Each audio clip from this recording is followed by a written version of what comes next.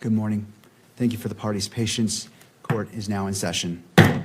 Calling case number 251-403-576, State of Utah versus Tyler James Robinson.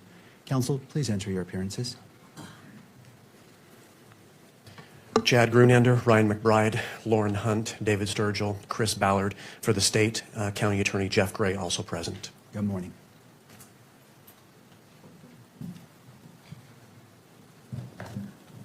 Good morning, Your Honor. Kathy Nestor, Richard Novak, Michael Burt, and Stacy Visser here for Mr. Robinson, who's seated at council table. Good morning. Good morning. Good morning, Mr. Robinson. And for the record, the court also recognizes the presence of Ms. Erica Kirk. Good morning, Ms. Kirk.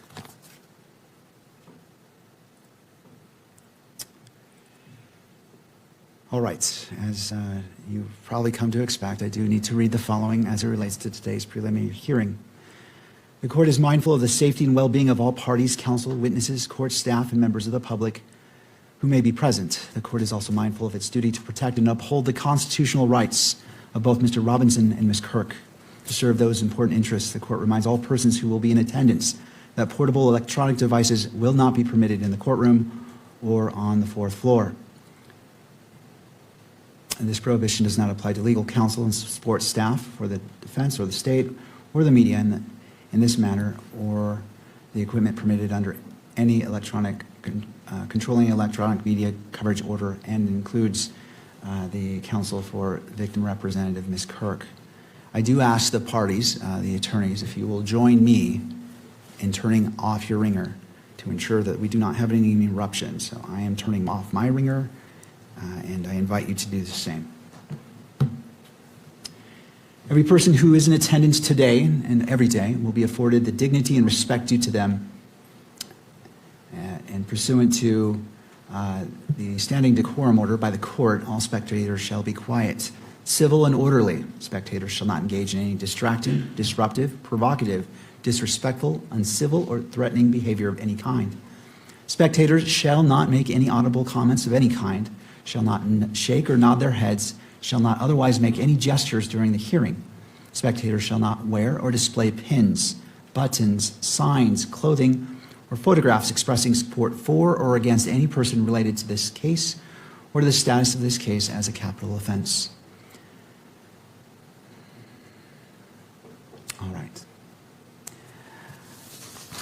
As we begin this morning, I wish to I've taken a lot of time to think about the comments made by the parties yesterday, and there were additional briefings and a motion filed last night, and the court took the necessary time to readdress it and look at it and be prepared for this morning's proceedings. While I recognize especially how precious our time is, I also recognize that I need to be prepared for everything that's before me. And I took the time this morning to review what was filed since we adjourned yesterday until we came back on record. One of the motions filed last night was filed by Ms. Erica Kirk's attorney, and I wish to address that. And I realize that the parties may not have had a chance, for defense or prosecution had a chance to respond to that. And before I address that, I wish to turn the time to you if you need the benefit of the record as it relates to what was filed by the attorney for victim representative Erica Kirk to the state.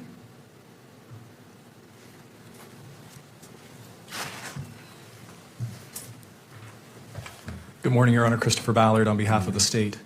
We have reviewed that filing, and we believe that it fully accords with our position in our filing this morning that publishing exhibits to the courtroom is entirely appropriate and indeed honors the victim representative's right to be present in at this hearing.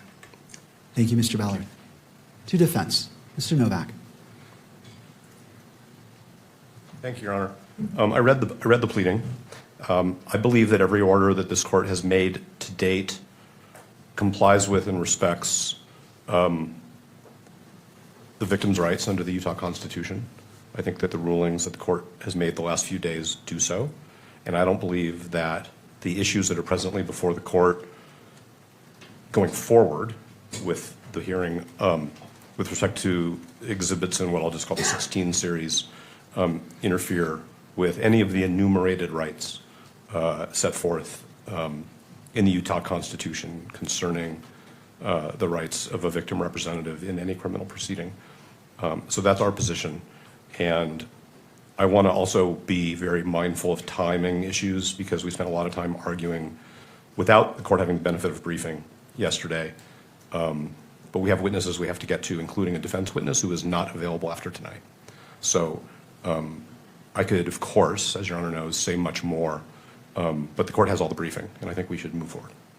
Thank you. And as it relates to transparency and publication, does the news media wish to be heard on this issue?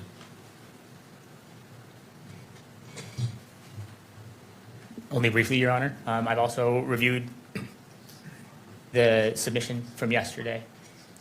The court has always set this three-step process, and I think taking each of those stages, admissibility, publication to the courtroom, and coverage by the in-court cameras are three separate inquiries. Of course, the media believes, the media will be the party who stands here at this lectern and says, we believe we should see as much as possible. Maximalist in that way, while recognizing the importance of protecting all the rights, including fair trial rights. But the idea of publishing something, of keeping something off of the cameras at the rear of the courtroom, but publishing it to those who are present here also is a meaningful step towards transparency. And to the extent that the court is not comfortable with placing something on the video feed, the media does believe that allowing the media representatives who are here and the members of the public who are here to view that, even if those watching on the live stream cannot, is a meaningful victory for transparency, and we of course support that. Thank you. All right. Your Honor, the state would like to be heard on the briefing briefly, For, the briefing that was submitted last night. all right, so I want to address the motion filed by the attorney for the victim representative, and then we'll transition to that. I'm just trying to do it incrementally so we can get it all addressed. So in regards to that, and I appreciate the position of the parties, it is important for me to hear all sides. Article 1, Section 28 of the Utah Constitution recognizes important rights afforded to victims and victims' representatives, including the right to be treated with fairness, respect, and dignity, and the right to be present and heard at critical stages of the proceedings. The court acknowledges the concerns raised in the motion regarding transparency and the ability to meaningfully observe the evidence presented during this hearing. At the same time, the court has an independent obligation to manage these proceedings in a manner that safeguards the rights of all parties. That includes honoring the rights of victims and victims' representatives while preserving the defendant's constitutional rights, including the right to a fair and impartial process. The court has considered the request that exhibits be displayed in real time to the courtroom. After careful consideration, the court determines that not all exhibits will be visually displayed to the gallery, and notes that it will use a tiered method as described. First, whether it will be admitted to the court for consideration as it relates to probable cause. Second, whether it will be displayed only to the gallery. And third, if it will be published through the camera to the public at large. This ruling is not intended to diminish the significance of the victim's representative rights or concerns. Rather, it reflects the court's responsibility to regulate the presentation of evidence in a manner consistent with the integrity of the proceedings and the fair trial rights implicated in this manner. The manner in which evidence is displayed remains in the court's discretion. That discretion must be exercised in a manner that is appropriate and appropriately balances Mr. Robinson's constitutional rights, Ms. Kirk's rights as a victim representative, and the court's obligation to conduct the proceedings that are fair, orderly, and appropriately transparent. Transparency is an important principle, but it must be maintained in a manner consistent with the constitutional rights and protections afforded to all parties. The court does not make a blanket ruling as it relates to any exhibit, and as previously stated, each exhibit will be afforded its own due in weighing whether it shall be published to the courtroom or beyond or not. And that concludes the court's ruling on that motion. All right, counsel, the last matter as it relates to the briefing, I'll hear that, and there is a slight edit to, and I'm not sure when the state wishes to publish State's Exhibit 16. So turning to the state, do you wish to be heard about the motions filed last night prior to the publication of Exhibit 16? Again, it's your choice on how you move forward. I just want to see which order you want to go. We do want to be heard on the briefing from last night, and specifically about Exhibit 16. I'm understanding Your Honor has an additional edit to that. Is that correct? I do, and there might be value in hearing that, so that may or may not change your positions. So let me just put that on the record, Okay. and then I'll hear from you. I just want to make sure you're able to be afforded everything. So as it relates to the edits, last night, I believe it was between 6 minutes and 57 seconds and 20 minutes and 29 seconds, which is not to be played, and then 32 minutes and 55 seconds to 35 minutes and 47 seconds, which is not to be played. And I believe that what I received reflects that. And is that the understanding of the parties? Yes. All right, the state has said yes to the defense. I'm not saying if you agree with it, I'm just saying, does it reflect the timestamps? May I have a moment? Absolutely.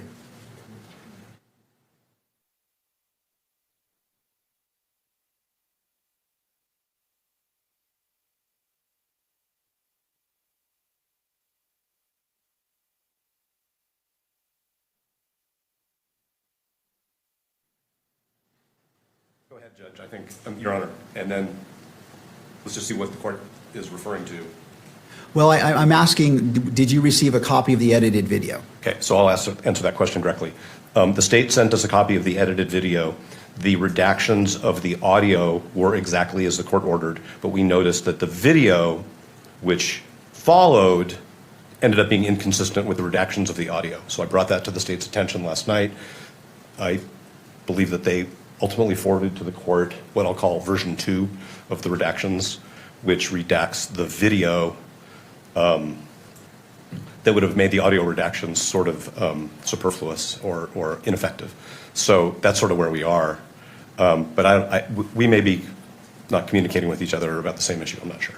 Well, I just want to make sure that in regards to what was to be cut out comports with those timestamps I just gave. It does. Plus, the parties believe that additional video needed to be cut out to match the court's intentions with respect to the audio. Right, and this is what I'm going to next. Mr. Ballard? Yes, Your Honor. I think we're on the same page. We did, in conjunction with discussions with the defense, first of all, we prepared the redacted video as Your Honor ordered.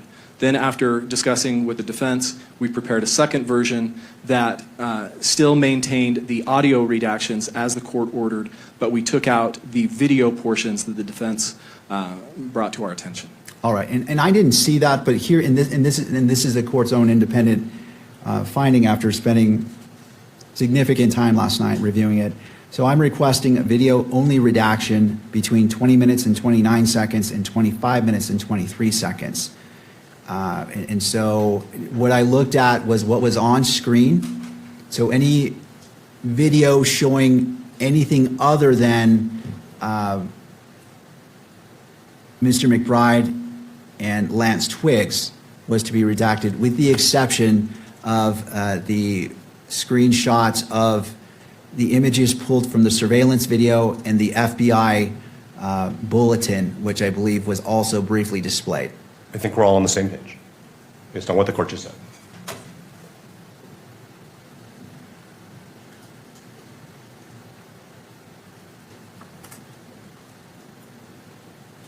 Your Honor, I think we have just a 1 second difference. Our timestamp is 25:22 of the additional edited version, but I think it still omits the video portion that we're discussing.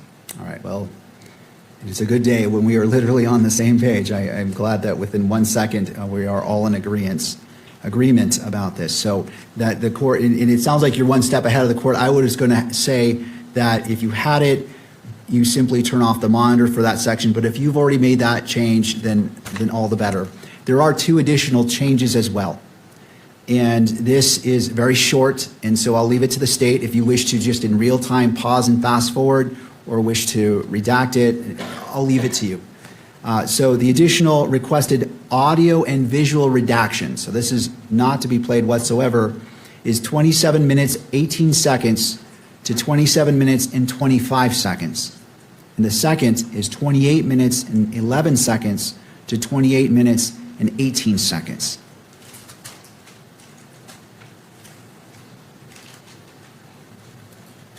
Your Honor, just to make sure that we've got that correct, the additional redactions would be 27 minutes and 18 seconds to 27 minutes and 25 seconds. Correct for the first one.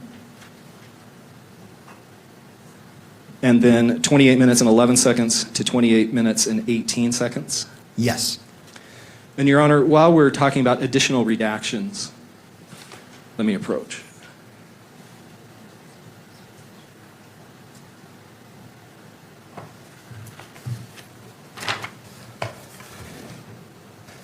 When Your Honor made his ruling yesterday afternoon, it wasn't entirely clear the basis for these redactions that the court proposed.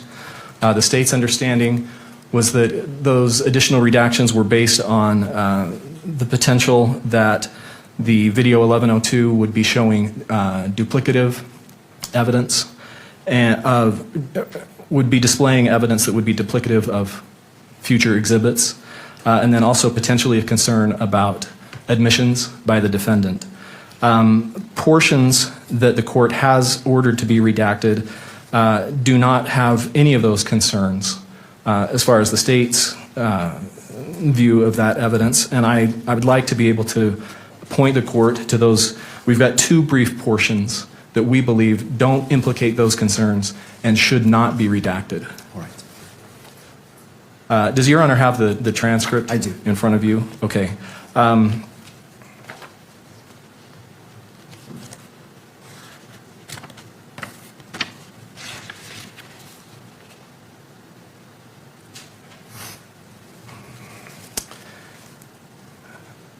First of all, at the very, very bottom of page 10, beginning with the words, "was he,"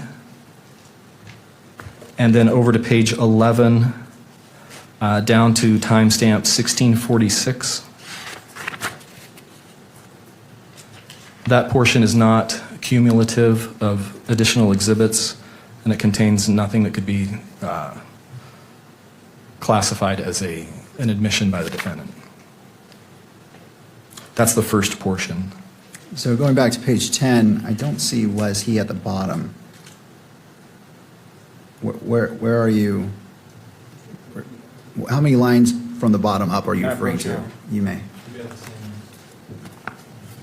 Oh, I see. Right here. Okay, now I see what you're saying. I missed that. I was looking at the beginning of the line, but I see your point. Okay. So from "was he" on page 10 until, The timestamp 1646 on page 11. okay. That's the first portion. And then the second portion that we would ask not be redacted is a small portion of page 19. And it begins, let's see. It would be the fifth paragraph down, Mr. McBride stating "okay," and then ending at timestamp 3340. Again, that's not cumulative of any anticipated exhibit, and nor does it refer to any admission by the defendant. Thank you. Have you heard? Yes, you may.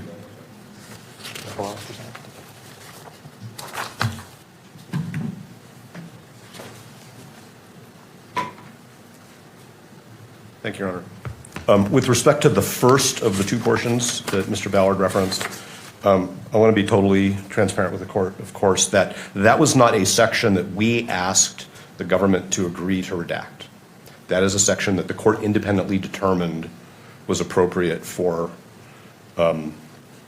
redaction under the various principles that the court has enunciated. So I just want to be transparent about that. Thank you. The second portion that Mr. Ballard addressed, which is on page 19, We did suggest, and it is in our highlighted, redacted transcript, See that? and the court agreed with us. This is not relevant. This is not admissible under 403. I don't understand how this questioning by Mr. McBride and the answers to these questions by Mr. Twiggs, and now I'm going to quote the Utah Rule of Evidence, has any tendency and reason to make a fact of consequence more or less true. That's the relevance question.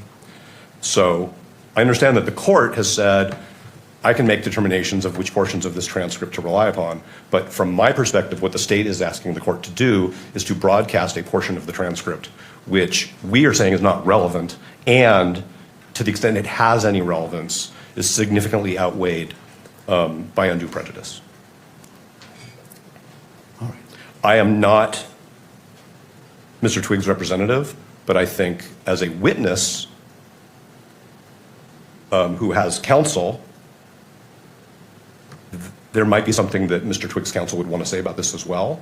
I don't know what it would be, but my firmly held belief is it would be consistent with what I'm saying, which is that it is neither relevant nor probative of anything of significance, especially in compared to the undue prejudice.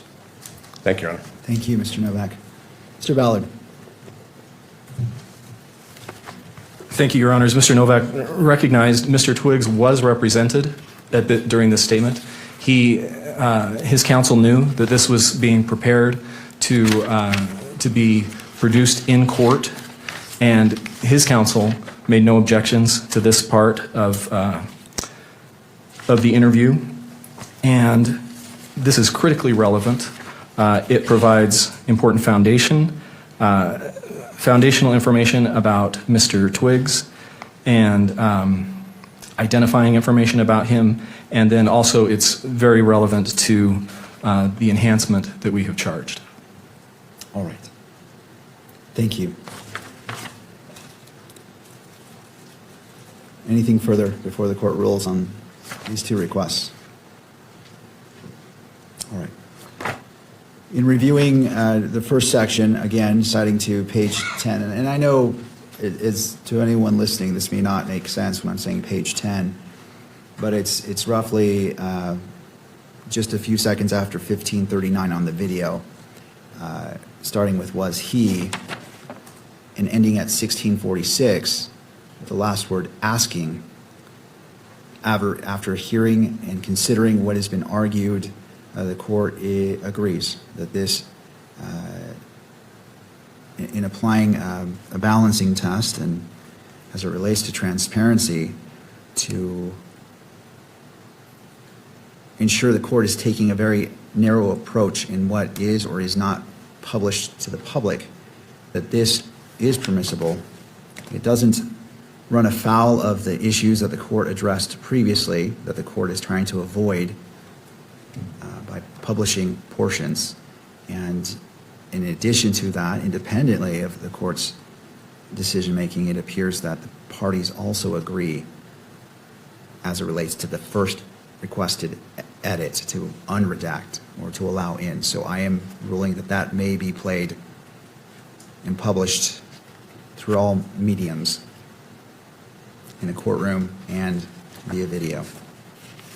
Turning to the second section, this is page 19. It is roughly right after 3327, going to just before 3340.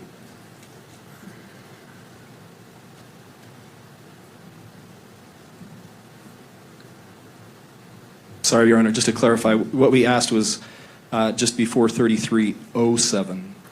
3307? Correct, yeah. Yes. Right after 3255, where All right. Mr. McBride states, okay. I see, thank you. Let me just take a quick second to review this.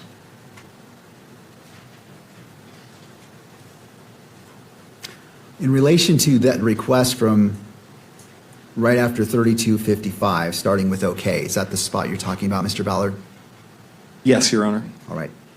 And specifically to 3327, the court stands by its original ruling. That is not, there are several reasons why the court, the court's ruling isn't whether it's relevant or not. It's whether it should be published or not. And again, as previously stated, the entirety of Exhibit 16, the court is receiving without any redactions or edits. The court is considering it as it weighs probable cause. However, for publication, the court finds that the requested section from roughly after 3255, starting with OK, ending at 3327 is, the court finds that there are interests served by not publishing this to the courtroom or to be broadcast.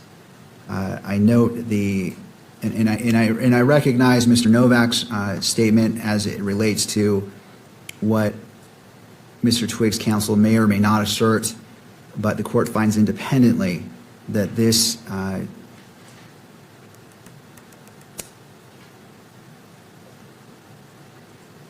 this portion shall not be transmitted into the courtroom because of certain statements made in there that do not serve the interests of justice for publication. However, the court finds from 3327, starting at OK, until just before 3340, I'm sorry, up to 3340 may be published. Did that notation make sense? Did to the state, Your Honor. All right, to defense. Understood. And so this is the appropriate balancing of being transparent while at the same time maintaining the constitutional rights or balancing the constitutional rights of all parties and what is appropriate for publication. And this may be published not only to the gallery, but to the media as well that goes beyond the gallery itself. All right. Anything further on State's Exhibit 16? Not from the state, Your Honor. Thank you. All right. And I note defense is nodding their head as well in not indicating any more is needed to be discussed at this point. All right. I think we've put State's Exhibit 16, we've addressed it. Turning to the state.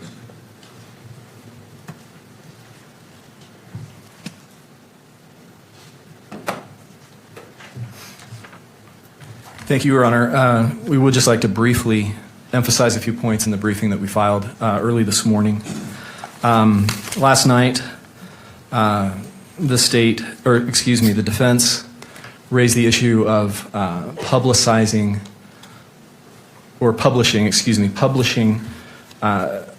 admissions by the defendant or confessions. They cited to one sentence from the United States Supreme Court opinion in Estes versus Texas that relies on the Rideau versus Louisiana case. And that one sentence in Estes has no precedential value on the issue that's before the court today. Estes cited to the dissenting opinion in Rideau, which is very curious because that dissenting opinion, Rideau was a change of venue case. And what the dissenting opinion held is that the court properly refused to change venue in that case, even though the defendant's confession had been televised multiple times. So it's puzzling that that's what the Estes court would rely on as supposedly constructing some kind of rule about publishing a defendant's admissions. In addition to that, Estes has no analysis of that point from Rideau. Again, it's just one sentence. And Estes itself was a case about televising a trial. It wasn't about pretrial publicity of a defendant's admission or confession. And as we noted in the brief, subsequently, the Supreme Court has limited, although it hasn't expressly overruled Estes, it's limited that case to its very narrow facts. So it's difficult to see what precedential value that one sentence from Rideau could have on this issue before the court.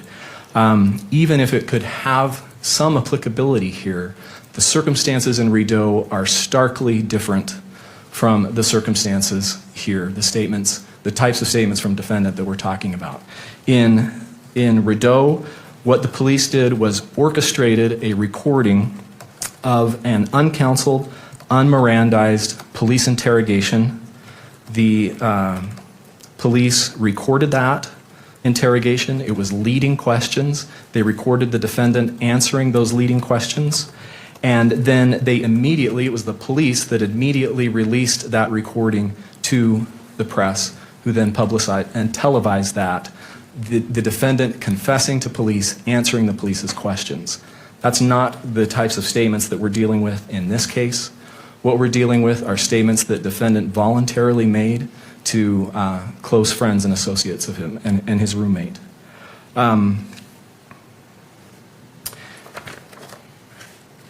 Sorry, just one other point about Rideau and that dissenting opinion. It's interesting that in that dissenting opinion, that judge that the court relied on in Estes continued on in his opinion and said it's an impossible standard to require that a trial court be a laboratory that's completely sterilized and free from any external factors. So again, it's hard to see how Rideau has any precedential value, and even if it did, the circumstances are completely different than from the types of statements that we're dealing with here. The state has also cited to several other courts that have easily distinguished Rideau and have made it clear that there is no blanket ban on publishing, especially just in court, a defendant's voluntary admissions. I think the most interesting case is the Sixth Circuit case, because there it dealt with essentially the issue that we're dealing with here, which is publication of a defendant's statements during a preliminary hearing. And that case is especially important, the DeLeslie case, because there that confession was ultimately held to be inadmissible. So an inadmissible confession was played to the public and interested media members so that in a way that it had, as if it had been played in a preliminary hearing. And even though that confession was subsequently publicized and ultimately held to be inadmissible at trial, the court did not hold that that was a violation of the defendant's fundamental rights there, that the court could deal with that through voir dire. It was not inherently prejudicial. And then the state has also cited to the Ohio case of Mamon, and then also the Alabama case, Burgess versus State, where those courts reached essentially the same holdings, easily distinguishing the Rideau sentence from Estes and making it clear that there's no blanket ban on publishing a defendant's admissions, and also that Rideau is easily distinguishable. And because the court can deal with those pretrial publicity issues in the way that we've discussed several times already through the tools that the court has available in selecting the jury. I think it's also important to point out that transparency is critical in this case. This court's noted repeatedly the extensive media coverage. That's why we're having to take this additional time in these hearings to be able to discuss these issues. And transparency is critical to the state's right and the people's right to a fair trial. Where there's a vacuum in the evidence, it just fuels speculation. And then finally, as has already been argued, it's critical to the victim's right to be able to attend the hearing. That's a hollow promise if the victim representative is only able to be here physically, but then is shielded from some of the evidence. Does the court have any questions? No, not Thank you. at this time. Mr. Novak. Thank you, Your Honor. The parallel between Mr. Robinson's case and the Rideau case is this. Mr. Rideau's confession was televised by an act of the state. It wasn't a confession broadcast through a courtroom. It was a confession made to law enforcement and then broadcast by action of the state. And that's what gives rise to the constitutional problem, which is its state action, which violated Mr. Rideau's right to a fair trial. This court has granted the media's request to electronically publish this entire proceeding. That's state action. And the state has supported the media's request over Mr. Robinson's objection. So that is also state action. So that's the parallel. If there were no cameras in this courtroom, we would not have a problem. And in fact, Ms. Kirk's attorney's briefing seeks a remedy which has nothing to do with the cameras in the courtroom. What Ms. Kirk's counsel seeks is the opportunity for people in the courtroom to see the evidence. So the state is going even further than Ms. Kirk's counsel. The state wants to publish what it calls confessions in the same way, essentially, that the state published Mr. Rideau's confession. Now, the only other thing I want to talk about is that Mr. Ballard's correct that the blanket rule that there is unrebuttable prejudice that's stated in Rideau. We can talk about why dissenting judges say, oh my God, the court has established a rule and I don't like it. That's what's going on there. But it was in the Skilling case, a Supreme Court decision in 2010, where the court said, yes, we really are going to let judges decide whether potential juror exposure to pretrial publicity makes them unable to serve. But there is an extreme case. That's not my language. That's the Supreme Court's language in Skilling. There are extreme cases of pretrial publicity where prejudice is going to be presumed. And so that's obviously about what has to be proven in terms of the prejudice. But when it's an extreme case, what the Supreme Court is saying in Skilling is there's a presumption. And I believe that this court has already made findings over the last 9 months that this is an extreme case with respect to the quantum of pretrial publicity, the way in which it's being monitored by the public, the speed with which these proceedings, even this week, are being dissected and broadcast through all of the technology channels that we have.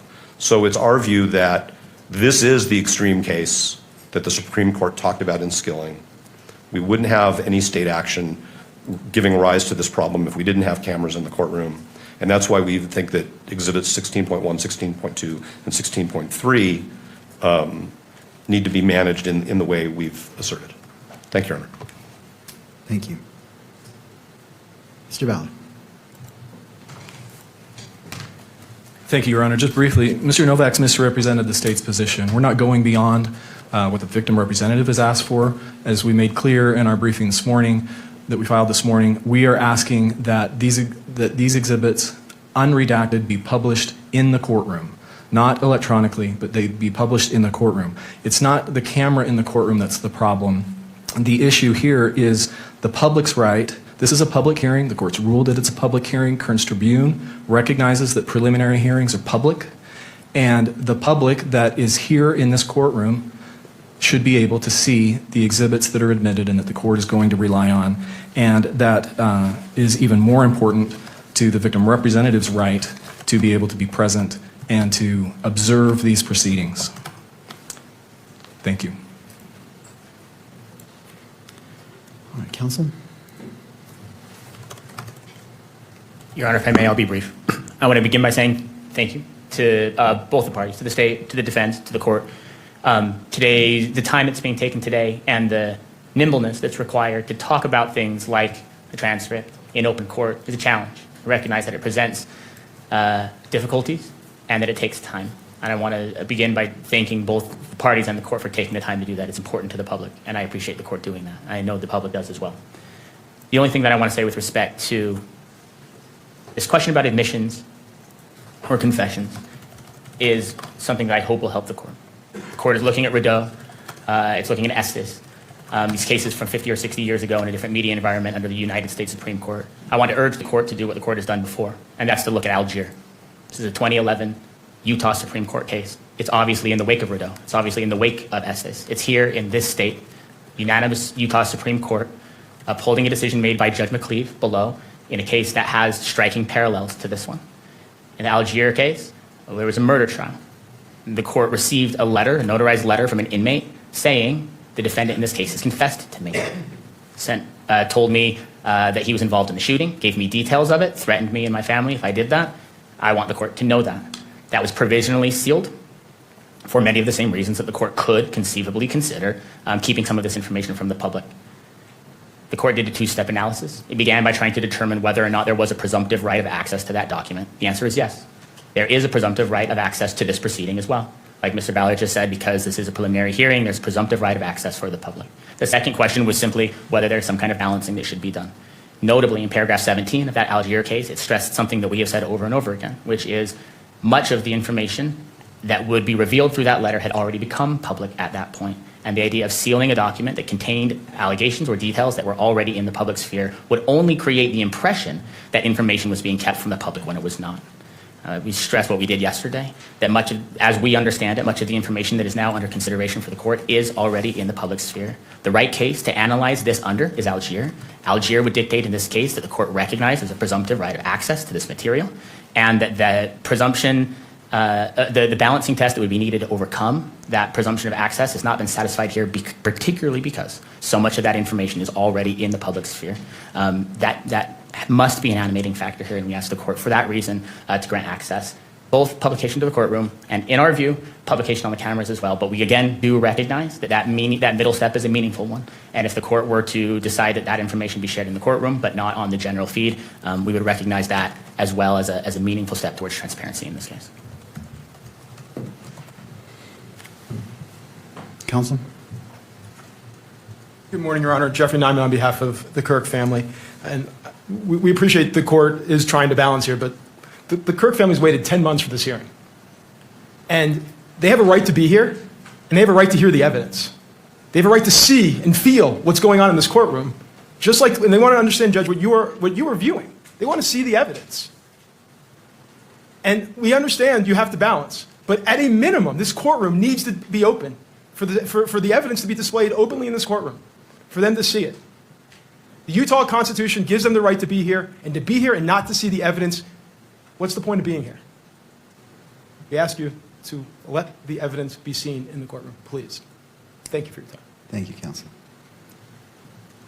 Anything further as it relates to Exhibits 16.1, 16.2, and 16.3 as it relates to what's been briefed or any other arguments?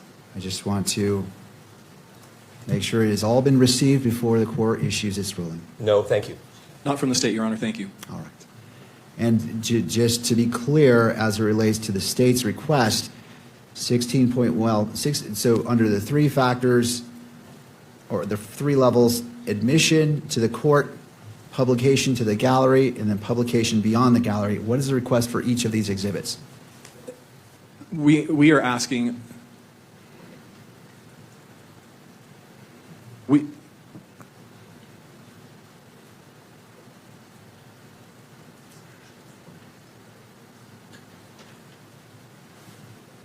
Your Honor, we are asking for admission.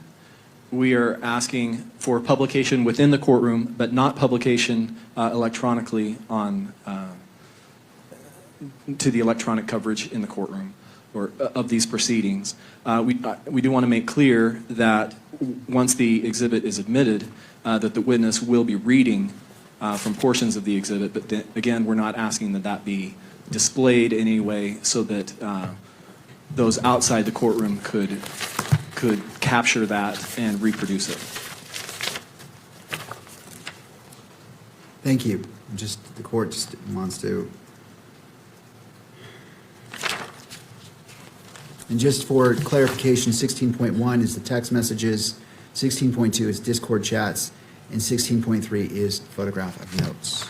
That's correct, Your Honor. All right.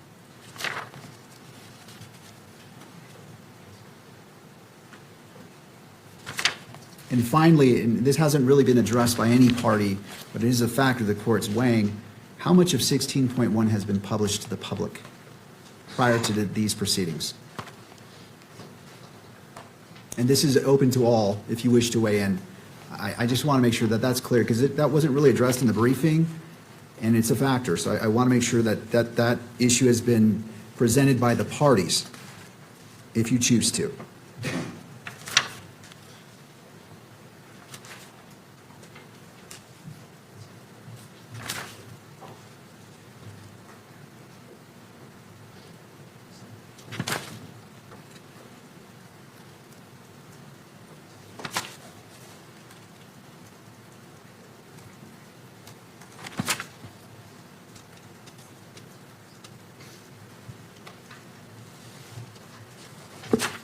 Your Honor, with respect to Exhibit 16.1, some of those text messages do appear on pages 8 and 9. Pages 8 and 9 of the information that is public. Could you give me a rough estimate or percentage of how much of the total amount of 16.1 appears not in the information? Again, I'm just trying to create a record of what is out there from your perspective, so the court can consider that in its analysis.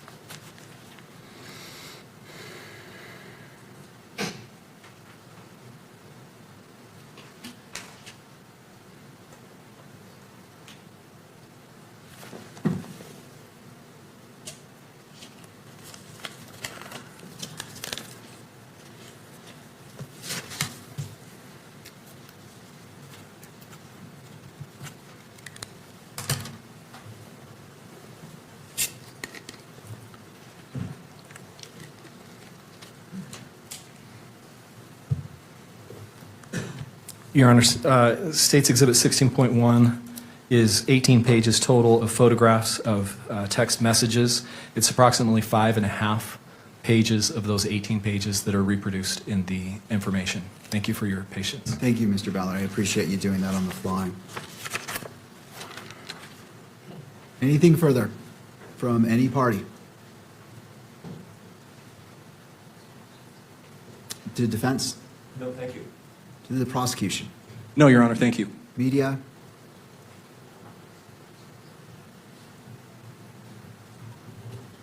I'll just point out for the court that in addition to the text messages, I believe, I haven't seen the other exhibits, but I believe that at least the note itself, which is another one of the exhibits, is also described in the information.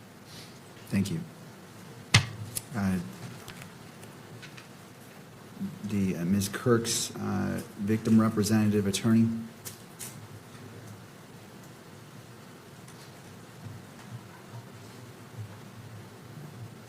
This has not been easy, as you can imagine. And I think the family deserves to see the evidence that's been gathered in this investigation. They deserve to know what happened to Charlie. So we urge the court to please, again, display the evidence here in the courtroom. Thank you. Thank you to all parties. I appreciate the diligence and hard work that you've put in briefing argument. These are important exhibits as it relates to what should be considered for, again, to be clear, these exhibits are being admitted to the court in its entirety. The question before the court is publication within the courtroom and beyond the courtroom. And so this is the ruling as it relates to the briefing, and I know it wasn't a formal motion, but I'm just trying to be thorough in my approach. This matter comes before the court on the state's request to publish Exhibits 16.1, 16.2, and 16.3 during the preliminary hearing and defendant's objection to that request. The exhibits consist of text messages between Mr. Robinson and a witness, Discord messages between Mr. Robinson and others, and a written note the state attributes to Mr. Robinson. Attorneys for Mr. Robinson argue the publication of the exhibits during the proceedings subject to electronic media coverage would create a substantial risk of prejudice and impair his rights to due process under the 14th Amendment. The defendant relies on Rizzo versus Louisiana, Estes, and Skilling, and asks the court to consider any admissible exhibit for the purposes of the preliminary hearing while limiting their public display or broadcast. The state responds that Rizzo and Estes do not require a categorical restriction here. The state argues that the exhibits are materially different from the televised custodial interrogation at issue in Rizzo because they are written communications allegedly made outside law enforcement custody. The state also argues that the potential prejudice can be addressed through trial management measures, including voir dire, and that the victim representative has an interest in being present for and able to follow important criminal proceedings. The court has considered the parties' arguments, the nature of the exhibits, and the procedural posture of this preliminary hearing. The defendant's due process interests, the public nature of the criminal proceedings, and the interests asserted by the state and victim representative. On the present record, the court is not persuaded that the publication of Exhibits 16.1, 16.2, and 16.3 during the preliminary hearing creates the type of inherent or presumed prejudice that requires categorical restrictions under Rizzo, Estes, and Skilling. Unlike the broadcast interrogation in Rizzo, the exhibits at issue are written communications allegedly made outside police custody and are being offered in the ordinary course of a judicial proceeding. That distinction does not eliminate the possibility of prejudice, but it weighs against treating publication of the exhibits as presumptively unconstitutional. The court further finds that any potential prejudice arising from media coverage may be addressed, if necessary, through the appropriate trial procedures, including voir dire and any other measures warranted before trial. This ruling is limited to publication of the exhibits during the preliminary hearing and does not determine their admissibility at trial, and I insert, if one occurs, or foreclose any later request for relief based on a more developed record. Accordingly, the defendant's objection is overruled. As it relates to this preliminary hearing, the state may publish Exhibits 16.1, 16.2, and 16.3, and the court is authorizing, with the exception of the third to last page on Exhibit 16.1, because it contains information including a phone number and address to be redacted before publication in the courtroom. But as it relates to 16.1, because it was publicly distributed by the state, that 16.1 in its entirety may be broadcast through electronic media. That is the ruling of the court. Counsel, how would we like to proceed? Your Honor, just to clarify the record, the state has redacted that portion. We anticipated that needed to be redacted in 16.1, so we have redacted that portion. We believe that the best way to proceed now is we have the edited video ready that comports with the additional edits that the court has ordered. We propose that we take a break so that we can show that to the defense, make sure we're on the same page, and then we anticipate coming back and playing Exhibit 16. All right. Okay. All right, I appreciate the caution being exercised by all parties. We'll take a 15-minute break, come back at 10:50. Court is in a brief recess.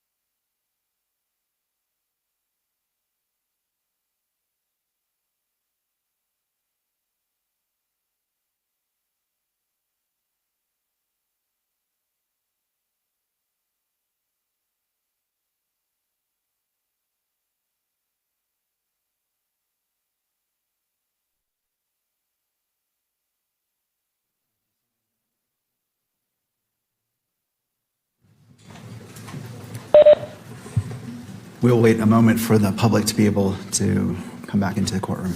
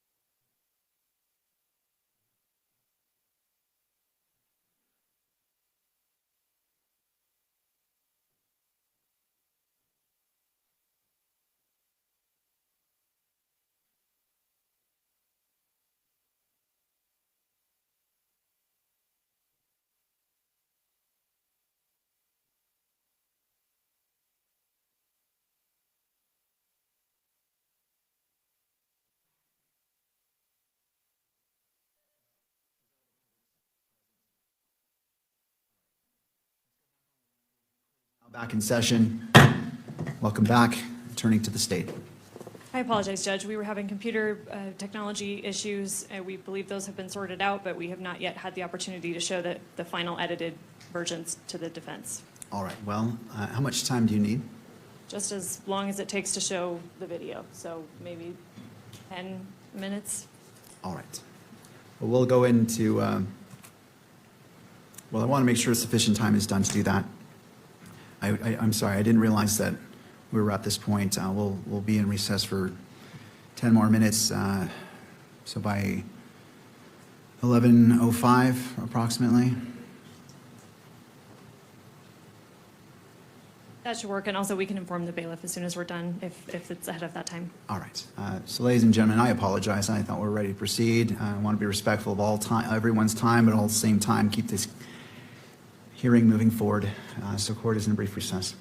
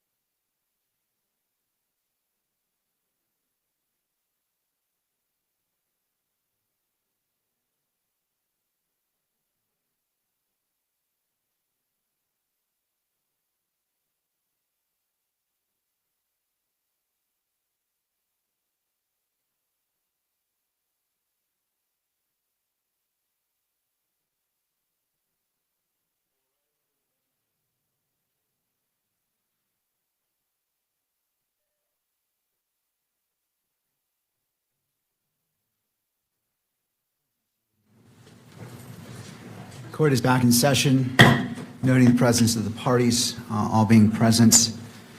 And where we left off is we were the state was looking to confer with defense to ensure that state's exhibits 16, 16.1, 16.2, and 16.3 were shared. Ms. Hunt. We have reviewed Exhibit 16 with defense, and it comports with the court's order. At this point, we would like to put Agent Davis back on the stand and continue with displaying that, publishing that. All right, Agent Davis, if you'd like to come forward. I remind you, you're still under oath. If you'd like to have a seat. There should be a water bottle to your left, and after you're situated, if you wouldn't mind adjusting that microphone and bringing it close to you so the record can pick up your testimony. Ms. Hunt, your witness. And just for the record and the court's benefit, we have made the edits that the court has ordered. We have shown them to defense. Pursuant to the timestamps that the court ordered, we wanted those to be reflected very clearly. So there are sometimes large gaps of just black, empty, silent space. When there are large gaps, we will fast forward. Some of those are short enough that we'll just let it play, if the court is okay with that, with proceeding that way. Thank you. I appreciate giving a heads up so all parties know what's going on. Thank you, Ms. Hunt. So at this time, we would move to publish on the monitors State's Exhibit 16. All right, and to the media, there is a monitor for your benefit right there next to you. For the camera, there is one for that direction as well as for the gallery.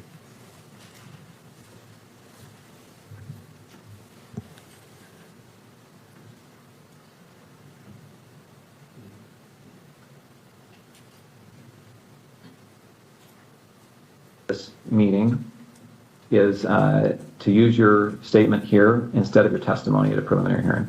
Understand that? Mm-hmm. Okay, so in order to do that, I need to place you under oath and also give you an admonition about false statements, okay? First, you do solemnly swear or affirm that the evidence you shall give in this issue shall be the truth, the whole truth, and nothing but the truth, so help you God? Yes. I also need to notify you that you are notified the statements you are about to make may be presented to a magistrate or a judge in lieu of your sworn testimony at a preliminary examination. Any false statement you make and that you do not believe to be true may subject you to criminal punishment as a Class A misdemeanor. You understand that? Yes. It potentially could be used as for punishment as a higher offense as obstruction of justice. In addition, I just want to make sure that our recording here is clear that you've also been given a federal agreement and a state agreement granting you immunity from prosecution for materials that you discuss now. Do you understand that? Mm-hmm. Okay. First, we're going to cover some of the things that you've already talked about, but to make it as part of this record. First, what's your name? Full name with middle name or just first and last? First and last is fine. Okay, my name is Lance Twiggs. And do you know Tyler Robinson? Yes, I do. Yeah, I do. And this is the same Tyler Robinson that's been charged with the shooting of Charlie Kirk? Yes. And would you say when you first met Tyler? I think it was 2023. I've known him longer than that, though. That was, I think, the first time I met him in person. Okay. And will you describe your relationship with Tyler when you first met him anyway? When I first met him, I didn't know him super well. He was just a new roommate, so I knew he knew my friend group, and I knew he liked playing games, but that's about it when we first, when he first moved in. Okay. Before we go on, I realized my mic was muted at the outset. Was yours on, your microphone? Okay. I'm going to repeat those admonitions just to make sure we've got it recorded. Okay, so again, I place you under oath. Just to make a record, I'm going to do it again. You do solemnly swear that the evidence you shall give in this issue shall be the truth, the whole truth, and nothing but the truth, so help you God. Yes. And again, I'm going to give you the false statement admonition. Sorry, hold on.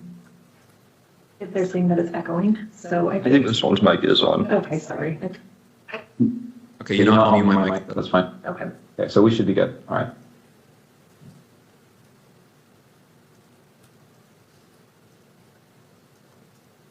Is that mic on? Yes. Okay, great. All right, okay, sorry about that interruption. All right, so you said when you first met you were roommates? Yeah. Okay. And then at some point, your relationship progressed to something more than just roommates, is that right? Mm-hmm.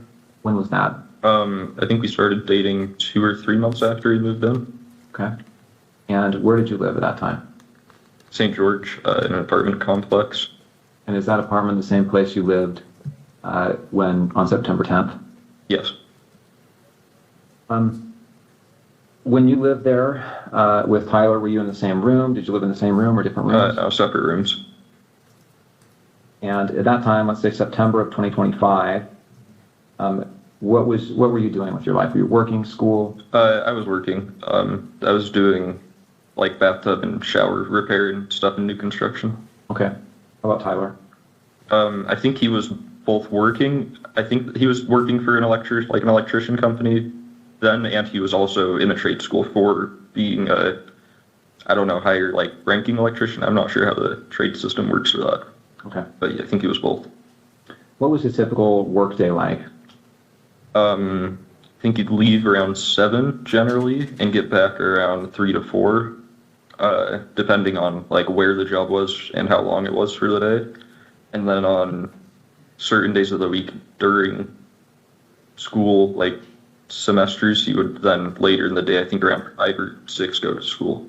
So yeah. Okay. Let's jump to September 10th. Did he spend the night in the apartment the night of September 9th into September 10th? Yeah, he did.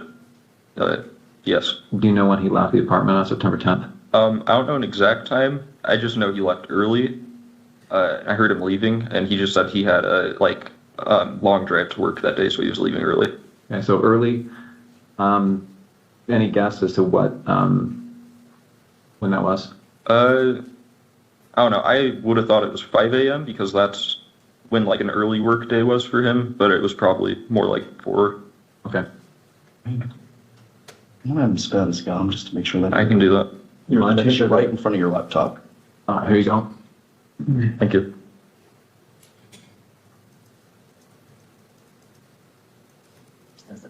Thank you.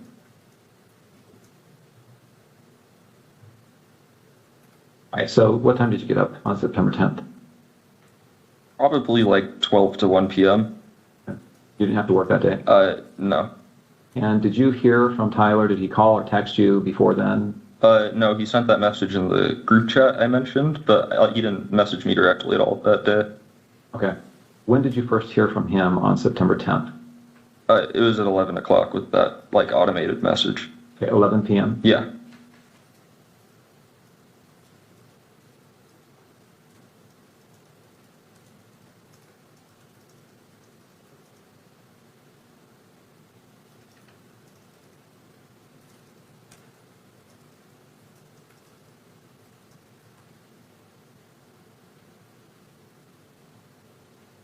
What about, he asks you here, remember how I was engraving bullets? Was he engraving bullets before this? Yeah, I don't remember exactly when, but he had said he was planning to go hunting with his family. And he asked me for if we had a Dremel because he said he wanted to engrave messages on bullets. And I just told him where our Dremel was, and I told him to make sure he doesn't set off a bullet on accident in the house. But I didn't really think about it until then. How long before September 10th was this that he asked about the Dremel? I don't remember, because he'd been talking about the hunting/camping trip for a couple months, but I don't remember when he was specifically asking to engrave the bullets. So are we talking like a year before? Oh no, not that long. It would have been, I'd say, at most a month before this was when he was asking. Okay.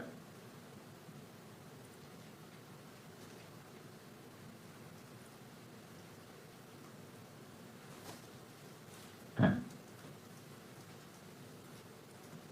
All right. You talked about the note that he left. I want to bring this up, and I should say that these text messages that we've been looking at here are Bates number 54. Okay, the notes have been titled 16.3, or the note, and this is Bates number 58. Do you recognize that on the screen there? Yeah. What do you recognize it as? That was the note under his keyboard that he was referring to in the first text of that chain. Okay, so where did you find this? On his desk underneath his computer keyboard. And I assume you read it. Yeah. And then what did you do with it after you read it? I believe I just put it back down on the desk after I took a picture of it. Okay. And again, the time you read it was probably around 11 o'clock or so on the 10th. Yes. The night of September 10th. Mm-hmm. Right. And did you ever see that again after you placed it back on his desk? No, I don't think I did. And that was a desk in his bedroom? Yes. And that's a separate bedroom than your bedroom? Yeah. I now want to go to what's been titled 16.2. And do you recognize this series of messages here?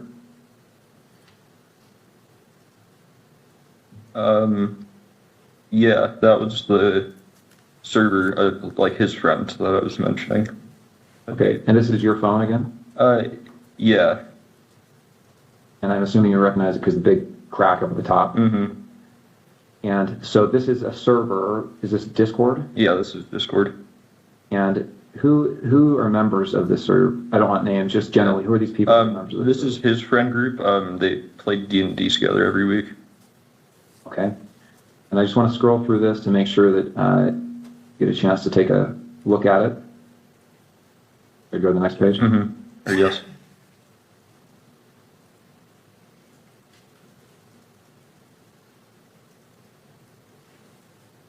So Tyler Icom, who's that?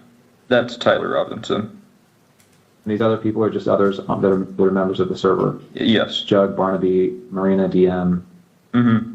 Yes. Yeah, like DM means Dungeon Master. So this is these are like most of them are names they're using in the game they're playing currently. Got it.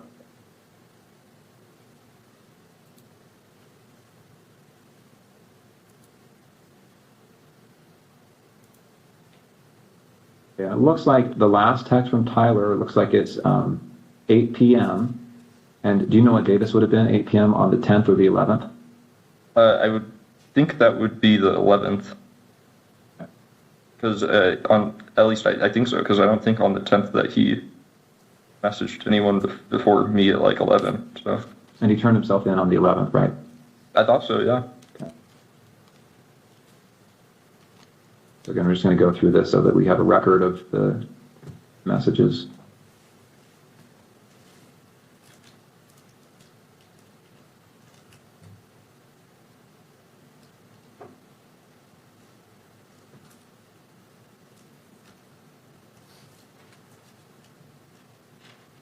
Is that an accurate recording of that thread? To my knowledge, yes.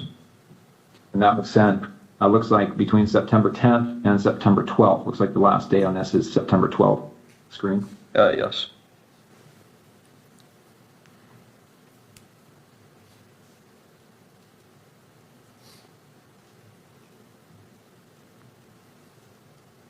Okay.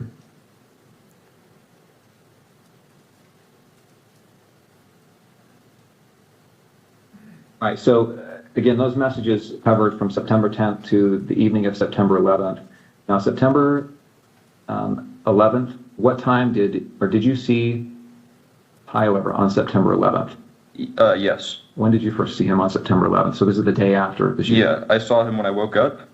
Like I said, he was up and around doing a lot of stuff around the house. And then I think I saw him after that message where I said I'll come home and say I'm doing laundry, because I didn't want him going to my parents' house right then when he said there was probably cops outside. So I went back home, and it was just him there, and I said bye to him, and then he drove off. So I just went back to my parents' house.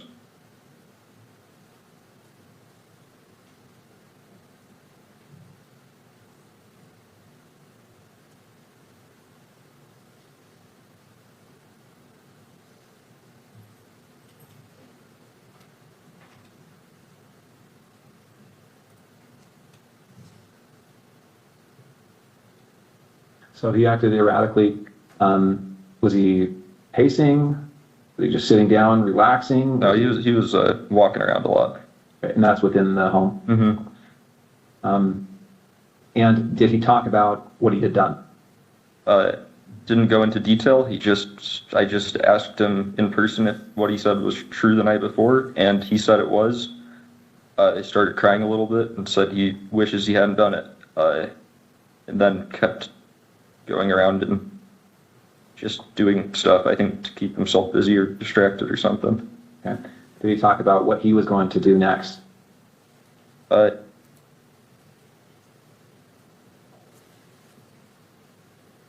And then eventually said that he would talk to his parents or turn himself over. Okay. And when you left, was that how you left, understanding that he was going to turn himself in or go to his parents' house? Yeah, and I didn't really want to be at our apartment while any of that was happening, regardless of what went down. Okay.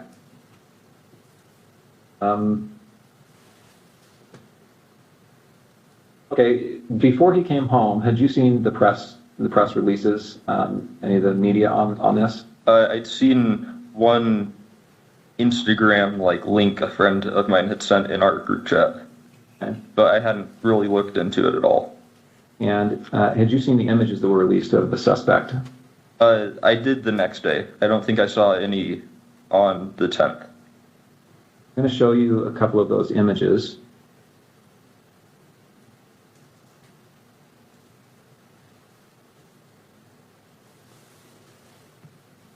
Okay, I'm on the FBI's website. You can see the URL there at the top.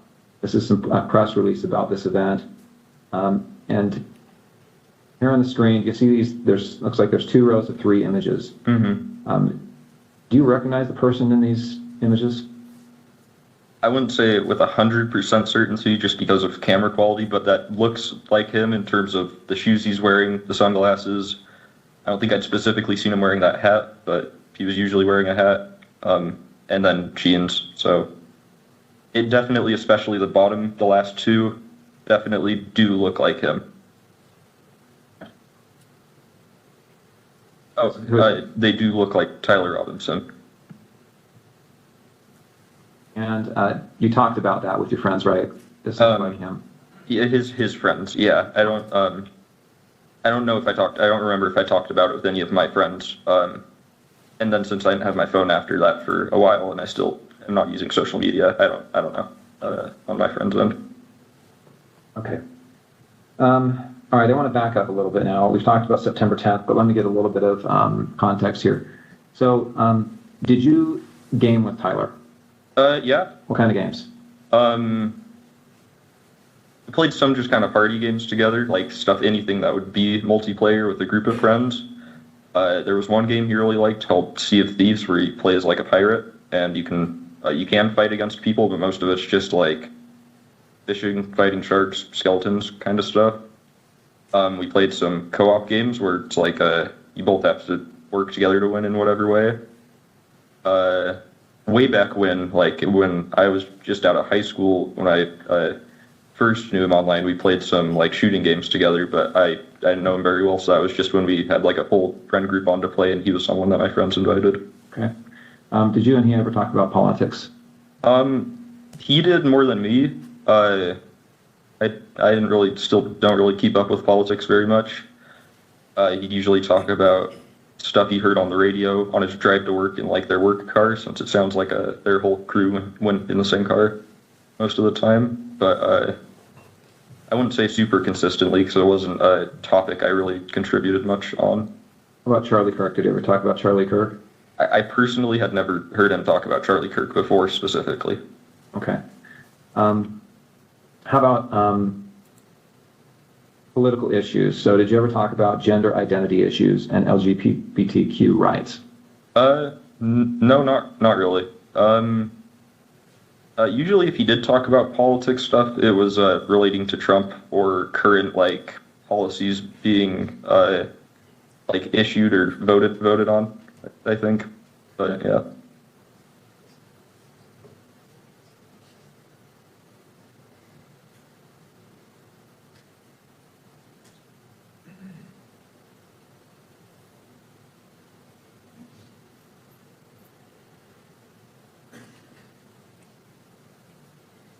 Okay, so before that you had been? For a short time, yes. Okay. And I understand you're going by Luna at some point? To some people, yeah, but not as an overall thing.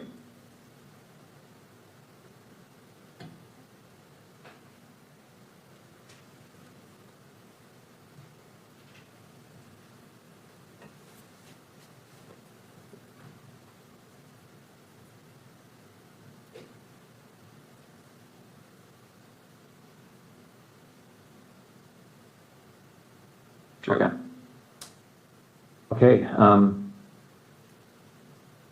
I think that's all the questions I have for this portion. Let me check and see if I've missed anything.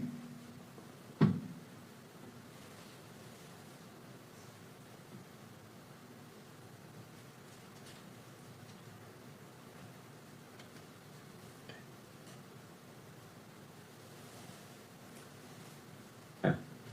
The Dremel that you talked about, you said he had asked for that, is that right? Mm-hmm. And had he told you it was to inscribe bullets? Yeah. And so did you have a Dremel then? Yeah. Okay. It was in our, our apartment, we had a section where we kept all our, random tools for household stuff, in our, lower basement level pantry. So, yeah. Okay. And did you give that to him or tell him where it was? I just told him where it was, yeah.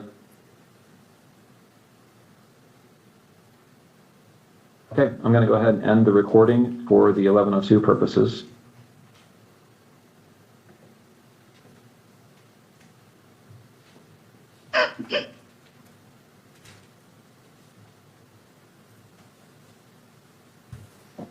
All right, that concludes State's Exhibit 16. Ms. Hunt. Thank you, Judge. Agent Davis, I asked you yesterday, but I want to remind the court and those present. Were you physically present at the interview we just watched in State's Exhibit 16? Yes, I was there. And aside from the court-ordered redactions, did it appear to you to be fair and accurate about what you remember that interview that day? Yes, yes, I do. During that interview, did Mr. Twiggs, was he shown or referenced certain items of evidence? Yes, he was. What types of items of evidence was he shown? It was the text messages between himself and Tyler Robinson, a Discord chat messages, and a handwritten note. And then we also saw in the video, he was also shown the FBI press release photos of the potential suspect. That's correct, yes. Have you reviewed all of those items as part of the investigation? Yes, I have. You're familiar with them? Yes. All right, I want to put just on the witness's screen what's been marked for identification as State's Exhibit 16.1. And for the record, this includes the edit that the one edit that the court has previously ordered. Thank you. Let me know when you see that on your screen.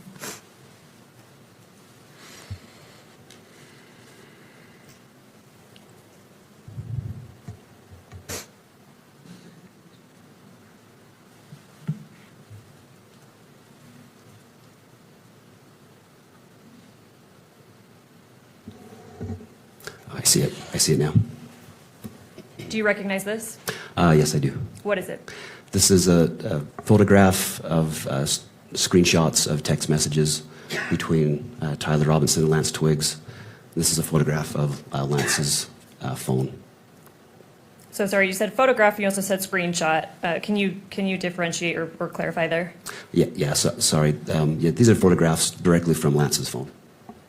How do you know that? In Lance's first interview, he's showing the FBI agents these text messages, describes them to the agents, and at that time, his phone was photographed. And you testified, I believe yesterday, that Mr. Twiggs' first interview was the morning of September 12th, 2025. Is that correct? That's correct, yes. Were you physically present at that interview? No, I was not there. Have you spoken with the officers or agents that were? Yes, I've spoken to one of those agents that was there. And you stated that first September 12th interview of Mr. Twiggs was recorded? Yes, audio, video recorded. Have you reviewed that recording? Yes, I have. So you stated that we're looking in State's Exhibit 16.1 at a picture of Mr. Twiggs' phone. Yes. Do you know who took these photos? Yes, it was Agent Larson with FBI. Did you speak with Agent Larson and confirm that? I did. And you kind of made reference to this already, but how did Mr. Twiggs initially show law enforcement the relevant text messages? Yeah, during that first interview on September 12th, he physically, he shows them the phone and then allows them to photograph the phone. And does he identify it as his phone in that interview? Yes, he does. Does he refer to any particular features of the phone that allows him to make that identification? I believe the second interview, he refers to the large crack in the upper left screen. That so he identifies that from his second interview that was given on April 20th. And according to your review of the recording of his first interview and in speaking with the agents that were there, did he have his personal phone with him at the time of the September 12th interview? Yes, he did. And was this same text thread that we're seeing in State's Exhibit 16.1 shown to him during his second interview sorry, let me get the date right, April 20th, 2026 at the Utah County Attorney's Office that we just observed part of in State's Exhibit 16? Yes, it was shown to him. Was he asked how Tyler Robinson is saved in his phone, like as a contact? Yeah, just as Tyler. Without saying it, obviously, did he identify Tyler Robinson's phone number? Yes, he did. Did you check the number that Mr. Twiggs gave as Tyler Robinson's phone number against law enforcement records? Yes, I did. And do they match? Yes, they match. Is State's Exhibit 16.1 a fair and accurate representation of the text thread or the relevant text thread between Mr. Twiggs and Mr. Robinson? Yes, it is. As part of the investigation, was a Cellbrite extraction performed on Mr. Twiggs' phone? Yes, it was. Did you personally review that extraction? Yes, I have. And according to that extraction, did Mr. Robinson and Mr. Twiggs exchange text messages on September 10th through 11th, 2025? Yes, they did. What time was that first text sent according to the Cellbrite extraction? The first text was September 10th at 11 p.m.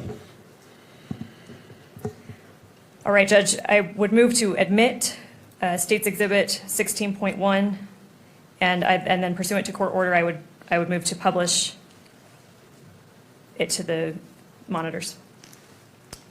Mr. Novak. We have no further objections beyond those that the court, of course, is very familiar with at this point in time. All right, I'll note the standing objections made by defense. Those objections are overruled. This 16.1 is admitted into evidence and may be published to the gallery as well as electronically distributed through the camera. All right, Agent, I'm not going to go through every single message, but I do want to have you read aloud certain portions of them. And I apologize to counsel, these are not actually given a page number. I have page numbers, but I'm happy to confer that we're on the same page as we go. So here we're looking at page 1 of State's Exhibit 16.1. If you could read a little more than halfway down where it begins Wednesday, 11 p.m. Will you start reading underneath that? Yes. So this would have been from Tyler. It says, drop what you're doing, look under your keyboard. And I apologize, let me stop you there. How do you know that that message would have been from Tyler Robinson? That's just, so any of the messages in gray would be from Tyler, and messages in blue would be from Lance. It's just the way the iPhone distinguishes the messages. And also Lance in his interview also acknowledges that, who was saying what. And up at the top, who do we see that this thread is between? Tyler. All right, sorry to interrupt you. So read that again, starting from look under the keyboard. So after that, then Lance responds, he says, what? And then he says, you're joking, right? And then Tyler says, fuck, I tried to delete that. If we could scroll down to page 2. And if you can continue reading along. Okay. Then Tyler says, I'm still okay, my love, but I'm stuck in Orem for a little while longer yet. Shouldn't be long until I can come home, but gotta grab my rifle still. To be honest, I had hoped to keep this secret till I died of old age. I am sorry to involve you. And then Lance replies, you weren't the one who did it, right? And Tyler says, I am, I'm sorry. Lance says, I thought they caught the person. And then Tyler says, no, they grabbed some crazy old dude and interrogated someone in similar clothing. I had planned to grab my rifle from the drop point shortly after, but most of that side of town got locked down. It's quiet, almost enough to get out, but there's one vehicle lingering. If we could scroll down to page 3. Continue reading. Lance says, why? And Tyler says, why did I do it? And Lance says, yeah. Tyler says, I had enough of his hatred. Some hate can't be negotiated out. If I'm able to grab my rifle unseen, I will have left no evidence. Going to attempt to retrieve it again. Hopefully they have moved on. I haven't seen anything in the news about them finding it. We'll update you shortly, or Charlie, we'll update you by midnight. And then Lance says, all right, stay safe. How long have you been planning this? Scroll down a little bit, please, Kimberly. And Tyler replies, a bit over a week, I believe. I can get close to it, but there is a squad car parked right by it. I think they already swept that spot, but I don't want to chance it. We can scroll down to page 4 and continue reading about halfway down. I'll stop you about halfway down. This is while they were spot, but I don't want to chance it while they were parked there. If they had found it, I imagine there would be more commotion. Again, I'm sorry for roping you into all of this. You shouldn't have to worry about this. And Lance replies, does anyone else know? Tyler says, not to my knowledge. All right, I'll stop you there. Let's move to page 5. So this should be page 4, so just scroll down 1, please, Kimberly. And if you could read starting, sorry, Kimberly, scroll a bit more down. If you could read, I don't know, about a 1/3 of the way up that starts with guess. Okay. Tyler says, guess I'm just sitting in my car watching reels for another hour, hoping this guy fucks off. And continue. And Lance says, are you okay still? And Tyler says, yes, check and spot again now. We'll Sorry, now we're on page 6. Continue reading. we'll update soon. He continues, the squad car was moved further away, enough that I should be able to move in. I backed off because I thought I heard footsteps, maybe a foot patrol, but the crickets here are so fucking loud. Gonna see if the road closer to campus is open so I can drive past and check shit out. Probably still closed off though. Getting worried, hard to know for sure, but I'm not finding my rifle. Could be in the wrong spot. Lance says, do you think they found it? And Tyler says, dunno, they haven't published anything if they have. And then Lance says, why did you leave it behind? Oh, sorry, Kimberly, if you could scroll down. Originally. Also, does it have a serial number? We could scroll to page 7. And I'll continue reading. I'll stop you on this page in a little bit. Okay. So Tyler continues, IDEK, if it had a serial number, but it wouldn't trace to me, I worry about prints.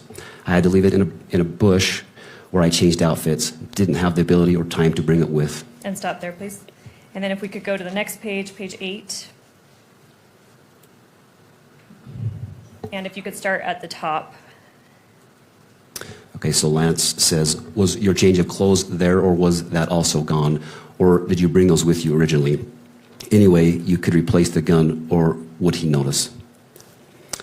And then Tyler says, only thing I left was the rifle wrapped in a towel. I'll bet that canine sniffed it out.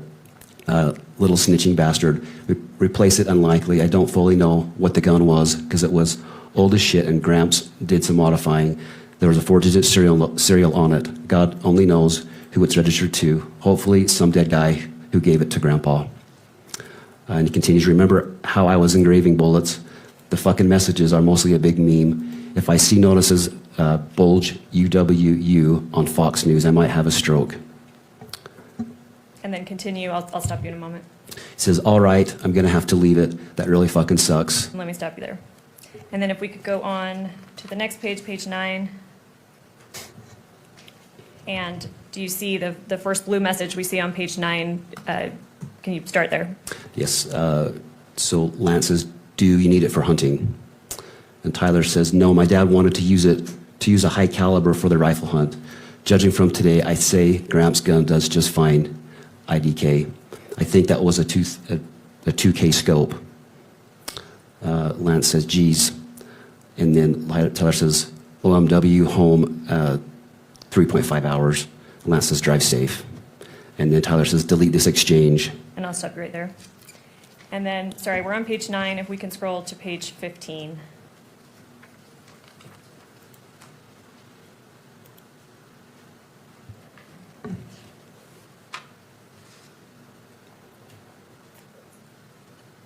And then the second grade message on page 15, if you could start there. Okay. So this is Tyler. I'm going to turn myself in willingly. One of my neighbors here is a deputy for the sheriff. We hope to keep things sort of quiet here. And then I'll stop you there. Okay. And we can remove the exhibit from the screen. Thank you, Kimberly. We mentioned to celebrate extraction of Mr. Twiggs' phone. Do you know what time that last text was sent? Yeah, I recall it was just before 8 p.m. on September 11th. It was, I think, 7:42 p.m. is my recollection. I'm sorry, September 11th? Yes. Would September 12th make sense? Or you're saying September 11th?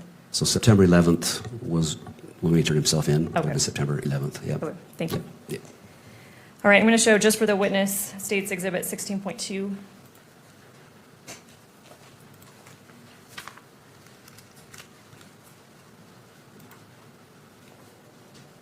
Let me know when you see that. Okay, I see it. Do you recognize this? I do, yep. What is it? This is just more photos of Lance's phone. And How these do you- are, these are sorry, I had a brain. Sorry, go with your question, please. I'm just asking what it is. So you said it's a photo of Lance's phone. Do you know if that's from the same time period as the exhibit we just looked at? Yes. And what is it of? These are the Discord messages of that Lance had talked about. How do you know that?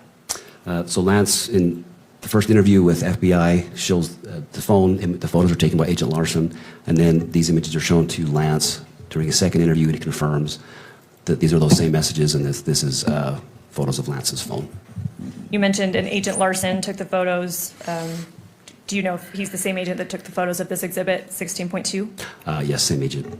And you spoke with him to confirm that? Yes, I did. Are you aware if Mr. Twiggs is actually part of this Discord thread? Yes, he is a part of it. He doesn't, in this section, he doesn't reply to it, but he does state in his statement that he was part of the thread. Does he identify whether Mr. Robinson is part of that thread? He does. And when did that happen? He identifies that in his first interview with the two FBI agents, and then he again confirms that in his second interview. Did Mr. Twiggs say what username on Discord Mr. Robinson used, at least with respect to this thread? Yes, it's the Tyler/Icum, IKUM. And is Exhibit 16.2 a fair and accurate representation of that Discord thread? Yes, it is. Did law enforcement send, as part of your investigation, did law enforcement send a subpoena to Discord? Yes, they did. Were these messages recovered via that subpoena? They were. Did you review that? Yes, I did. And in State's Exhibit 16.2 that is before you, when is the first message from Tyler sent? 7:57 p.m. And it says yesterday. Do you have any knowledge of what day that would have been? Yes, this would have been September 11th. So Tyler sends the first message that you're seeing on Exhibit 16.2, September 11th at 7:57 p.m. Yes, that's correct. You testified earlier that Mr. Robinson arrived at the Washington County Sheriff's Office approximately at 9 p.m., is that right? Yes, that's correct. And although you weren't physically present there yet because you were flying down, how do you know that he arrived approximately around 9 p.m.? Just based on the police reports I reviewed and then go back and look at the video and such.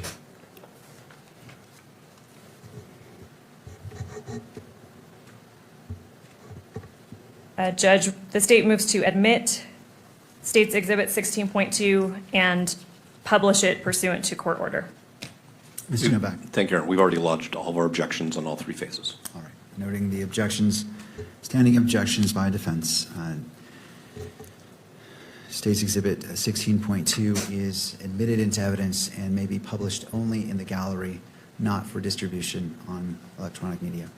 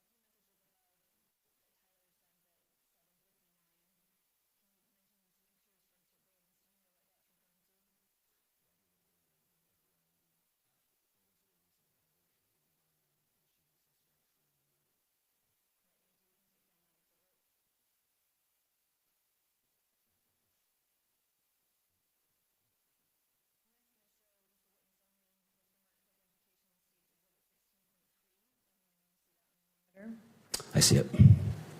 Do you recognize this? I do. What is this?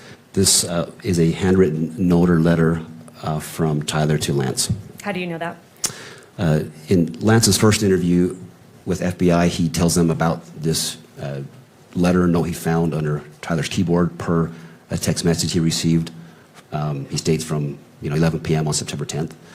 And so at that point, Lance finds this. This is the letter he finds under that keyboard. Okay, so to clarify, Mr. Twiggs gets a text from Mr. Robinson around 11 p.m. on September 10th, telling him to look under his keyboard. Yes, correct. And this is what Mr. Twiggs represented was underneath the keyboard. Yes, yes. How did law enforcement get this photograph? So following Lance's first interview at St. George PD, his phone is recovered at that point, taken into evidence. It is downloaded, I believe it was the following day or shortly after that. The FBI transported that phone to the RCFL, which is the Regional Computer Forensic Laboratory in Salt Lake City. The phone was downloaded through Celebrite, and after that, following that download was complete, SBI received a flash drive containing that download. From there, it went to a SIAC analyst to go through that data of his phone to look for any pertinent evidence or information that may be on there. And at that point, that this image of this letter was located. All right, I'm going to break down a few things. You mentioned, I just want to make sure the record's clear. You mentioned Celebrite a few times. What is Celebrite? It's a downloading software that's commonly used by law enforcement. I don't do that myself, but it's commonly used to recover data to download electronic devices, particularly cell phones. And then you mentioned SIAC. What does that mean? It's the Statewide Information Analysis Center. It's a division within DPS that's a fusion center. They assist law enforcement with intelligence, various intelligence information for our investigations. You mentioned that you don't personally do Cellbrite phone extractions. Have you spoken to the law enforcement officers that performed the Cellbrite extraction on Mr. Twiggs' phone in this case? I don't believe I specifically talked to those individuals, RCFL, that did that. But they, yeah, that was then provided to SBI. Did you speak with officers at SBI that have recovered this photo that we're seeing in States Exhibit 16.3? Yes, I have spoken with the SIAC analyst who in particular found this image. I've spoken to her personally as well. Was Mr. Twiggs shown what's been marked as States Exhibit 16.3 during his second interview? Yes, he was. And again, you were present for that? Yes, I was there. Is Exhibit 16.3 a fair and accurate representation of the photo law enforcement obtained from Mr. Twiggs' phone and that he was subsequently shown in the second interview? Yes, it's fair and accurate. Your Honor, the state would move to admit Exhibit 16.3 and then also publish pursuant to court order. Mr. Novak. Just noting the objections that have previously been made, and I think that the court's order is that it may be published in the courtroom only. Thank you. Noting the standing objection by defense, 16.3, correct? Correct. Is admitted into evidence and may be published only in the courtroom and not be shown or videoed.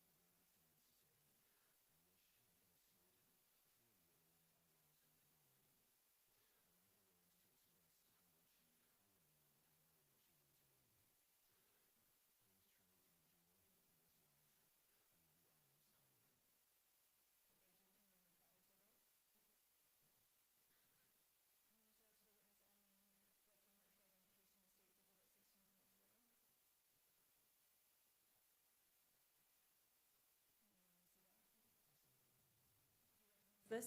I do. What is it? These are the images that the FBI released to the public. It would have been on September 11th when those were released. And this was, those were those images that went public of the suspected EVU shooting suspect. How do you know that? I've viewed the FBI's website, and I recall seeing these images released on September 11th. Does State's Exhibit 16.4, is that a fair and accurate representation of what you reviewed from the FBI and that the FBI released? Yes, it is. The state moves to admit Exhibit 16.4 and publish according to court order. Mr. Novak. No further objections, thank you. All right, noting the standing objection by defense, overruling that objection, State's Exhibit 16.4 is admitted into evidence and may be published in the courtroom. And again, in the Discord,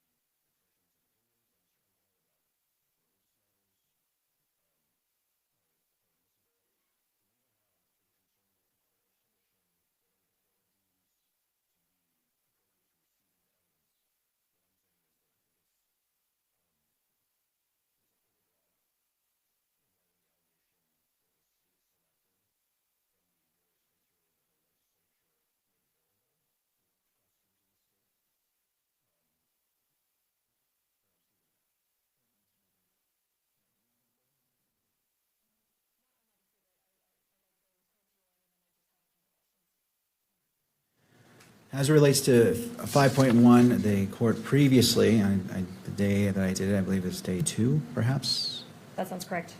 the court provisionally admitted it, contingent on additional foundation being laid, whether through testimony or through evidence.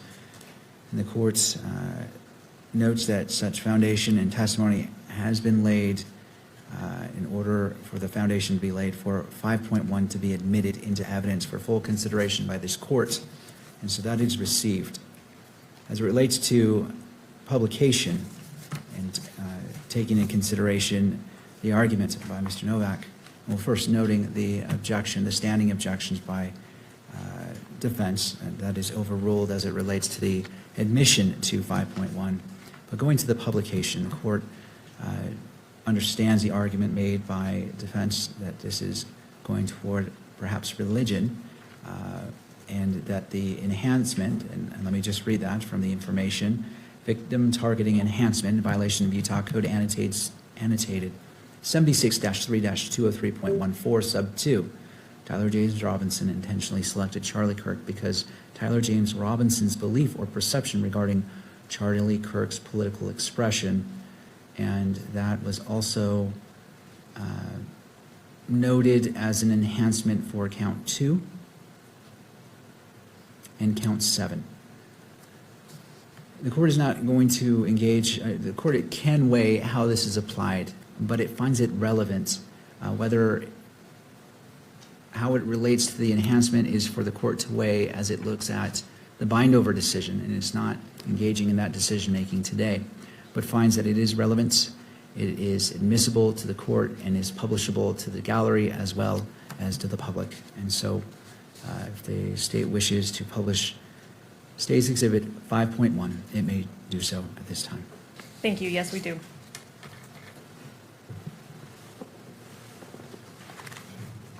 And Kimberly, I don't know if we want to use the same kind of slow scrolling. Thank you.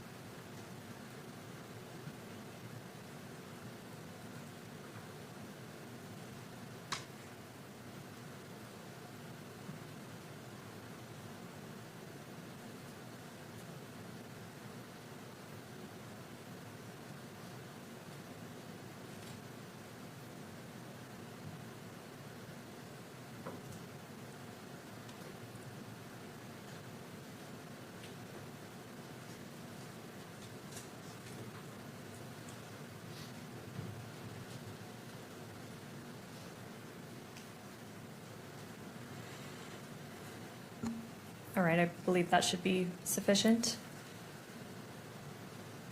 And Agent Davis, I apologize. I'm going to take you very briefly back to State's Exhibit 16.1, which is the text thread between Mr. Robinson and Mr. Twiggs. Kimberly, if you could turn to page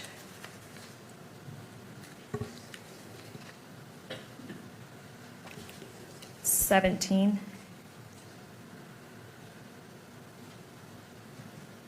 And because this has already been admitted and, correct me if I'm wrong, published not only to the gallery but to cameras at large, I'd ask that it be displayed in that fashion again.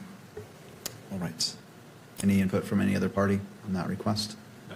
All right, thank you. It may be published, and the media may pick this up as well. Agent Davis, if I can direct you to the very last message on that page, starting with "if any," if you could read that out loud. Okay. This is Tyler. He says, if any police ask you questions, sorry, let me start over. If any police ask you questions, ask for a lawyer and stay silent. My lawyer should be Doug Terry. I'll see if he can reach out to you and make sure the police follow. Okay, thank you. That's all I need from that exhibit. And then finally, Agent Davis, you testified before that you flew down to Washington County Sheriff's Office and observed Tyler Robinson there, correct? Correct. You got his name there. Yes. You stated that you transported or assisted transporting him up to Utah County Jail Yes. and that you were the booking officer. That's correct. Do you recognize Tyler Robinson here in the courtroom today? Yes, I do.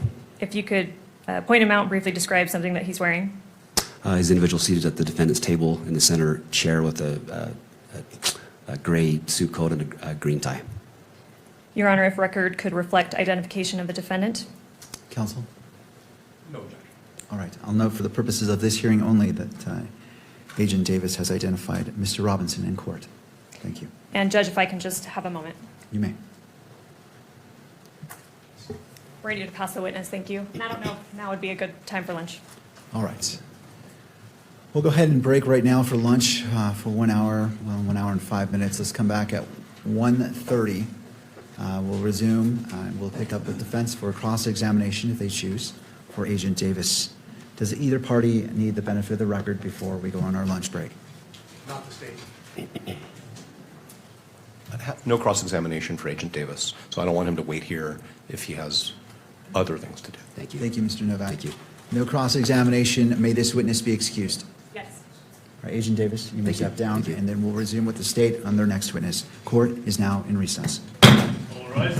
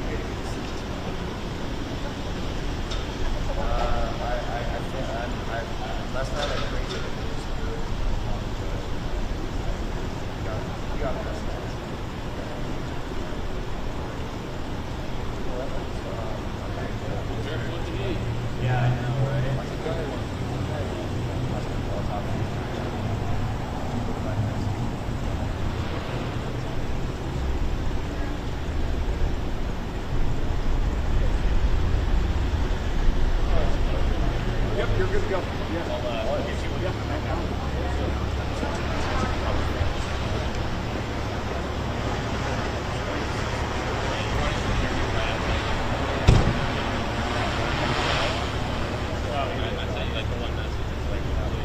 I got it, don't worry. Appreciate it.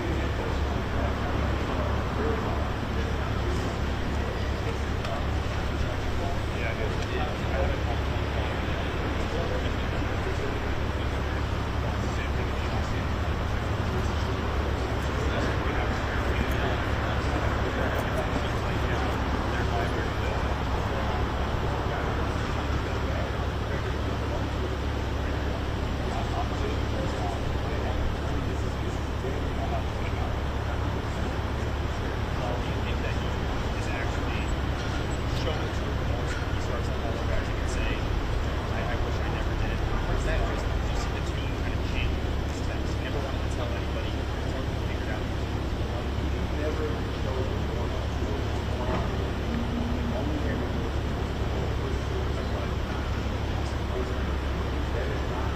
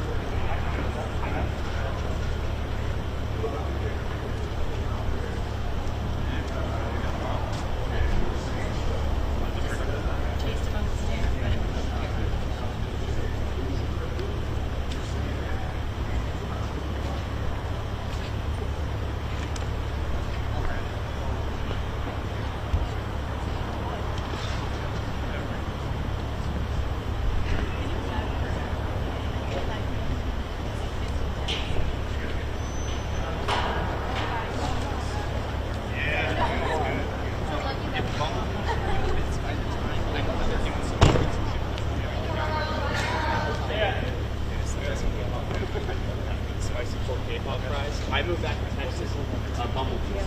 I don't know if they're open. I checked it out if they are though. I literally moved back.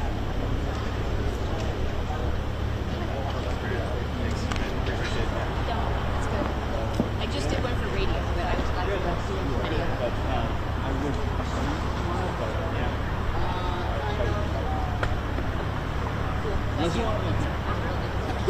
Thanks. Bye.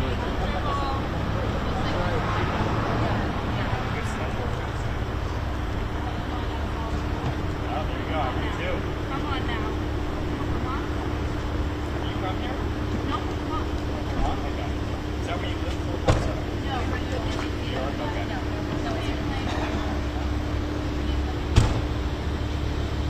That's valid.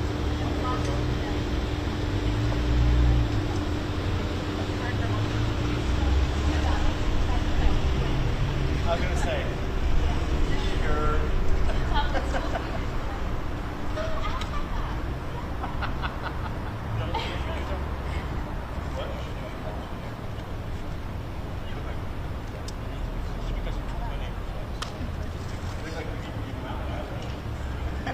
Well, granted, all those people are from right by the base of DR, and exactly you're from Memphis, so. No, I'm not. I have like Yeah, yes. You guys had to get this where my hallway. Looks like you could be on the road. Close. Yeah, it's one. I think you're from the channel. I'm I haven't mentioned that. I already viewed one. Okay. Sorry. But I think it's my main narrative is where I don't know.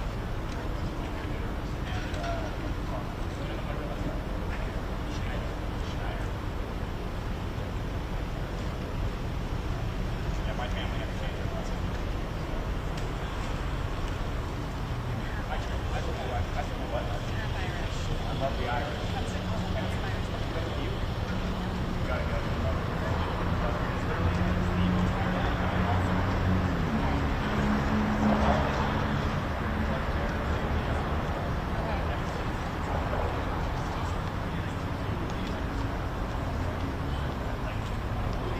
It's literally it's like a culture shock. Almost all of them are Irish. And you go and you have to stand straight on those Irish. Smells everywhere. And then the only like diversity is Native American. So I think it's 2% mixed in with Native.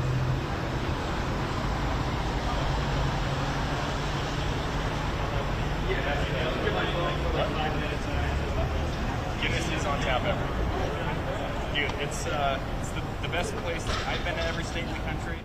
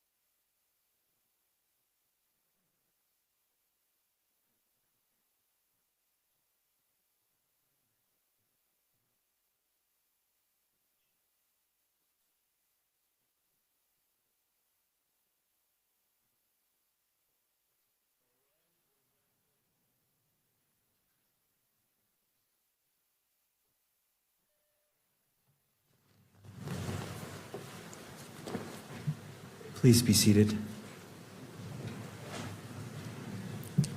Court is back in session, noting the presence of counsel and all parties. We left off with Agent Davis being excused from the stand, no cross-examination, and turning to the state. Are you ready to proceed? State Call Sergeant Jennifer Falmolina. All right, Sergeant, if you wouldn't mind coming forward and being brought into the courtroom.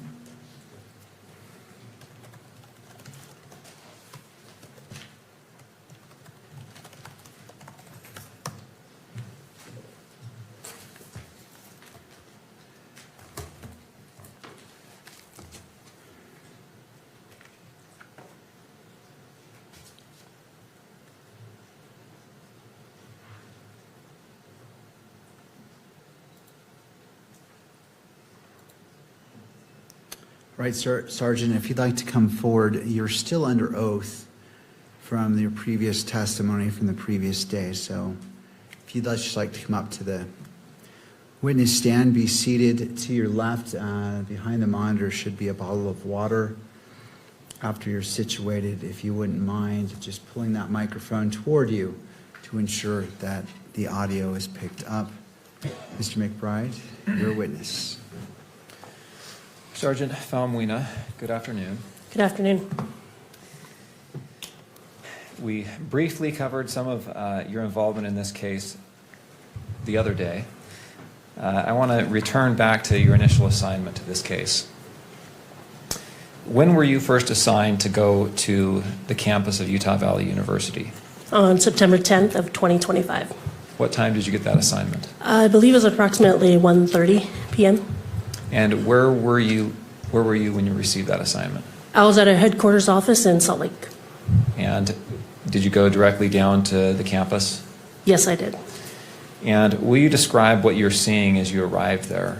Yes, when I arrived there, I actually arrived onto or near the south end of campus, and that's where I saw multiple police cars as well as multiple officers from various agencies. Then I was asked to respond to our command post, which was in the Fugal building there. And the Fugal building, we've had some testimony about this, but is that just to the south of the courtyard? Yes, that is. And were you there while officers were securing campus? Yes, I was. And do you know generally how that was done? I don't know the specifics, but I do know that officers were canvassing the area, trying to look for a suspect, but also trying to see if anyone else was injured, and then making sure that the scene was secure and that no unauthorized people were allowed in. And I think you testified earlier. What was your primary assignment? My primary assignment at the campus, as well as throughout the case, was to oversee the crime scenes as well as the physical evidence. Before you could do your work on the crime scenes, did the campus have to become secure? Yes, it did. And did that involve making sure there was no active shooter on campus? Yes. And did that involve officers searching buildings and clearing buildings throughout campus? Yes. You mentioned that were there multiple areas that were processed by you and other crime scene analysts in this case? Yes, there was. Would you like me to go over them? Let me direct you to a few of them. Well, yes, please mention the scenes. Yeah, so one scene was a courtyard area, or I guess what we could also refer to as the amphitheater where the event took place. The other scene would have been the Fulton Library, where there were two bus stops. And then another would have been the wooded area. And then the last one would have been the Lolosi Center building, as well as the ground below. All right, let's start with the rooftop. What was who was assigned to process the rooftop area? The team that was assigned to process that was the Utah Bureau of Forensic Services, or also known as our state crime lab. And generally, what does processing an area involve? Processing includes documentation, sketching, as well as taking photographs, marking, as well as labeling evidence, and then determining how to package them properly, as well as also just trying to ID anything probative. On the rooftop was evidence found. Yes. What types of evidence were found on the rooftop? One item of evidence that was found was a screwdriver.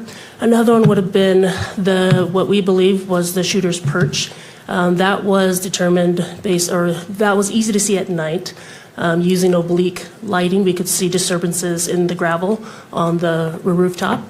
And then on the northeast edge, our team also found some swipes on the ledge of that rooftop that was also collected.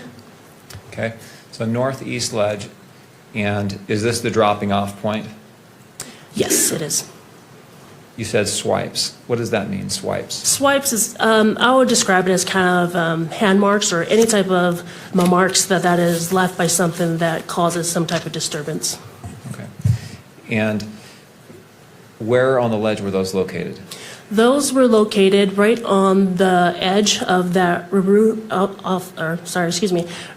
on the edge of that rooftop. And then right below, we also had some other swipes as well as some other impressions. And then below that was a glass window where we also located some latent prints. Okay. I want to return to what you've referred to as the perch, the sniper position. Were measurements taken from that sniper position to the tent where Charlie Kirk was seated? Yes. Do you know the distance? Yeah, so the distance from the perch area directly to the tent where Mr. Kirk was sitting was approximately 415 feet. If you take into, if you break it down, so from the perch to the tent, you're looking at it basically like this. If this is the perch and this is the tent. And now you're describing, I'm sorry, I have to make a record. You're describing an angle, a slope downward from the perch to the location of the tent. Is that accurate? Yes, I am. Okay, Thank go you. ahead. Yeah, so the angle, so again, the distance, the perch to the tent was approximately 415 feet. If you think about it, or without taking into account the elevation drop, it was actually 410 feet, so just horizontal straight across. And then the elevation difference between that is approximately 68 feet. Okay, 410 feet from the perch to the tent with a 68-foot vertical drop. Is that right? On the rooftop, were shoe impressions found on the rooftop? Yes, there was. Did those who processed that area of the crime scene collect the latent prints and the shoe impressions that you've talked about? Yes, they did. And this is a good point to read a stipulation into the record. All right. The language of this has been agreed upon by the parties. The parties stipulate that investigators at the crime scene observed latent fingerprints and a palm print on a glass window near the area where the individual landed when the individual jumped from the rooftop of the Low C Center at UVU. SBI fingerprint examiner Elisa Farmer examined images of these latent fingerprints and the palm print and determined that only 3 of the latent prints, 11B, 11C, and 11D, were of comparable or of poor comparable value. She excluded Tyler Robinson as the source of any of these 3 latent prints. Ms. Farmer reviewed other prints on the window and found that they did not have adequate value for comparison. Subsequent examinations of these 3 latent or actual latent prints by the FBI were inconclusive. That area that was described in that stipulation, is that the area in the glass window that you're talking about? Yes, that is. That's on the northeast corner of the Low C Center? Yes. And that's the area where we see in a video an individual drop from the roof? Yes. I want to move on to another area, the courtyard. First, will you describe what that area of the crime scene looked like?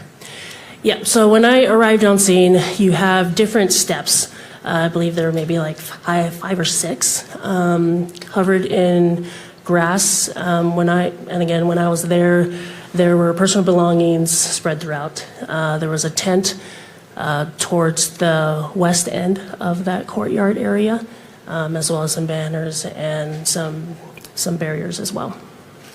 Was that area processed for evidence as well? Yes, it was. What was done to process that area? photography, as well as just examining the tent area to see if there's anything there.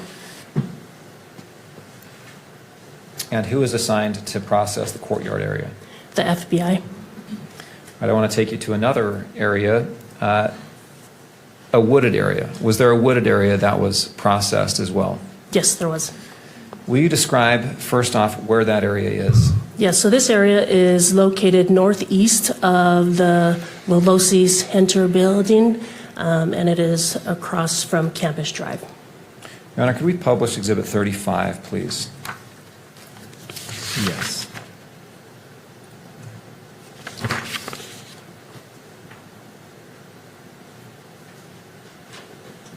And if I may approach the witness, I'll put up the hard copy of this exhibit as well. All right.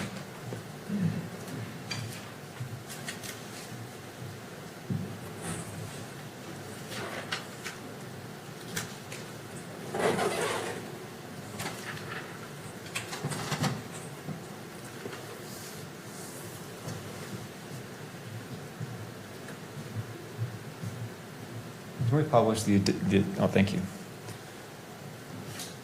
All right, on the screen in front of you, will you take a look at Exhibit 35? Yes. Do you recognize that? Yes, I do. Will you take a moment to orient yourself on that map and tell me when you've found the relevant points that help you understand what this map is of? Yes. Do you see the courtyard on that map? Yes, I do. Kimberly, can you zoom in to the courtyard area, kind of the center of the... There's a pointer on the screen. Is that the courtyard? Yes, that is. All right, now, the Low-C Center, will you describe... well, let's jump to the wooded area. Where is the wooded area that you're talking about, seeing that was processed? Yep, the wooded area, if you go from the courtyard and you go northeast, you're going to come across this big parking lot. And then if you just go directly north to that. Okay, at this point, it might be easiest for you to actually indicate on the physical map. If you don't mind just standing up, I'll give you a handheld mic here.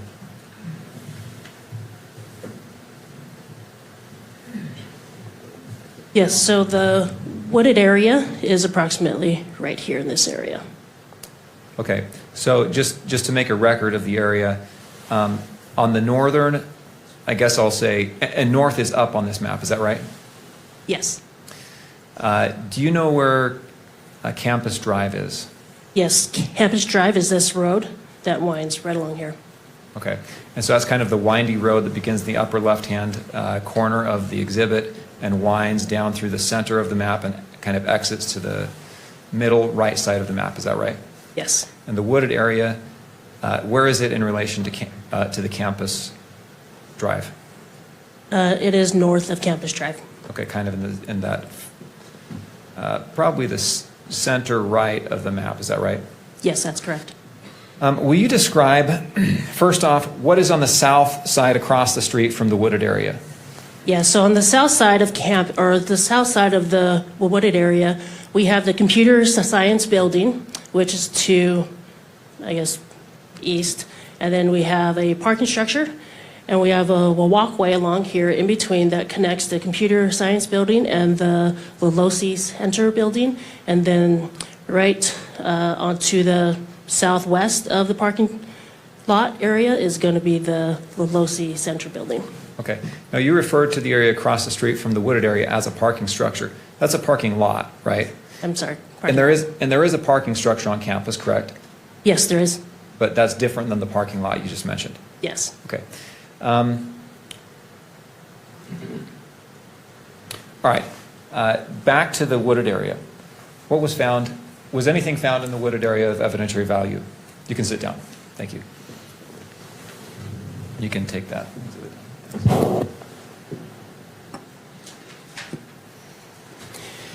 May you repeat your question? Was anything of evidentiary value found in the wooded area? Yes, in the wooded area, a rifle that was wrapped in a dark colored towel was found there. And how did you learn about that? I found that out because just a little bit before 6 p.m., That day, I received a call from Utah County Sheriff's Office, who was tasked with searching that area. Do you know why they searched that area in the first place? Yeah, so they searched that area because I received a video that was from the UVU security footage. This was received by our command post on scene, and it showed who we believe was the shooter on the rooftop run from the southwest corner all the way to the northeast corner, jump down, and then continue to the northeast side of that campus, and then cross the street to Campus Drive, and then the suspect was out of camera's view after that. Okay, so he ran basically toward and into that wooded area. Yes. All right. What were you told from the sheriff's office? I was told that they found a gun, and from there I asked them to hold the scene, and that myself and FBI ERT team, the lead, Special Agent Kamak, would be en route. Okay. FBI ERT, FBI Evidence Response Team, right? Yes. All right. Did you go to that area? Yes, I did. Did you observe the weapon? Yes. Will you describe what you saw? Yep. What I saw was a rifle that was, or at the time before even having removed it, we found, or in the bushes, we found all you could really see was just a dark towel there. So pictures were taken of that, and then eventually the gun or the towel was removed, and then once we removed the towel from the bushes is when we uncovered that the towel was actually used to wrap the gun in. Have you reviewed State's Exhibits 10, 10.1, 10.2, and 10.3? Do you remember reviewing these? Yes. And are they accurate photographs of the weapon when it was recovered and shortly thereafter? Yes. I move the admission of State's Exhibits 10, 10.1, 10.2, and 10.3. Defense? No additional objections. All right, and as it relates to publication, if any? Yes, I would ask that these be published at all three levels.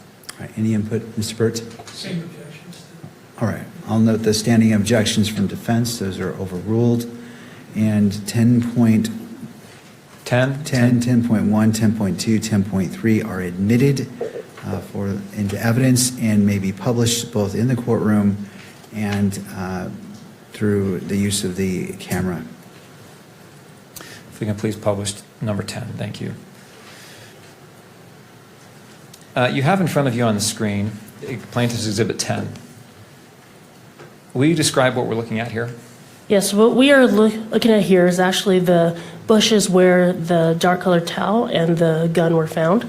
You can kind of see the dark colored towel towards the right-hand side of the screen in the middle, right middle. Kimberly, can you zoom into that area, please? All right, is this a better view of the towel? Yes, it is. If we can go to Exhibit 10.1.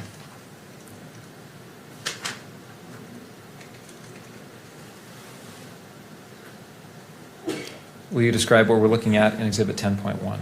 Yes, this is a mid-range shot of, again, the towel that was used, or of the towel and within the bushes. All right. When this was found and you arrived on scene, what happened with that weapon? We moved it from the bushes, or say FBI Special Agent Kamak removed it from the bushes. We then placed it on a cardboard box, took pictures of it, and then we removed the towel, packaged the towel separately, took additional pictures of the gun, and then rendered it safe on scene. Okay, I'll ask you about that more in a minute, but let's go to number 10.2.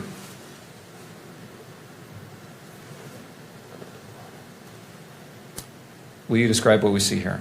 Yeah, so what you see here now is the dark colored towel and the rifle that is in the towel, and it is in a cardboard box. Why is the towel still around the gun? We wanted to document as to how it was found. All right, let's go to 10.3.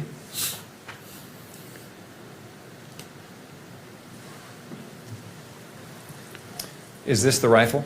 Yes, it is. You described making the rifle safe. Will you describe what that is? Yeah, so what that is that we ensure that there isn't anything in the chamber and that there's no other cartridges in the gun that would have it go off. So to do that, because it is a bolt action gun, we would have to manipulate the bolt or the lever back, and then from there see if anything was in the chamber, and then I'd say carefully remove anything that was in the chamber and below it. All right. What is the difference between a bolt action and an auto ejecting gun?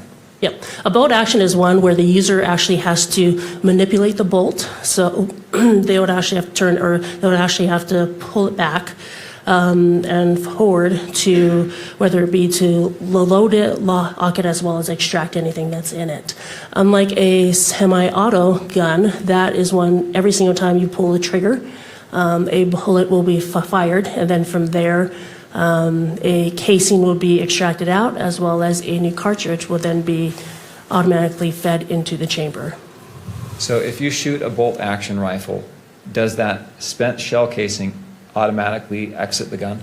No, it does not. It will stay in there until the person that is handling the gun actually removes the bolt, or actually pulls the bolt back, and then the casing will be extracted out.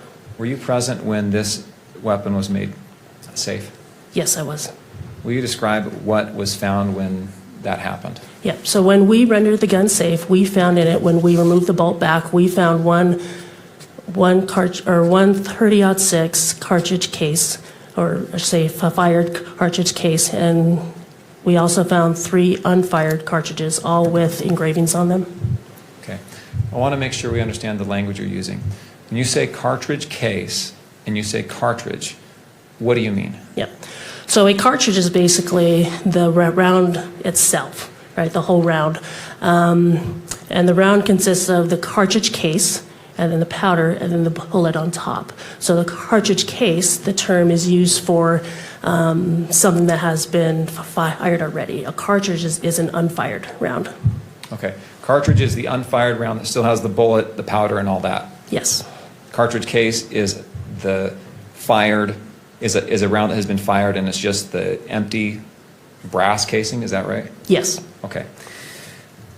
Was there any, so there was, I just want to make sure I understand, a fired cartridge case and 3 unfired cartridges? Yes. Was there anything distinctive about these items? All 4 of them had engravings on them. Did you observe those engravings? Yes, I did. Did you observe them right there on scene? Yes, I did. And what was done with, let's talk about each of those things.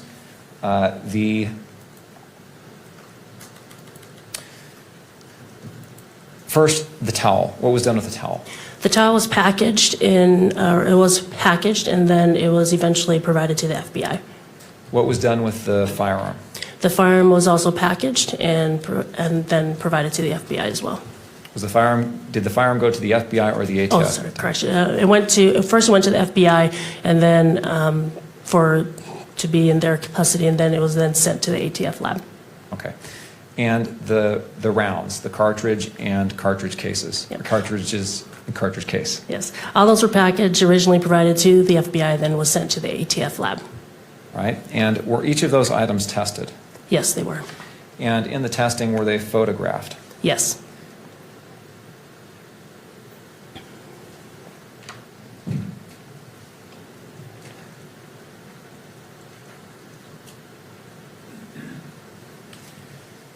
Have you reviewed the photo, and were they photographed by the ATF when they were tested? Yes, they were. Have you reviewed their photographs? Yes. And were you previously shown States Exhibits 19, 20, 21, and 22? Yes.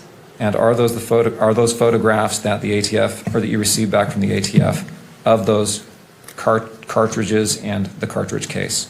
Yes. Did they have the same appearance and etchings that you saw when you observed them removed from the gun? Yes. And did those photographs accurately capture those etchings? Yes. I move to admit States Exhibits 19 through 22. Mr. Burt. Additional objections. All right, I'll note the standing objections. Those objections overruled, and 19, 20, 21, and 22 are admitted. And as to publication, Mr. McBride. I would move to publish these exhibits at all 3 levels. All right, any further objection from? No further objections. Thank you. Again, I note the standing objections as are overruled. They may be published both in the courtroom and captured by the media camera. Let us start with Exhibit 19, please.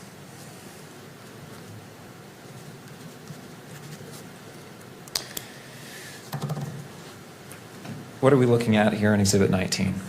This is the cartridge case that was recovered from the gun. And what position was this in the gun? This was this is what was in the chamber. Okay. And the chamber meaning that's where a cartridge is before or when it is fired, correct? Yes. Do you notice an inscription or an etching on this cartridge case? Yes, I do. Will you read what that says? Yes. Notices bulge. And if we can go down to page 2 of the exhibit, will you read what this says? OWO, what's? And to page 3? This. And question mark, correct? Yes, question mark. All right, if we go to State's Exhibit 20.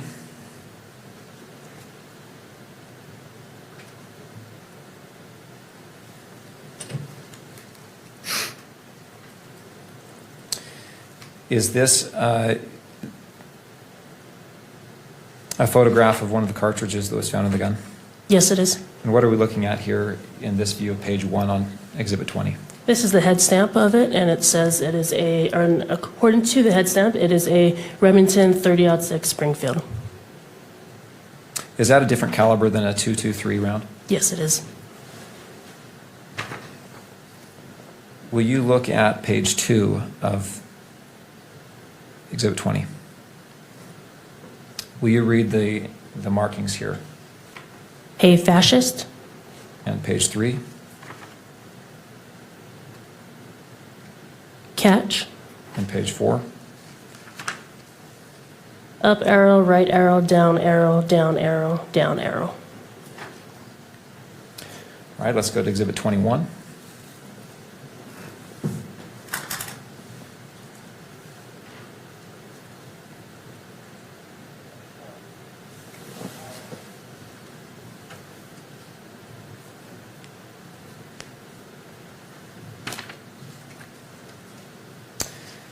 And was this another round that was found in the gun?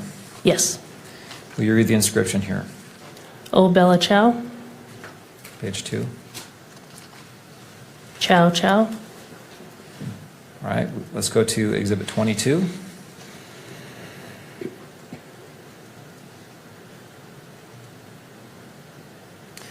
Another round that was found from the gun, correct? Yes. Will you please read the letters here? If you read. Page 2. This, comma, your, or correction, this, comma, you are. Page 3. Gay. And page 4. LMAO.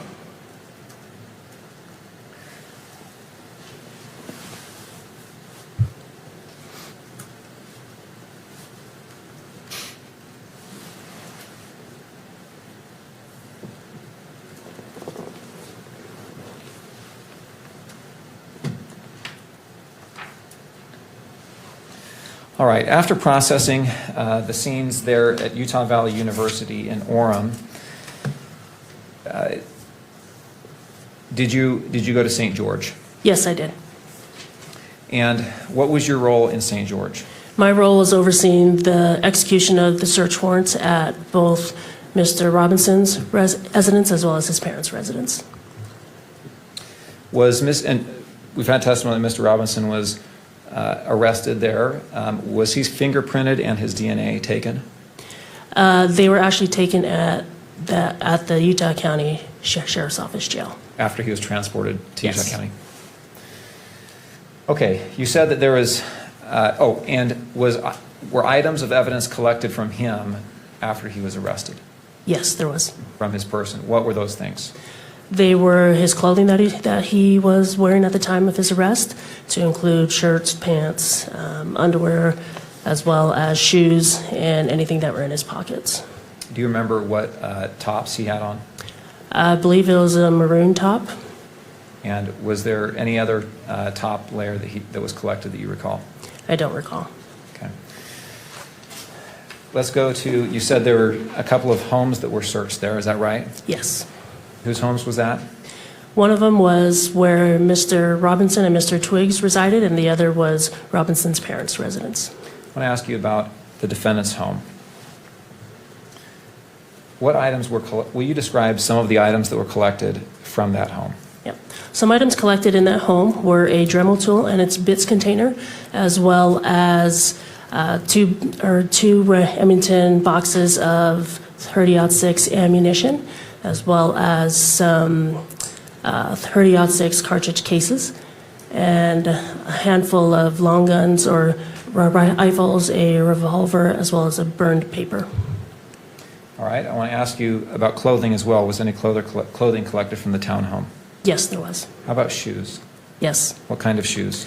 2 shoes were collected from the home. One was a Converse shoes, gray in color with white laces, I believe a size 10.5. And then another Converse shoes that were also gray, but had gray laces instead, but were of a different size that I can't remember. I think you said that you collected boxes of ammunition. Do you remember what caliber that ammunition was? Yes, there are a handful, but the one that I recall was 30-06. And you also said you found some cartridge cases. Do you remember what caliber those cartridge cases were? Yes, those were also 30-06. If we can display just to the witness Exhibit 23.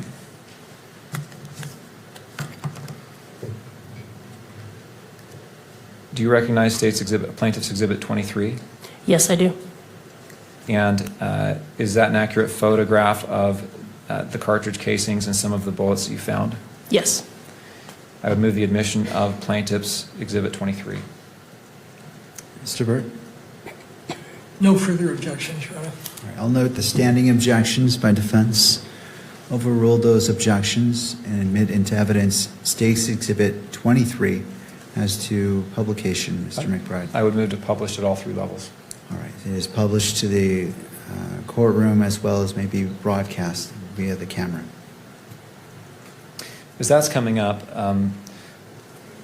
where did you find these? I found these in what we would consider the spare bedroom, right next to Tyler's bedroom, on top of a safe. How do you know which bedroom was Tyler's bedroom? We determined that based off of some documents we found in what we believe was Tyler's bedroom, such as mail that was addressed to him, as well as some school documents as well. And again, in relation to, will you describe the layout of the house in that area? Yep, so this was on the second floor. As you're coming up the stairs, if you turn the left up the stairs, you're going to run into 2 bedrooms, and that is on the south end of that residence. The southeast bedroom would be Tyler's, and then the southwest would be the spare bedroom. Again, if you go back to the stairs and you make a right-hand turn, that is where you're now on the north end of that residence, and that is now Twig's bedroom. And where were these items here in 23 found? These were found on the southwest, or in the southwest bedroom, the one right next to Tyler's bedroom. And you said on top of a safe? Yes. Okay. All right. Will you describe what we're looking at in Exhibit 23? Exhibit 23 are the 5 cartridge casings we found on top of the safe. All were 30-06 Springfield caliber, and one of them had an engraving that said "test shot" on it.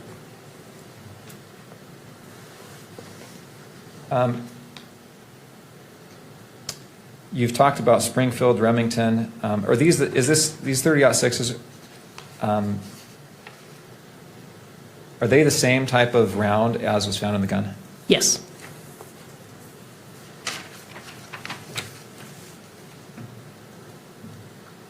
All right. Did you find any 30-06 weapons in that house? No, we did not. All right. Did you search the closet on the first floor? Yes, I did. What did you find in the closet? In the closet, we found on the ground some shooting targets with perforations in it, as well as on the shelf, we found a Dremel tool with bits container.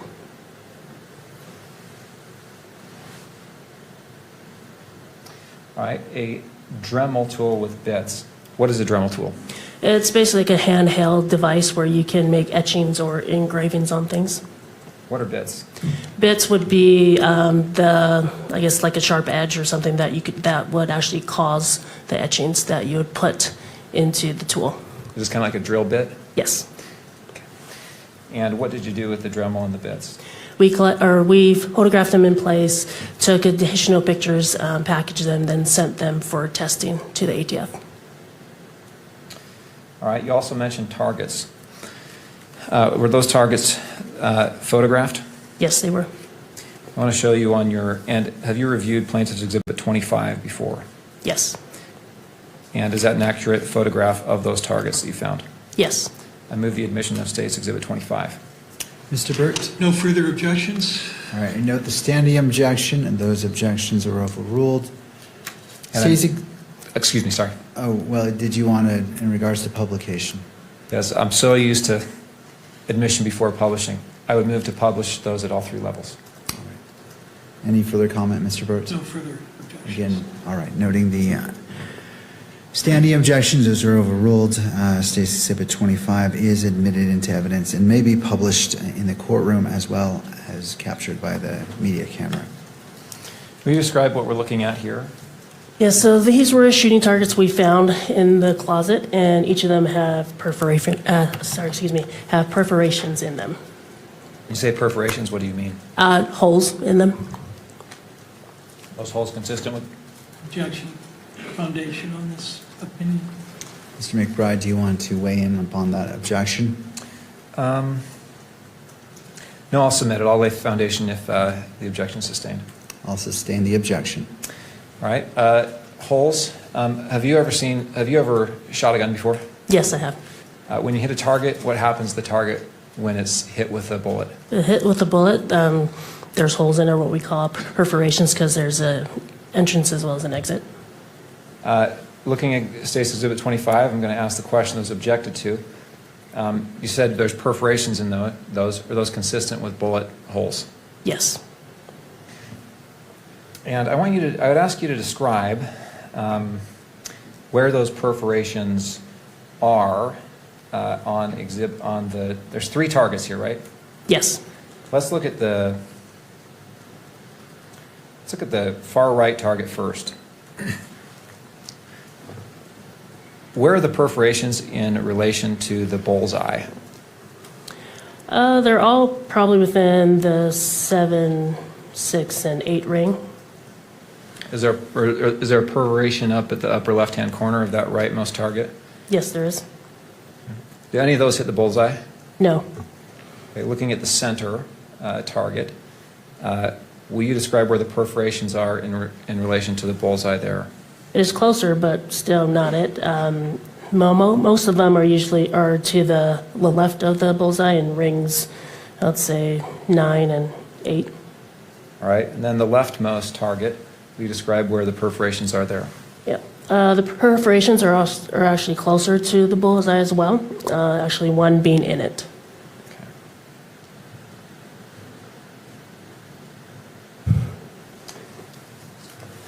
All right, you described also collecting a burnt note. We can take down 25. Thank you.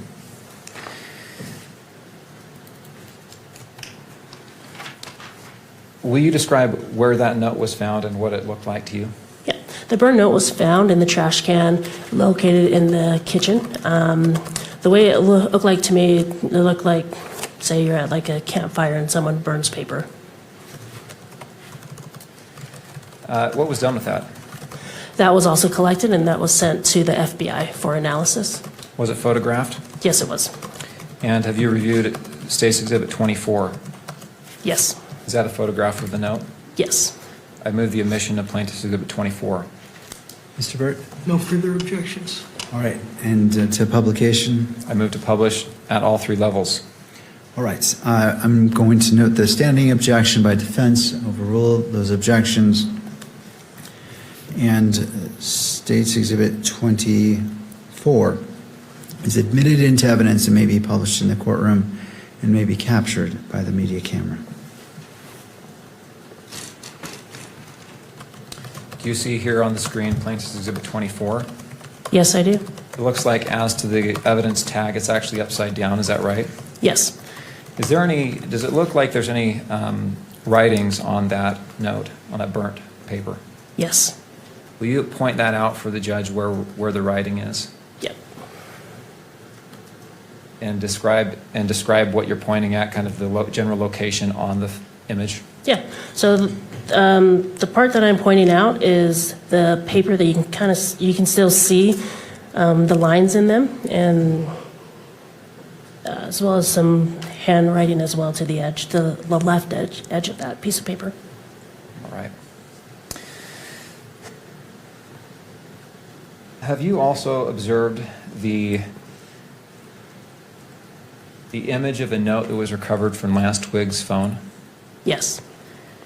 And I'd like to show you side by side Exhibit 24. And there on the left, you see Exhibit, well, that's good. There on the left, we see Exhibit 24. Do you see that? Yes, I do. And on the right, you see, excuse me, on the right is 24, on the left it's 16. Let me stop you, Mr. McBride. I'm not sure, is this being broadcast? Let's take that down. All right. Exhibit 24, thank you, Your Honor. Excuse me, Exhibit 16.3. I would move to publish Exhibit 16.3 and 24 side by side. I think they're currently on the council monitors. So 16.3 has already been admitted. Without electrical. And I don't remember the court's order if this was to be captured by electronic media or not. No, it was not. Okay. Is that does that comport with defense's memory as well? It does. All right. So 16.3 was published to the courtroom, but not to be captured by the media. So Very well. as it's, and what is your request? To comply with the court's order. All right. So 16.3 and Exhibit 24 may be published side by side only to the courtroom itself and not on to be captured by the camera.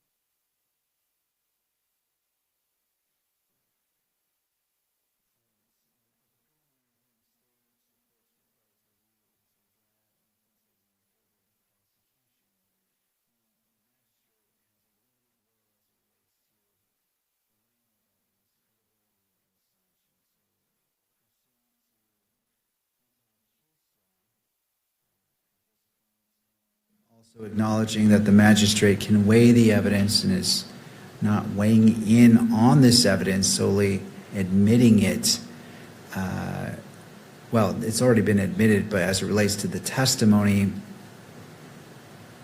the court is going to overrule the objection and allow the testimony to be given. Again, whether the court accepts or doesn't accept that will be a determination made when determining probable cause. Thank you. Do you see any consistencies that you're able to look at?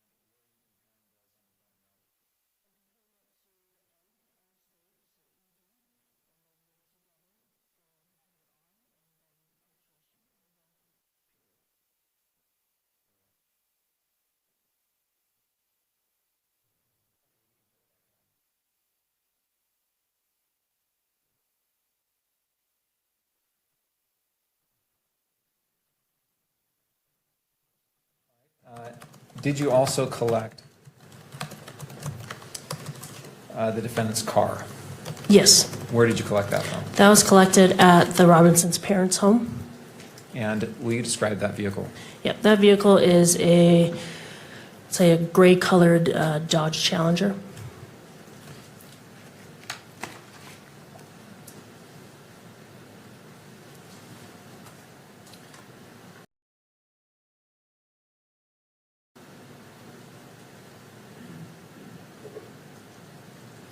All right. You've mentioned that you sent several items to the ATF and the FBI for testing. And did you receive reports back from both of those entities with results of their testing? Yes, I did. I'd like to show you on the witness's screen only right now, or counsel's screens, Exhibit 30. All right, while you're doing that, Mr. McBride, and also, could we go ahead and take down State's Exhibit 35? I know it's just in the background, but just to be consistent on displaying of exhibits.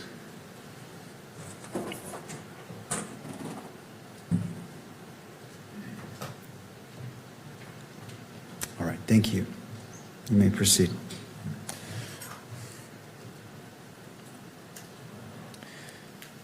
Plaintiff's Exhibit 30. Do you know what this is? Yes, this is the ATF report that I received regarding the DNA testing on the gun and cartridge casings. Or sorry, correction, cartridge case and cartridges. Thank you. And is this in the same condition as it was when you received it? Yes. Your Honor, I'd move the admission of Exhibit 30. No further objections, Your Honor. All right. I note the standing objections, and as to publication, Mr. McBride. Yes, Your Honor. This exhibit deals with DNA testing on the rifle and the cartridges. We would move to have it published at all three levels.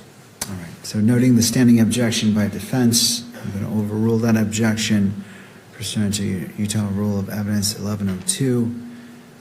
State's exhibits, and this is 30? 30. State's Exhibit 30 is admitted into evidence and may be published on screen in the courtroom and for the media camera.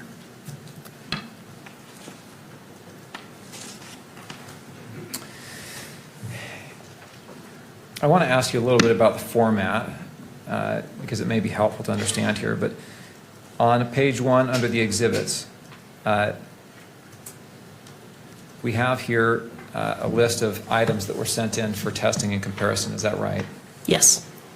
And throughout the report refers to the items compared by the lab number. Is that right? Yes. So if we can scroll down just to the bottom of this first page, and here in the DNA analysis section, again, we see that the report or the author refers to the items by their exhibits numbers, right? Yes. Okay. And if we can go to page 2.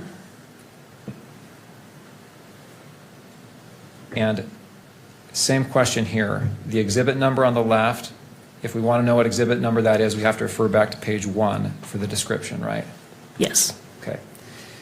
And let's keep going to page 3. And if we can just scroll through page 3, 4, and land on page 5. Actually, pause right there, if you will. This is page 4. There's a description section here as well. And that description talks about where the swabbing that's used to compare what was swabbed for the comparison. Is that right? Yes. Okay. Let's go to page 5. So as we look at this first paragraph here under statistical analysis, let's see if you have this notated or no.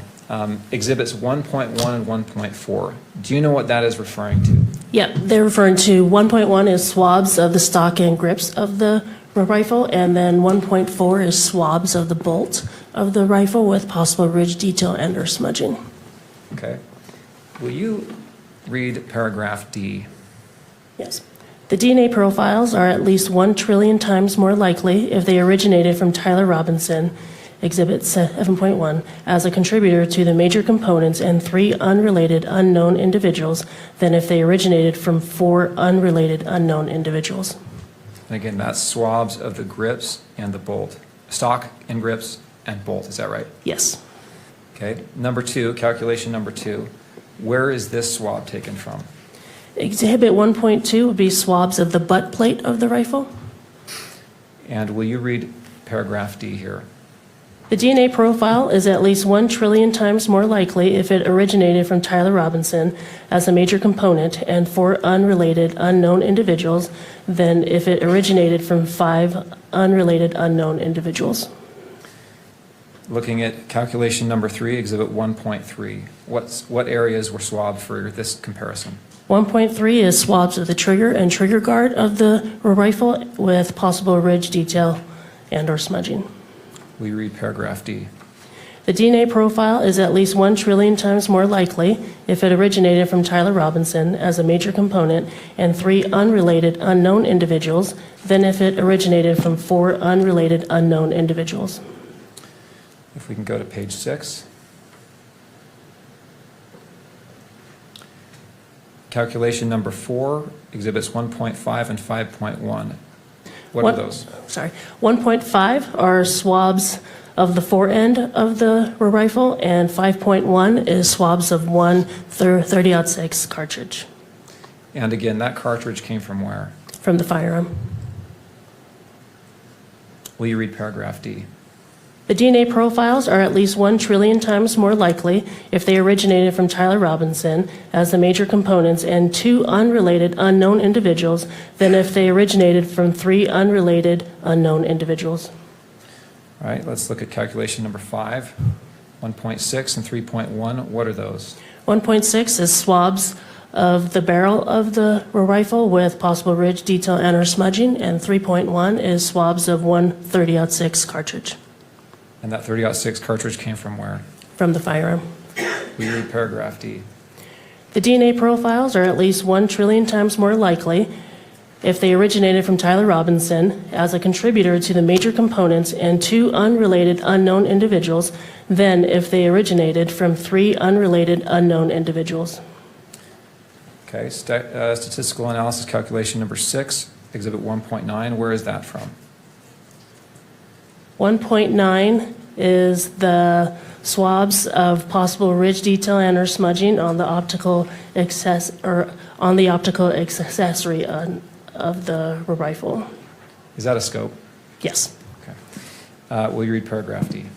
The DNA profile is 6.28 billion times more likely if it originated from Tyler Robinson as a contributor to the major component and 3 unrelated unknown individuals than if it originated from 4 unrelated unknown individuals. Okay. On number 7, I'm not going to read that. I think we've gone through this enough. That's the last one in this report. Is that correct? Yes. All right. We can go to Exhibit 32. 31 was previously received. And just display this on the screen of the witness, please.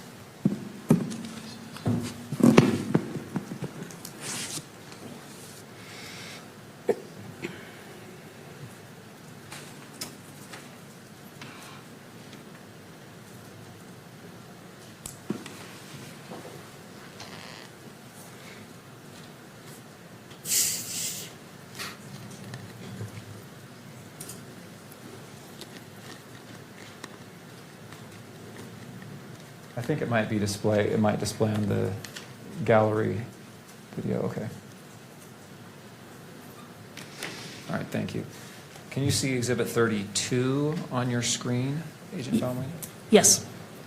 What is this? This is an ATF report that I received in relation to the gun as well as cartridge case and cartridges. And is this report in the same condition as it was when you received it? Yes. I move the admission of State's Exhibit 32. So question for you, was this the report that was previously disclosed in one of the early motions? Yes. All right. All right. To Mr. Burtz. No further objections, Your Honor. All right. And for publication level? All 3 levels. All right. As it relates to State's Exhibit 32, is accepted into evidence, may be published in the gallery as well as electronic. The media camera can capture it. And I note that this has been previously disclosed publicly from an earlier filing, I believe from either late last year or early this year. So for those reasons, it's accepted into evidence and may be published at all levels. Your Honor, it's 2:30. I probably have 10 more minutes. Would you like to take a recess now or after I finish? Let's just do the 10 minutes. Okay. All right. Exhibit 32 is in front of you. And what was being analyzed in this test? What was being analyzed would have been the cartridge case as well as the bullet fragment and the lead fragments that were recovered from Mr. Kirk at autopsy.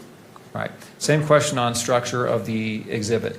The lab numbers and agency numbers are listed here on the first page, right? Yes. And if you want to know what the report is talking about, you have to refer back to there, right? Yes. All right. I want to have you read, if you can scroll down to the bottom of page 1. Thank you. I would ask you to read the second line under results of examination. Yes. The Exhibit 1 rifle was test fired and found to be in operable condition. The test fires were designated as Exhibit 1.11. And again, Exhibit 1 rifle is what? Is the one that we found on campus. Okay. Exhibit 2, if you'll look at the next, skip the next line and then go to the Exhibit 2 cartridge case, will you read that sentence? Yes. The Exhibit 2 cartridge case was identified as having been fired in the Exhibit 1 rifle. Okay, now I want to jump back up to the top where it lists the exhibits. 2 through 5, will you explain what those are and where they came from? Yes. That would be the items we found in the gun on scene, and this was the gun that was found in the wooded area. And so the cartridge case is the round that had been, is the case that had been fired? Yes. Okay, so that's number 2. All right. I can't remember. Did we already read that line? Exhibit 2, cartridge case? Yes. Okay, thank you. Will you also look at or read the last paragraph on this page? Yes. The Exhibit 2 cartridge case and Exhibit 3 through 5 cartridges were examined for the presence of comparable tool marks. Tool marks were located on the exterior of the Exhibit 2 cartridge case and Exhibit 3 cartridges, in parentheses scribe marks, that are consistent with being produced by engravings and or rotary cutting tips commonly found. Let's scroll down, please, Kimberly.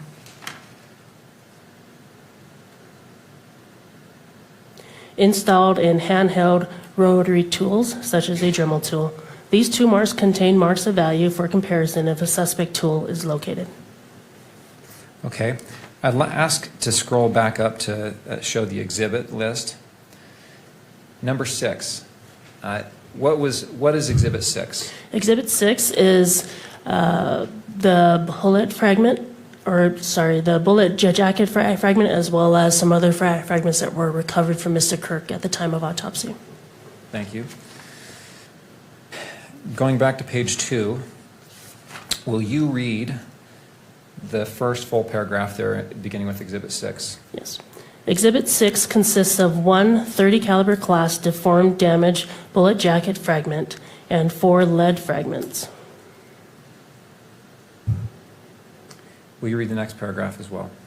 The Exhibit 6A bullet jacket fragment cannot be identified or excluded as having been fired from the Exhibit 1 rifle based on an agreement of all discernible class characteristics and neither sufficient agreement nor sufficient disagreement of individual characteristics. The results of the comparison was inconclusive.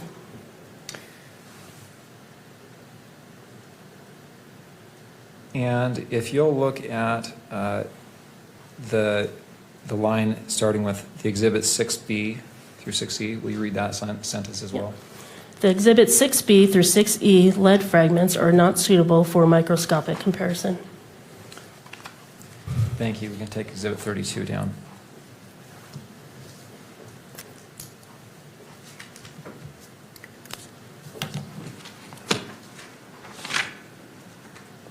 Exhibit 33, if we can show that just to the witness, please.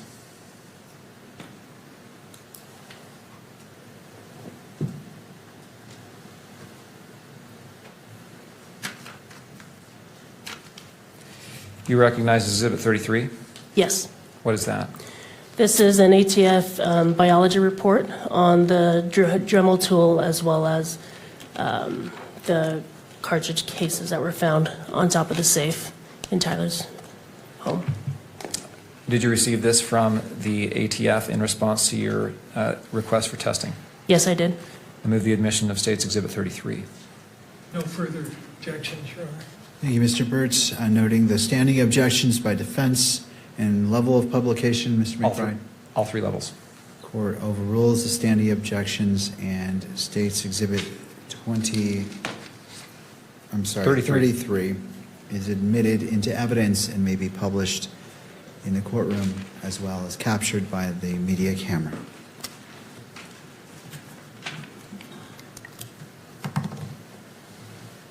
What was being tested here? The Dremel tool, the bits container, as well as the cartridges and cartridge casings we found in Tyler's home. And up in the top right, it says forensic biology. Is this DNA testing? Yes, it is. Okay, format of this is the same as the other report that we already looked at, right? Yes. Let's jump to page 4. Calculation number 1.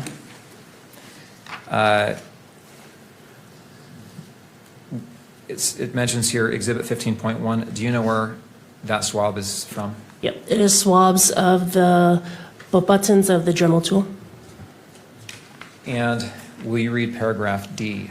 Yes. The DNA profile is at least 1 trillion times more likely if it originated from Tyler Robinson as a contributor to the major component and 2 unrelated unknown individuals than if it originated from 3 unrelated unknown individuals. We also read paragraph E. The probability of an unrelated individual in the population who has not contributed DNA to this sample yielding this level of support is less than 1 in 1 trillion. Thank you. I'm not going to ask you to read those paragraphs for the rest of the statistical calculations, but I will ask you to go through and identify where the swabbing came from. Exhibit 15.3, which is calculation number 2, where's that swab from? As swabs of the cord of the Dremel tool. Exhibit 15.5. That would be swabs of the longest metal bit of the tool. Going on to page 5. Calculation number 4, exhibit 15.6. 15.6 is swabs of the shortest metal bit. And calculation number 5, 18.1. This is swabs of one etched 30-06 cartridge case What is that? Where did that come from? that come from on top of the safe. Okay. Is that the one that had the etching test shot? Yes. Will you read the paragraph D as it relates to the test shot swab? Yes. The DNA profile is at least 1 trillion times more likely if it originated from Tyler Robinson as a major component and 2 unrelated unknown individuals than if it originated from 3 unrelated unknown individuals. Thank you. We can take Exhibit 33 down.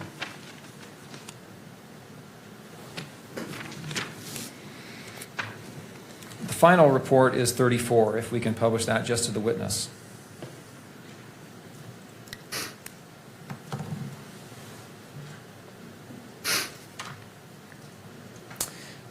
What is State's Exhibit 34? This is an ATF report I received that was comparing tool marks. And is this, I move the admission of Plaintiff's Exhibit 34 and publication at all 3 levels. Mr. Burt. No further objections. All right. And, all right, so State's Exhibit 34 is admitted. The objections, the standing objections by defense are overruled. They may be published in the courtroom and captured by the media camera.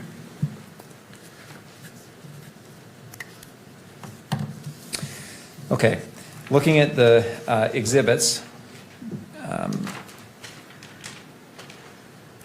might have to go back and forth here, but let's go to page 2. And will you read the paragraph that starts with Exhibit 18 consists? Yes. Exhibit 18 consists of 5 30-06 Springfield caliber fired cartridge cases, designated Exhibits 18A through 18E, and 15 45 auto caliber unfired cartridges, designated Exhibits 18F through 18T. Okay. 18A, do you know what 18A is? Yes, this would have been the 30-06 cartridge case with the engravings test shot on it. Okay. Will you read the paragraph beginning with the Exhibit 18A? The Exhibit 18A cartridge case was examined for the presence of comparable tool marks. Numerous sets of tool marks were located on the exterior of the Exhibit 18A cartridge case that are consistent with being produced by engravings and or rotary cutting tips commonly found installed in handheld rotary tools such as a Dremel tool. These tool marks contain marks of value for comparison.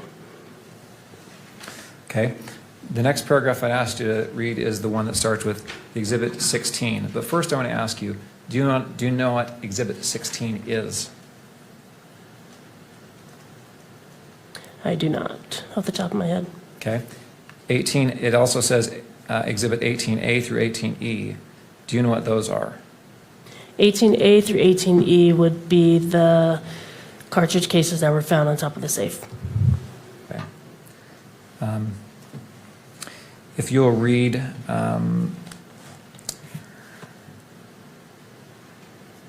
paragraph, or that paragraph. Which one again, sorry?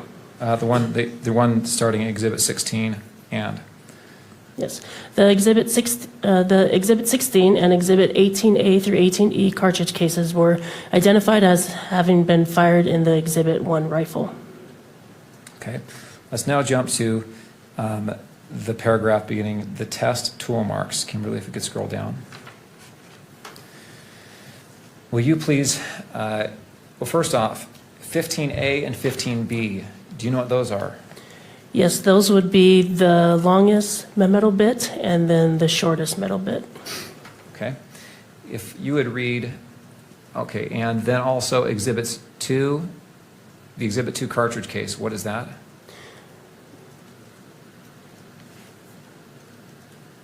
This would have been the cartridge case that was found in the gun. And Exhibits 3, 4, and 5 cartridges? They were the ones also found in the gun. And Exhibit 18A? Is the one that was found on the safe. Okay. If you'll read the first bullet point there, the Exhibit 15A.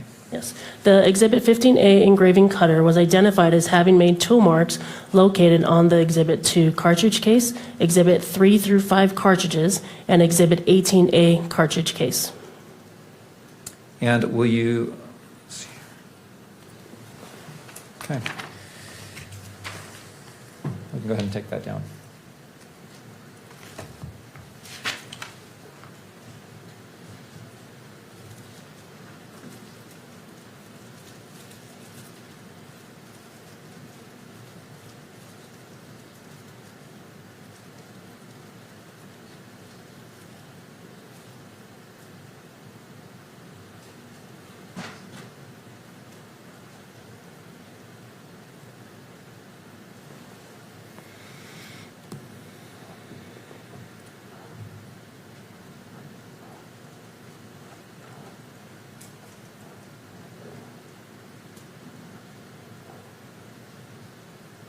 Your Honor, I want to, before I ask to enter my final line of questioning, I would like to show the witness Exhibit 12.1, and this is the video, the UVU surveillance video. Let's see, I think it's 12.4 was the surveillance video actually that was approved for publication. That's correct. That's the unmarked, non-zoomed version, correct? Is that correct? Yes. Yes, that's the one that, yes. And just for now, let's do this on the witness's screen.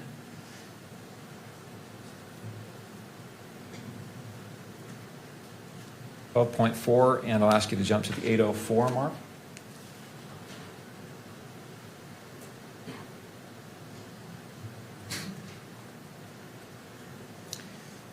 Okay. I'd move to publish. We intend to play about 10 seconds of this video. I'd move to publish that at all three levels. Mr. Burt?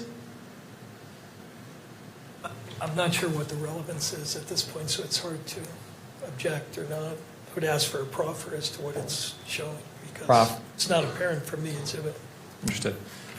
Proffer is, there's been testimony about about prints being found on the glass window of this building. This exhibit demonstrates the suspect's behavior in that area. All right. Anything further? With that, I don't have any further objections. All right. So it may be published. This is already admitted, and it may be published at all levels.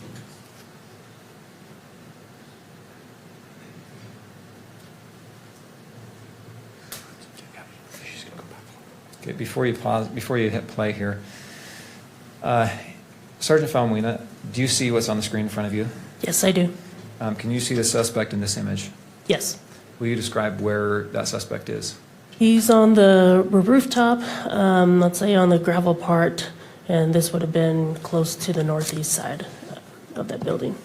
Timestamp is 12:23:47 p.m., is that right? Yes. And that portion of the image that we see there, the video, is the top portion of the image slightly to the left of center, is that right? Yes. Okay, we're at 8:01.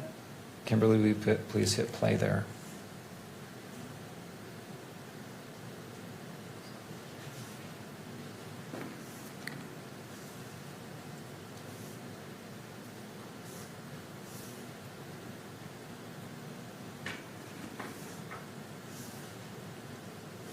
Let's go ahead and pause it.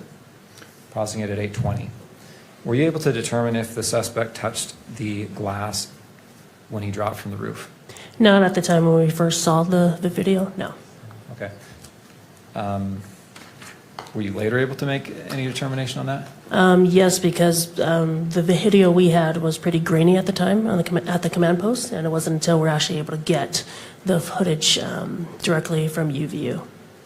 And when you actually got that footage, could you zoom in and get a better picture? Yes.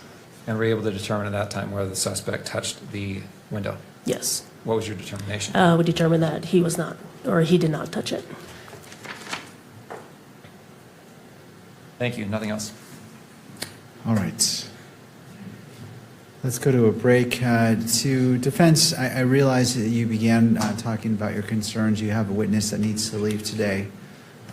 10, 15 minutes, what's your request? I want to maximize your ability to have time with your witnesses as well as cross if you choose to. Thank you. Just 10 minutes would be fine. All right, let's break for 10 minutes and then come back and cross-examination. Court is in recess.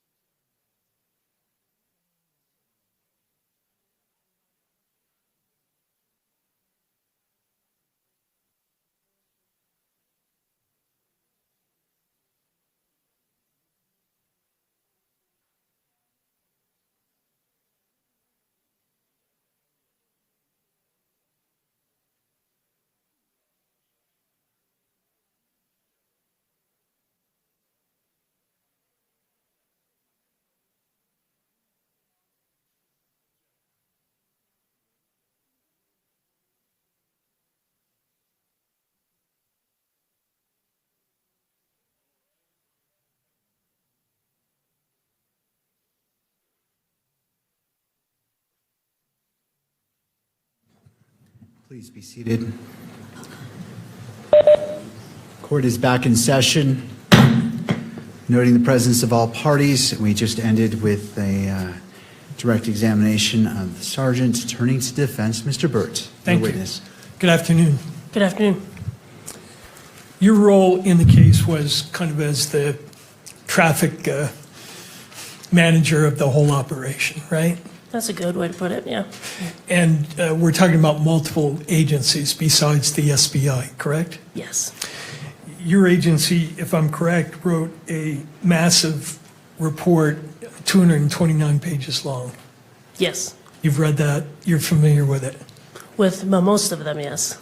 Okay, and it's a compilation, right? You authored some reports, but a lot of other people wrote reports about aspects of the investigation. Yes. And as those reports were getting done, you would kind of read them and decide what needed to get done further? Yes. Was that one of the roles that you performed in this case? Yes, as well as consulting with the case agents. Okay. Now, if my count is correct, 9 of those reports in that larger body of reports was written by you, correct? Yes. Did I miss any?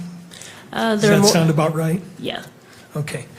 I want to ask you about a couple of those reports. The first report was a report that you wrote on September 22nd that documented the overview of the crime scenes, correct? Yes. And there were various crime scenes that you've described on direct examination, correct? Yes. One of them was the Fulton Library. Yes. Tell us why that was a potential crime scene. Yeah, of course. When officers were canvassing the scene, they were also trying to see, right, the route of the shooter as well as just trying to find the shooter. And they determined that the Fulton Library stood out because there were unattended items there at the bus stops that were away from the courtyard area, and so to them they thought it was suspicious. And were certain items seized from, and what were they? Yes, you had a backpack, a jacket, as well as some gloves, and there may have been some other things. I just don't recall them right now. And do you recall what the item numbers were of those seizures? Was it 9? Does that ring a bell? I don't remember. Whatever was seized was sent to the FBI lab for processing? Yes. And along with some information that the suspect may have shed some of these items as he fled, correct? Yes. Was a decision at some time made, and you were requesting that both DNA and other type of analysis get done? Yes. At some point, did you decide to pull a plug on that? At the time when it was already sent, we didn't have more information as far as whether or not the evidence that were collected there were probative. But eventually you communicated to the lab that those items were not in fact connected with the case and there was no need to do further testing. I don't remember communicating that. Okay. If that's in the notes of the FBI or the ATF, would that be inconsistent with what you know? No. Okay. I'm mentioning because some of the reports, the lab reports, have those items listed. Okay. I just want to be clear that those items eventually you determined were not related to this case. Would that be fair? Yeah, that would be fair. Okay. The second report, at least as far as I can see, that you wrote was on September 24th, and it had to do with looks like a request for a search of firearms. Do you recall that? Could you elaborate for me on the firearms? This document documents the NIBIN request for firearms. Yes, so that was the request to conduct. What that stands for, the NIBIN, is the National Integrated Ballistics Information Network. It is run by the ATF, and that is where we test or we input test fires or cartridge casings, the head stamps and whatnot, into a machine that is then run through the ATF to see if there's any other cartridge casings that match. And nothing of value came from that part of your investigation, correct? Correct. Now, going back for a minute to the crime scenes, you talked about the wooded area, and you used the phrase, "we seized the towel." Who is we? Who are you referring to when you say we seized the towel? We would be SBI as well as FBI. So that would be myself as well as FBI Evidence Response Team Lead Michelle Kamak, or Special Agent Michelle Kamak. So you both reached into the bushes and you both grabbed it and pulled it out? She did, but I was there with her and we were communicating that entire time. Okay, so when you say we seized the towel, what you really mean is she seized the towel and you observed her seize it? Yes. And when she sees a towel, can you describe a little bit more detail of how that process took place? As far as when it was found or when she removed it? Yeah, the photographs you showed us, were those the best photos you've got of that process? That was taken by the FBI, so that's all we got. That's all you got. And nobody was videoing the discovery and recovery of that evidence? I believe one of the officers on scene actually had his body camera on. And have you seen that? I have not. Do you know if there's any documentation of the exact process by which that towel got removed from the rifle and then, I guess, put back on the rifle, right? No, it was not. It was not put back on? No. Didn't one of the photos show the rifle in the box with a towel over it? Yes. It wasn't over it. It was still wrapped around the gun. Okay, but as I understood your testimony, the towel was seized by the FBI agent, and then somebody must have reached in and got the gun out, right? No, I'll clarify for you. So Sure. the entire time when we retrieved it, the gun was wrapped in the towel. So when Special Agent Kamak reached in, she grabbed not only the towel but also the gun, and it remained, and the towel and the gun remained basically intact, lack of a better word, and then was placed onto the cardboard box, which is one of the photos that was shown earlier. Once we documented that, and then the towel was removed from the gun. You also mentioned as to the other crime scenes that we processed it, but was your role in terms of your actual participation limited to the wooded area? Or were you involved in actually seizing evidence at the other locations, like the roof? Yeah, I was involved in coordinating all that and then determining from there where the evidence would go. Involved in, is that the same thing as actually being on the roof and seizing the items? Or are we talking about something else? Talking about something else. And what is that something So else? after the teams would have packaged all the items, sealed them properly, created an evidence log, they will then bring it back to the command post, and from there we would compile everything, and then there was a discussion that was had as to who would take custody. Fair to say that you did not observe yourself the seizure of the screwdriver from the roof? Correct. And who were the people who were actually conducting that part of the crime scene processing? That would have been our state crime lab. Those two people are part of our state crime lab's crime scene response team. When did you review the video of the suspect running toward the area from which he jumped off? That would have been, I don't know the exact time, but it would have been the day on September 10th. You saw that on September 10th? Yes. And when were the windows processed for the latent fingerprints? The windows were processed on September 11th, the next day. And was the reason that those latent lifts were taken was because you wanted to rule out whether the suspect had touched that window? Yes. That's what the notes say, right? Yes. You were not present when that scene was processed either, correct? Not the entire time, no. Okay. Now, the other reports that I have that you did, and correct me if I'm wrong, is one report dated September 24th, documenting the forensic analysis as of September 24th, summarizing what you were hearing back from the ATF and the FBI. Yes. Okay. And then the fifth report was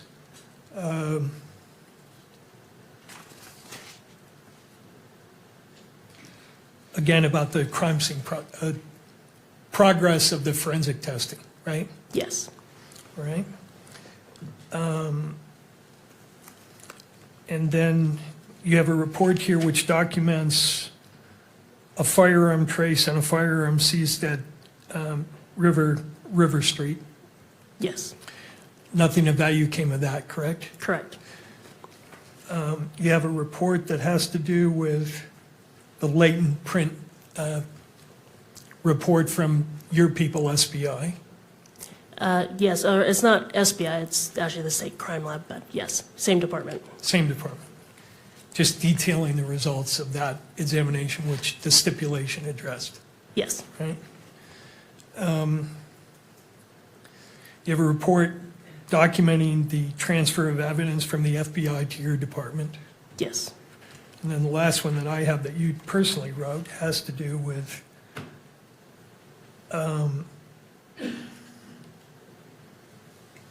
again, summarizing forensic reports. Yes. Okay. The larger 229-page report indicates that there was some investigation done by your agency that involved interviewing associates of Mr. Robinson to see if you could develop some profile of him having animosity toward Mr. Kirk, correct? I'm not familiar with that. So you weren't involved in that at all? No. Some of the documents in that large report indicates that your agency has also, up to the present time, been monitoring Mr. Robinson's mail and communications at the jail. Correct? Correct? And have you kept abreast of that investigation? No. Do you know whether anything of value has been developed as a result of that? No. That's all I have. Thank you. Thank you, Mr. Byrd. Redirect? All right, may this witness be excused? Yes. All right, Sergeant, thank you. Thank you. Turning to the state. Your Honor, I just want to confirm with the clerk that Yeah, let's make sure, thank you, Mr. Gernander, appreciate creating a good record.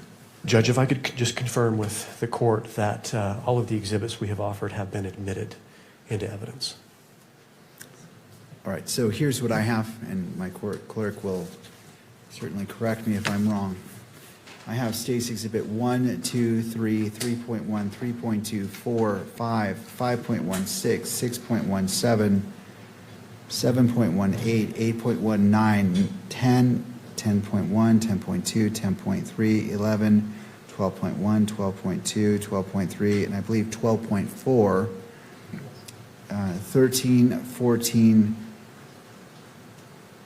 15, 16, 16.1, 16.2, 16.3, 16.4, 17 and 18 are blank, so no. That is 19 correct. All right. We're not offering 17 and 18. All right. 19, 20, 21, 22, 23, 24, 25.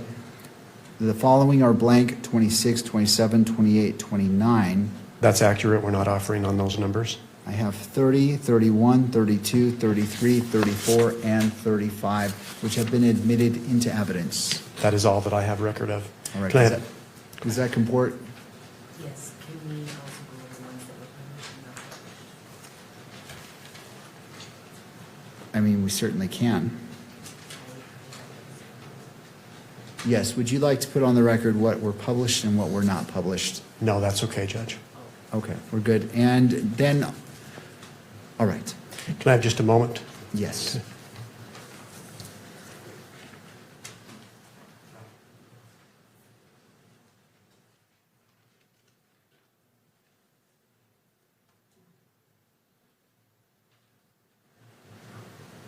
Your Honor, the state rests its case in chief. Thank you. Turning to defense. Approach the bench, please.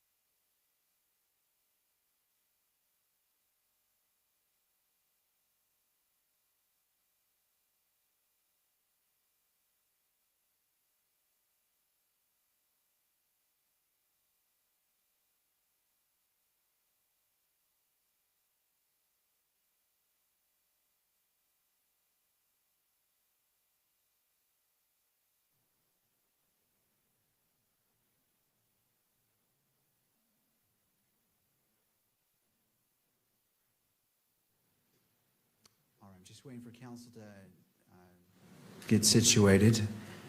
All right, counsel, your request. Your Honor, as the court knows, the family has asked that all exhibits admitted into evidence be shown here in open court. We are grateful to the court for allowing the family to view many or most of the exhibits today that were admitted. They were viewed here openly in court. And obviously that was done after the court struck what we think is the appropriate balance after a very thoughtful and thorough analysis. I'm going to ask the court to reconsider one of its prior rulings. I understand reconsideration is always a big ask, but I do think, Your Honor, that if the court were to display publicly, or just in the courtroom, Exhibit 12.1, which is the enhanced video, version 12.4, which was played in court, was very hard for the family to view. We think that we asked the court that since the court's considering it, that the family should be able to view it as well. When conducting the appropriate balancing, the court, as the court knows, can alleviate any concerns about proper jury selection with certain tools at its disposal. However, if the court were to deny the family the right to view that video, there's no cure. It's either they get to view it or they don't. So we would ask the court to reconsider its prior ruling and to display just in the courtroom Exhibit 12.1, which is the enhanced video. Thank you, Your Honor. Thank you. Turning to the parties, starting with the state, Mr. Grunander. Thank you, Judge. The state does not oppose publishing 12.4 in the courtroom. I think we've tried to make it very clear throughout this case that we favor openness and transparency as much as appropriate. I'll submit it on that. Thank you, Mr. Grunander. To defense, Mr. Burt. My apologies, that's 12.1, not 12.4. Thank you. Judge, at this point in the proceeding, we're asking the court to keep focus on the purpose of this hearing.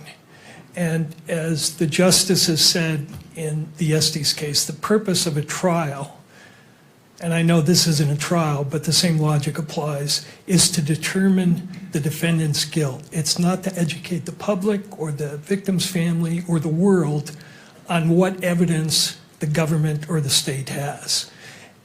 As the court knows, we have witness availability problems. We spent the bulk of today and yesterday arguing about nothing to do with the evidence in the case, but with rights of third parties. And it's appropriate for the court to consider that, but at some point, I think the court has to return to the purpose of these hearings, which is to expeditiously hear the evidence and then determine probable cause. And I want to point out to the court, Ms. Kirk has been very adept at holding press conferences at which she has revealed evidence.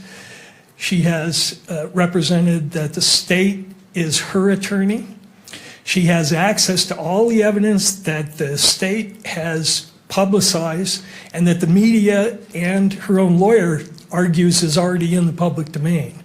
So they're perfectly free to go outside this courtroom under the court's protective order. They're free to go out and hold press conferences and announce to the world outside the courtroom what they think the evidence is. They have the availability of that evidence.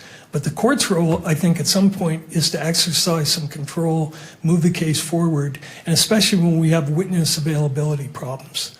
And I'd ask the court, whatever the court does, if you're going to allow revisiting or replaying of evidence for the sole purpose of informing the world or Ms. Kirk or anybody else, that the court do it at the end of the process and not at this point where we will be deprived of our ability to call this witness, because she has to be done today.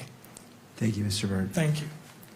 Briefly, and I say that because time is of the essence, not because I don't want to hear what you have to say. I understand, but there was a lot that was just said that's just not true. Well, so let me put this in a spot where we need to be. And I understand that there's opinions, but I have to keep this to the probable cause. I don't want this to go to a back and forth about issues that lie outside of probable cause. And I realize statements are made, and as the victim's representative attorney, you want to address it. So I will hear you, but we need to be brief. So if you can be succinct, I definitely want to hear what you have to say. Your Honor, I am almost always brief, I promise you. The family has not seen this video. It hasn't. It doesn't have access to the evidence the state has. The state is the state, and Mrs. Kirk and the family have their representatives. There's a completely distortion of reality that was just put forth. And this isn't about educating anybody about anything. This is about allowing the family to see the evidence that's been gathered after a 10-month investigation in which a father, a husband was assassinated. That's what this is about. So we ask you to please allow the family to view the video like the court has viewed in order to allow the family to process this moment. Thank you. Thank you. Anything further before the court issues its ruling and we go from there? Not from the state. All right. Defense? No. All right. All right. So I recognize that the Utah Constitution under Article 1, Section 28 recognizes victims' rights, and the court respects those rights and, as has been previously stated, balances those rights with the constitutional rights of all parties. I will reserve my ruling on that and maybe revisit it tomorrow. But because we have an issue of expiring time and one witness that needs to leave today, I need to turn to that.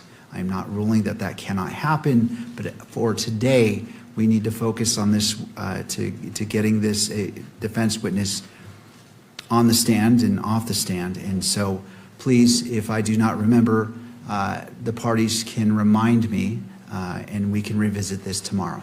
So again, I'm not saying yes, I'm not saying no, I'm simply saying we need to get to this witness, and I'm happy to readdress this tomorrow. Okay? All right. Mr. Burt. All right, Samantha Carner is being requested. If you can go ahead and retrieve her, Yes. bring her into the courtroom. Someone is doing that.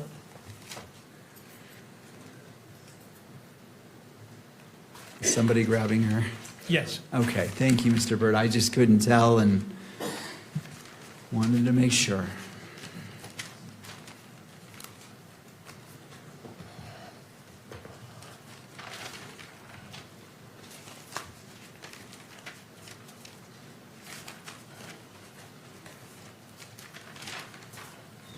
All right, Ms. Carter, if you wouldn't mind coming forward, right by our bailiff to be sworn in.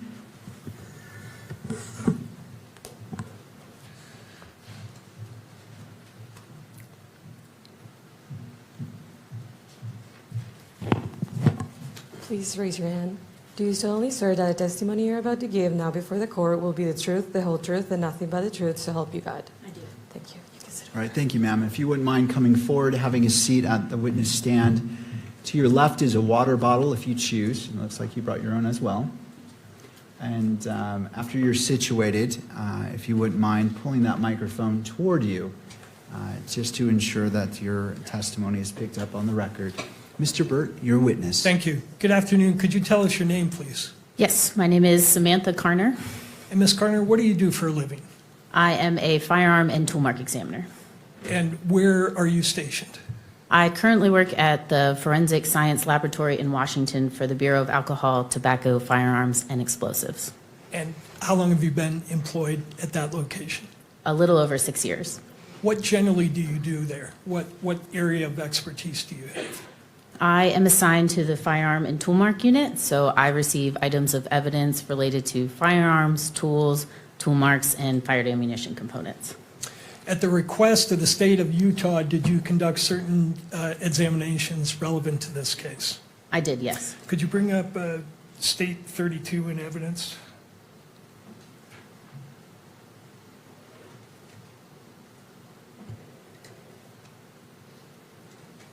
And do you want it, Mr. Burt? Yes, I think. On all screens? All screens, it's admitted and Okay.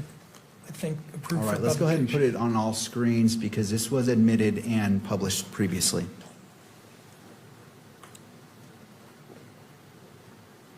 All right. You recognize plaintiff's exhibit number 32? I do, yes. Are you the author of this report? I am, yes. Okay. What were you asked to do in relation to the examination that's documented in this report? For the Submission 1 report, I received a firearm, cartridge case, 3 cartridges, 1 bullet jacket fragment, and 4 lead fragments. I was asked to test fire the firearm and compare the test fires to the cartridge case and the bullet jacket fragment.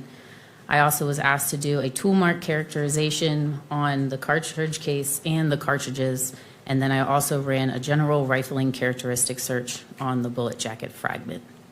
Okay. And are your conclusions accurately documented in your report? Yes. Could you turn to page 2 of the report? Second, bottom of the page. Those 2 paragraphs, please.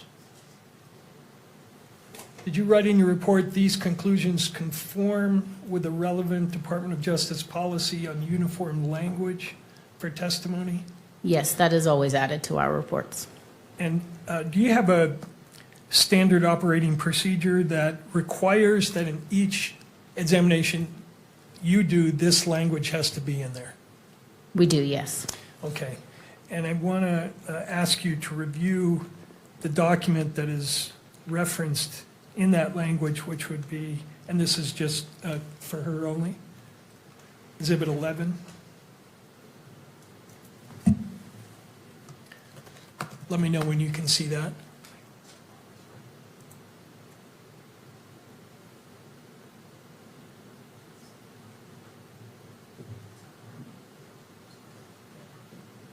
Are you able to view that? Yes. Is this the ATS, is this a language referred to in your report?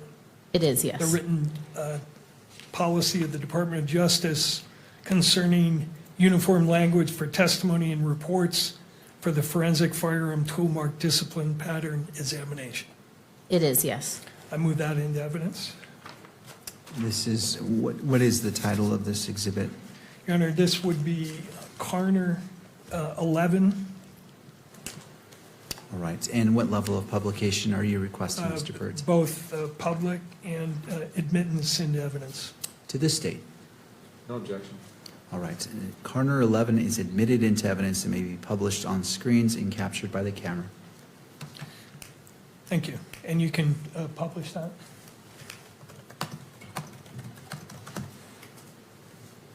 Ms. Carner, can you tell us what the purpose and scope of this document is? Yes, this is the DOJ Department of Justice's uniform language for testimony and report, and it standardizes the appropriate language an examiner will use during reporting and their testimony. And DOJ published this to standardize the wording that examiners would use across their forensic laboratories. And was this published in part because of some criticism that the prior testimony, not by you, but by other people, may have gone beyond the bounds of science? I don't know why DOJ published it. It was before my time. Do you know how long this has been the policy of the Department of Justice? I do not off the top of my head, no. Are the reports that you issued in relation to this case in conformity with this policy? They are, yes. Okay. Now, could you go to page 3 of that report? Where it says qualifications and limitation of firearm tool mark discipline examination. You're familiar with that part of the policy, correct? I am, yes. And the portion of the policy that says a conclusion provided during testimony or in a report is ultimately an examiner's decision and is not based on a statistically derived or verified measurement or comparison to all other firearms or tool marks. Therefore, an examiner shall not, and then it lists several propositions. You're familiar with that language? I am, yes. And it says that an examiner shall not assert that a source identification or a source exclusion conclusion is based on uniqueness of an item of evidence. Your report is not meant to imply something contrary to what's stated here, is it? No, it's not meant to contract. You're not asserting that a source identification is based on the uniqueness of an item of evidence. No, I am not. And the reason you're not doing that is because you haven't examined all possible items of evidence that could be relevant to your comparisons, correct? I have not looked at every firearm that's been manufactured in the world, nor have I looked at every tool that's been manufactured in the world. That's correct. Okay. The second portion of that says an examiner shall not use the term individualize or individualization when describing a source conclusion. Did you abide by that policy in this case? I did, yes. And you're not expressing an opinion here that the comparisons that you made are individualized to a particular weapon or a particular cartridge case, correct? My conclusion for one of the exhibits identifies the cartridge case as being fired in the firearm. But that's all it says, yes. Right, but you're not asserting that that's an individualized identification in the sense that's being used in this policy, are you? No, I am not. Okay, and then the third part of that says that an examiner shall not assert that two tool marks originated from the same source to the exclusion of all other sources. You're not expressing that opinion either, are you? I am not, no. It says, an examiner shall not assert that examinations conducted in the forensic firearms tool mark discipline are infallible. You're not asserting that? I am not, no. You're not asserting that, it says the examiner shall not assert that there is a zero error rate. You're not Correct. making that assertion. No. Okay. Says an examiner shall not provide a conclusion that includes a statistic or numerical degree of probability except when based on relevant and appropriate data. You didn't conduct such an analysis here, correct? I did not, no. Okay. And it says, an examiner shall not cite the number of examinations conducted in the forensic firearm tool mark discipline performed in his or her career as a direct measure for the accuracy of a conclusion provided. You didn't do that, and you're not doing that here, correct? Correct. And then it says, an examiner shall not assert that two tool marks originated from the same source with absolute or 100% certainty, or use the expressions reasonable degree of scientific certainty, reasonable scientific certainty, or similar assertions of reasonable certainty in either reports or testimony, unless required to do so by a judge. You're not making any such assertions in this case, are you? I am not. Okay. All right, thank you. You can take that down. Now, when you conducted your analysis in this case, and in all cases, do you typically generate a case file that includes proper documentation of your examination? I do, yes. And did you do that in this case? I did. Could you display to her alone, please, Exhibit 6, Carner 6?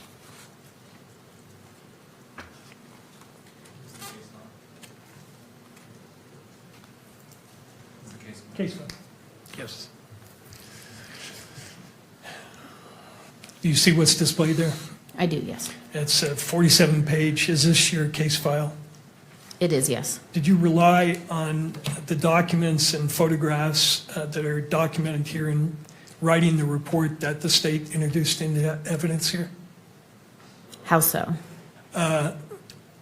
Before you wrote your report, did you photograph items that you were looking at, take other notes, and then use that work product to form the opinions you reached that are documented in the report?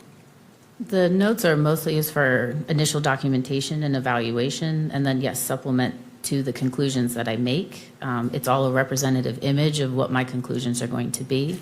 So part of it is going into the conclusion statement and then just showing proof of those conclusions. Right, and your standard operating procedure requires that you document in your case file the basis for your opinions, correct? Yes. I'd move Carner 6 into evidence. To the state. Is this the 47-page document? Yes. Yeah, I object. I don't see the relevance of the court's probable cause determination to review a 46-page report that includes notes. Would you like to respond, Mr. Burke? Yes, Your Honor. This is the basis and documentation of the conclusions reached in the expert's brief report, which expresses her ultimate conclusion, but does not contain any of the reasoning for that conclusion. So it's important for the court, I think, to understand why and how she reached the conclusions that she did. All right. Anything further? No? Yes, just that without testimony about what the meaning of the notes is and so forth, it is more confusing than it is probative. So under a 403 analysis, I don't think it's admissible nor helpful to the state, to the court. All right. Mr. Burt? I intend to focus on particular photographs which document what she received in evidence and the comparisons that she did, which are also documented in this file in the way of comparison photographs. All right. As it relates to the objection is overruled. I find that this is relevant as it relates to State's Exhibit 30, which was admitted, as well as State's Exhibit 32, which is admitted, and the state is able to do cross-examination on this witness as it relates to this report. And so it is admitted and may be published on all levels in the courtroom and through the media. Thank you. Ms. Carter, one of the items you were asked to look at was, as described in your report, 1 bullet jacket fragment and 4 lead fragments, correct? Yes. Were you informed at some point that there was a discrepancy between what you were examining and what had been documented by the medical examiner in terms of the number of bullet fragments? I was, yes. Were you asked to see if maybe the ATF had lost certain portions of the evidence? No, I was not. Right. Do you think, and was it your understanding that there were originally 7 bullet fragments, but you ended up with 4? I was alerted that there was potentially 7 fragments from the medical examiner in a photo just a few months ago. Okay.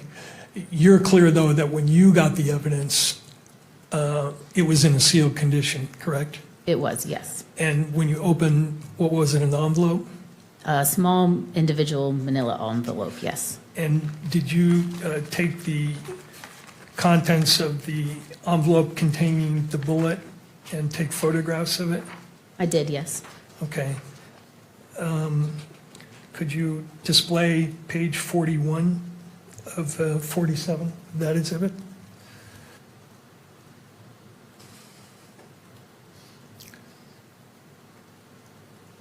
I'm sorry, page 14.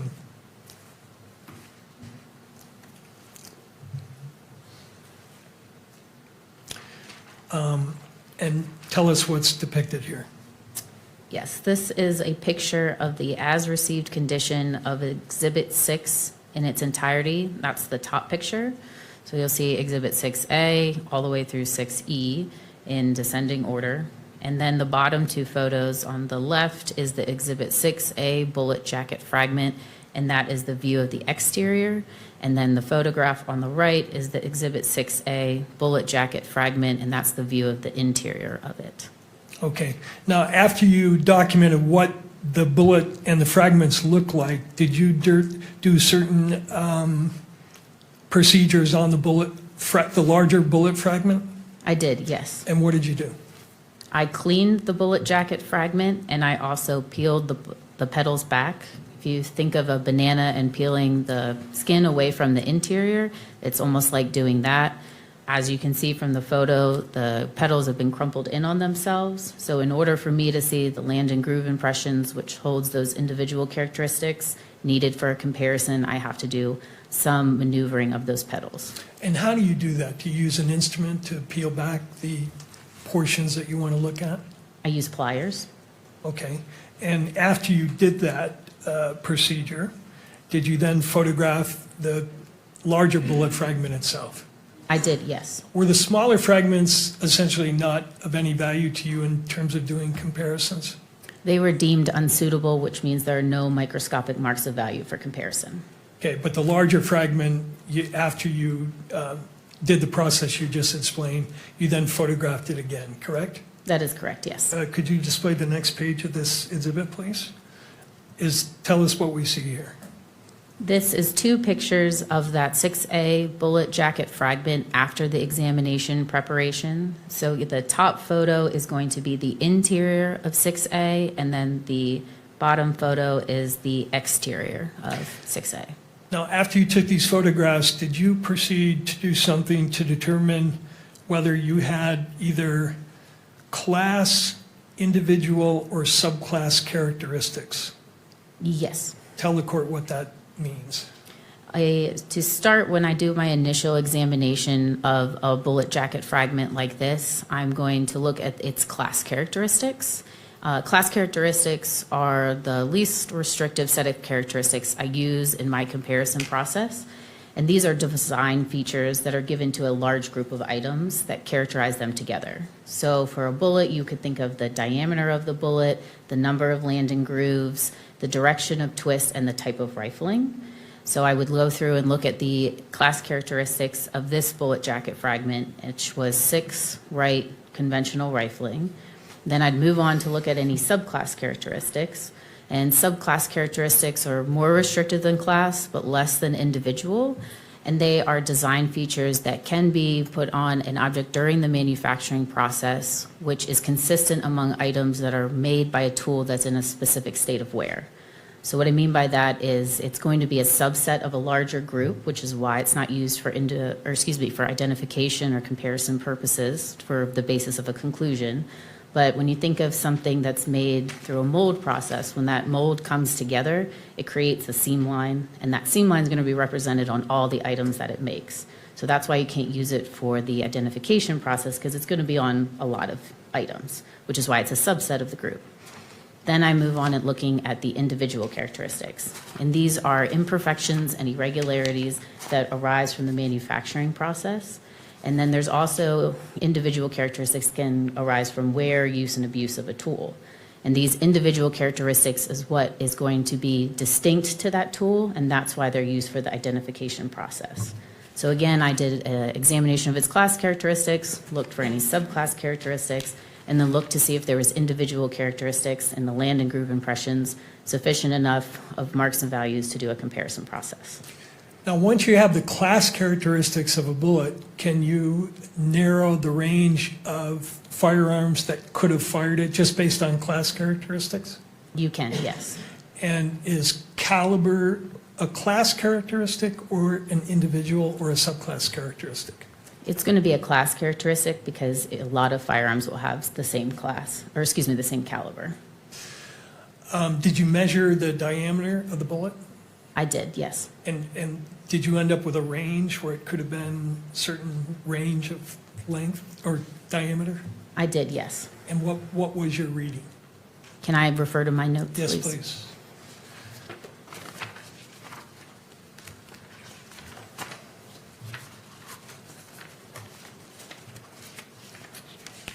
The range of the diameter for the 6A bullet jacket fragment was .286 to .301 inches. Okay, what page are you looking at? It's page 13. Okay. Now, so this is your documentation of the diameter measurement. And then on the right there, LIMP, that's measurement of the land width, correct? The land impression width, yes. And these are all general characteristics, or class characteristics, right? Correct. Okay. Now, once you had that this, and also that it was, you said, what's called the rifling was to the right, correct? The direction of twist, yes. Yeah, the lingo is 6 to the right, meaning. 6 right, yes. Yeah. And that's a class characteristic. Correct. So once you had the diameter of the base of the bullet, and did you have some difficulty because of the damage to the bullet in exactly measuring it? The reason I provided a range was because of the damage and deformity to the base. So at times it wasn't a perfect circle, so it was important to me to give a range of what those diameter measurements were. Once you have the diameter and the rifling characteristics and the land and groove measurements, can you then plug those measurements into a database and to narrow down the class of weapons from which this bullet could have been fired? The general rifling characteristics search will use those class characteristics and will generate a list of possible firearms that could have fired the bullet. But that list is not all-inclusive. It is just used as an investigative tool. Sure. Could you go to page 47, please? Could you tell us what we're looking at here? This is the results of that general rifling characteristic, or the GRC search. All right, and what did you determine in terms of, just based on the class characteristics, what weapons could have fired the 6A bullet? There were several different .30 caliber class firearms that could have fired the bullet. And they're listed here, correct? Correct. Could you tell us what the initials PI and RI and PR mean in the far right-hand column? They refer to different types of firearms, so rifles, revolvers, machine guns, any type of firearm. And what are the pistol ones? How is that designated? PI or? Correct. And what is RB? Bolt action? Bolt action. So based on the class characteristics, any of these weapons could have fired that bullet? They could have possibly fired the bullet jacket fragment, yes. Okay. Now, let's go back to the measures, subclass characteristics and individual characteristics. Is one of the reasons you look at subclass characteristics because they can be confused with individual characteristics? That is a concern, yes. In fact, your manual says that, right? It's important to rule in or out subclass characteristics to avoid the danger of confusing them with individual characteristics. I'm not sure if our manual says it verbatim. It says that we do need to assess every piece of evidence for possible subclass characteristics. And what is the reason for that? Subclass characteristics can be similar to individual characteristics. However, trained examiners are able to notice the difference between subclass and individual. Subclass characteristics are not always present on an item. It's possible, but not always present. And they tend to look a certain way. They're going to be uniform in their appearance. They're going to be spaced in a way that's more uniform. If you think of circles, those circles could be a distance between each other in the same distance every time, and they will look almost the exact same every time. Now, does your laboratory have certain protocols for conducting these comparisons?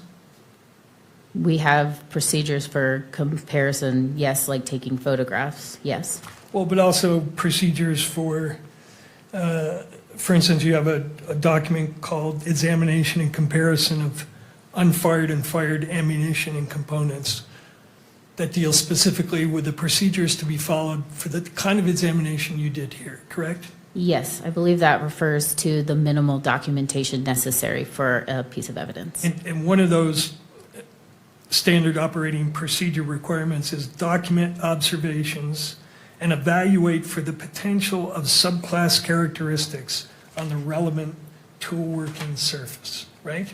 Correct, yes. And you did that in this case, correct? I did, yes. Okay. And what conclusions did you reach? Can I refer to my notes? Yes, please.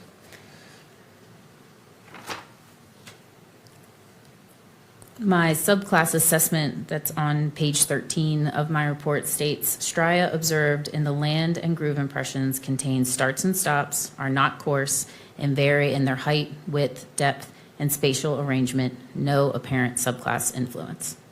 Okay. And what page was that again? Page 13. Page 13. Let me ask you about that.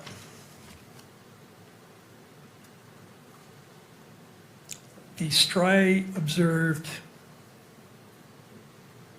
are not coarse, I think I understand that, and vary in their height, width, depth, and spatial arrangement. Did you measure the height, width, depth of the land and groove impressions? The land and groove impression widths, yes, I did. And how about the striae? That's different than the land and groove impression, right? Correct, yes. You didn't measure the height, width, and depth of those marks, correct? No, I did not. Okay. And your protocol says, does it not, due to their similarity to and potential confusion with individual characteristics, it is essential that the evidence be evaluated for the potential of subclass characteristics. It does, yes. That's the whole purpose of why you're doing that part of the exam, right? Correct, yes. And anywhere in your protocols, does it specify what you're looking for, or is it just up to you to decide what is and what is not a subclass characteristic?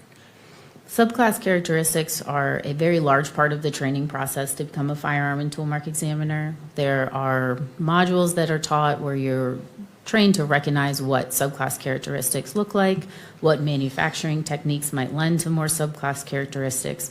So I am trained to know what it looks like. Okay, and my question now was, does your standard operating procedure set out, here are the things you should be looking for? For instance, does it say, if what the marks you're looking at are not coarse and vary in their height, weight, depth, and spatial arrangement, or if they're perpendicular on the barrel, that indicates that it's not a subclass characteristic. Is there anything like that in the manual? No, there's not. Okay. Did you inspect the interior of this barrel? I did, yes.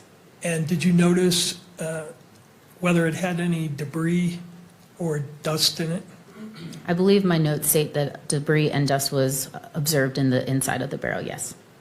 Okay, and could you further characterize what that was? Debris? I think it says dust, so I would say dust. What can cause dust to get inside of a barrel? A plethora of things. I'm not sure why something is ever in a barrel. Okay. So you determined here, you ruled out subclass characteristics, correct? Yes. Then the next part of the examination was determining whether you had any individual characteristics on the bullet, correct? Yes. And what did you conclude in that regard? That there were microscopic marks of value worthy of comparison, or yes, individual characteristics in the landing groove impressions. And does your standard operating procedure have any guidance in terms of how you go about determining that? No, I do not believe so. Okay. And then once you determine that you have items of value on the question bullet, do you then do something to produce test bullets? Yes, part of the comparison process when there is a firearm that we receive is to test fire it to make pristine samples to see if reproducible individual marks of value is on the bullet or the cartridge cases. How many test fires did you produce in this case? I made 3 sets, so 6 total. Is that your standard number of test fires? Our standard operating procedures state that you need at least 2. There is not a maximum number that we are allowed to do. It's the discretion of the examiner. Were you informed by other investigators working on the case that this particular weapon was manufactured in Germany in 1938? I was not, no. You did not review a report from an ATF agent who investigated that issue? No, I don't believe so, no. In doing your examinations, is it important to know something about the manufacturing process of the weapon? It is helpful to know how a barrel or any part of the firearm is manufactured, yes. And why is that? Certain manufacturing techniques will lend to that individual characteristics. So grinding is a method that is known to leave individual characteristics on a tool. So if an item that I receive, I can tell is finished or manufactured by grinding, it already gives me an indication that individual characteristics would be left from that tool to the tool mark. Now, once you have your 6 test fires, then you did some comparison between the test fires, right? That is correct, yes. And why do you do that? That establishes whether or not there are individual reproducible marks of value on the test fires. It's important to know that because if there's not reproducibility amongst the test fires, then there's a chance to say, oh, it's not going to reproduce on the evidence and I wouldn't have anything to compare it to. And have you had cases where you fired the 6 test fires and you don't get reproducible marks? Not that I can recall. And when you do your comparisons, just looking at the test fires, do you get situations where there's some dissimilarities between those 2 fired bullets from your test fires? Yes, there are at times there will be disagreement amongst the individual characteristics even in test fires. You have to think of it as when a bullet travels down a barrel or a cartridge case interacts with a firearm, the marks aren't going to be left onto that item the same way 100% of the time. It's almost like a stamp. If you know you're using a stamp and you put it in ink and then you put it on two separate areas of an item, it might look a little different just from the way the stamp was placed. It's the same thing with a bullet traveling down a barrel or a cartridge case coming into contact with a firearm. So even when you know a bullet is fired from the same weapon, you can have 6 bullets fired, and when you start comparing them, you will see differences between each bullet. There is a possibility to see some areas of disagreement. However, if I'm rendering an identification and saying there is reproducible individual marks of value on these test fires, there will be an overwhelming amount of sufficient agreement of that individual characteristic. Now, when you're doing these comparisons, you use something called the AFTE theory of identification, don't you? Yes, the AFTE theory of identification. All right, and take a look. And that's the standard that you used in this case to draw the conclusions that you made in the report that I showed you earlier, correct? That is the theory stating how an examiner is able to come to a conclusion when examining 2 or more sets of tool marks. And yes, that is how I go through my examination and how I come up with my conclusion, yes. Okay. And what is AFTE? AFTE is the Association of Firearm and Toolmark Examiners. It's the governing body of the firearm and toolmark community, whose primary goal is to further research and continue to show information about manufacturing and the evolution of firearm and toolmark examination. They hold annual seminars, publish a glossary of terminologies used by the firearm community, and they also have a peer-reviewed published journal. Peer-reviewed published journal. Can I join AFTE? You can, most of the firearms community, members are firearm and toolmark examiners. There are also technical advisors and associate members. Those members are not usually firearm and toolmark examiners, but they still have a livelihood in firearm and toolmark examination, meaning they conduct research or they are involved in products or manufacturing. And anybody is allowed to come to the annual seminar or get the journal. You just have to pay the fee. You just have to pay the fee. Okay. Could you display to the witness Exhibit 27, please? Do you recognize what's displayed here?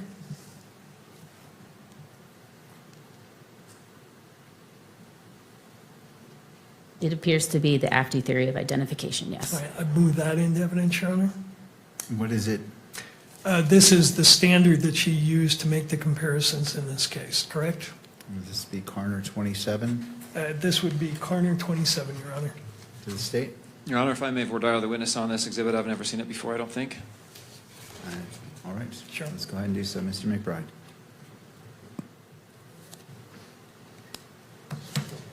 When was the last time you reviewed this document? I'm not sure off the top of my head. Can you testify as to its accuracy by looking at it now?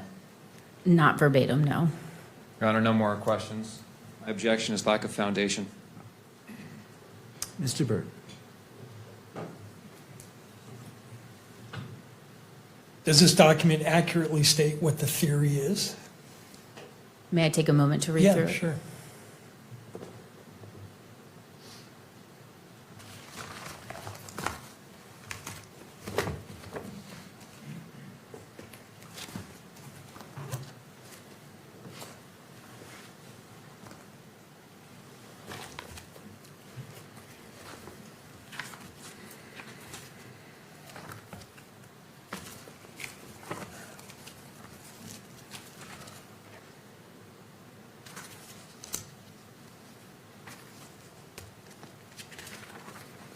I believe something, I think the first statement is different than what I can recall, but overall, it is what the AFTE theory states.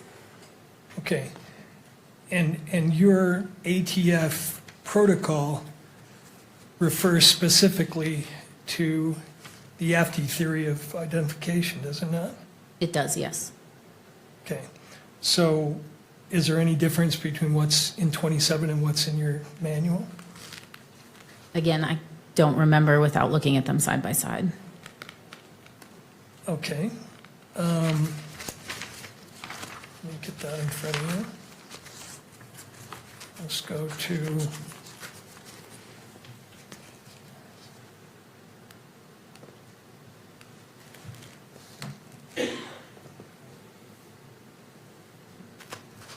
Exhibit 12.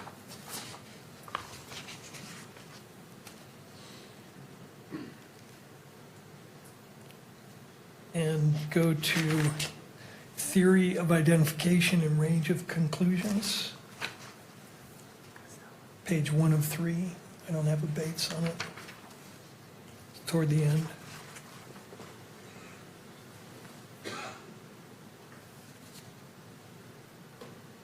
It's document FT 10. No, that's not it.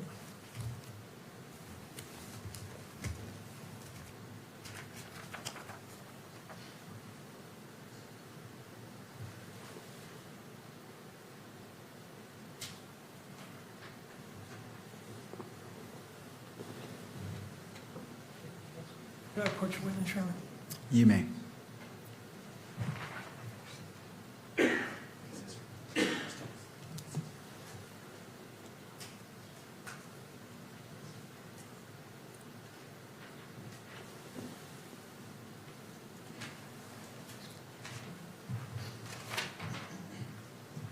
Page 1 of 3 of your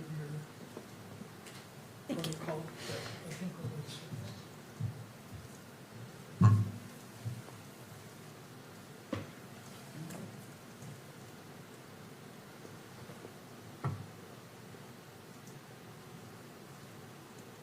I recognize this as something that comes from our SOPs, yes. Okay. And it refers to the AFT theory of identification, right? It does, yes. Same theory that's displayed in 27? Yes. Okay, so I'd renew my offer on 27. Your Honor, the objection stands. Language matters.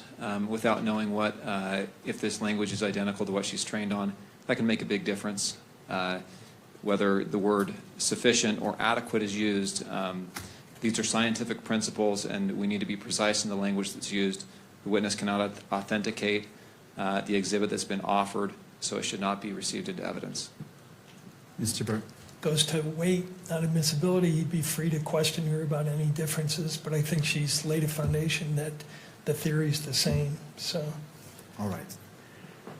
Well, I remind the parties that this is a probable cause finding, and so as it relates to what's been presented, the witness has said that it looks familiar. Again, I don't want to quote you. I don't remember the exact phrase, but she recognized portions of it and then was given the opportunity to compare it to her standard operating procedure. I think she said SOP. For those reasons, Carner 27? Yes. Is admitted and may be Okay. published.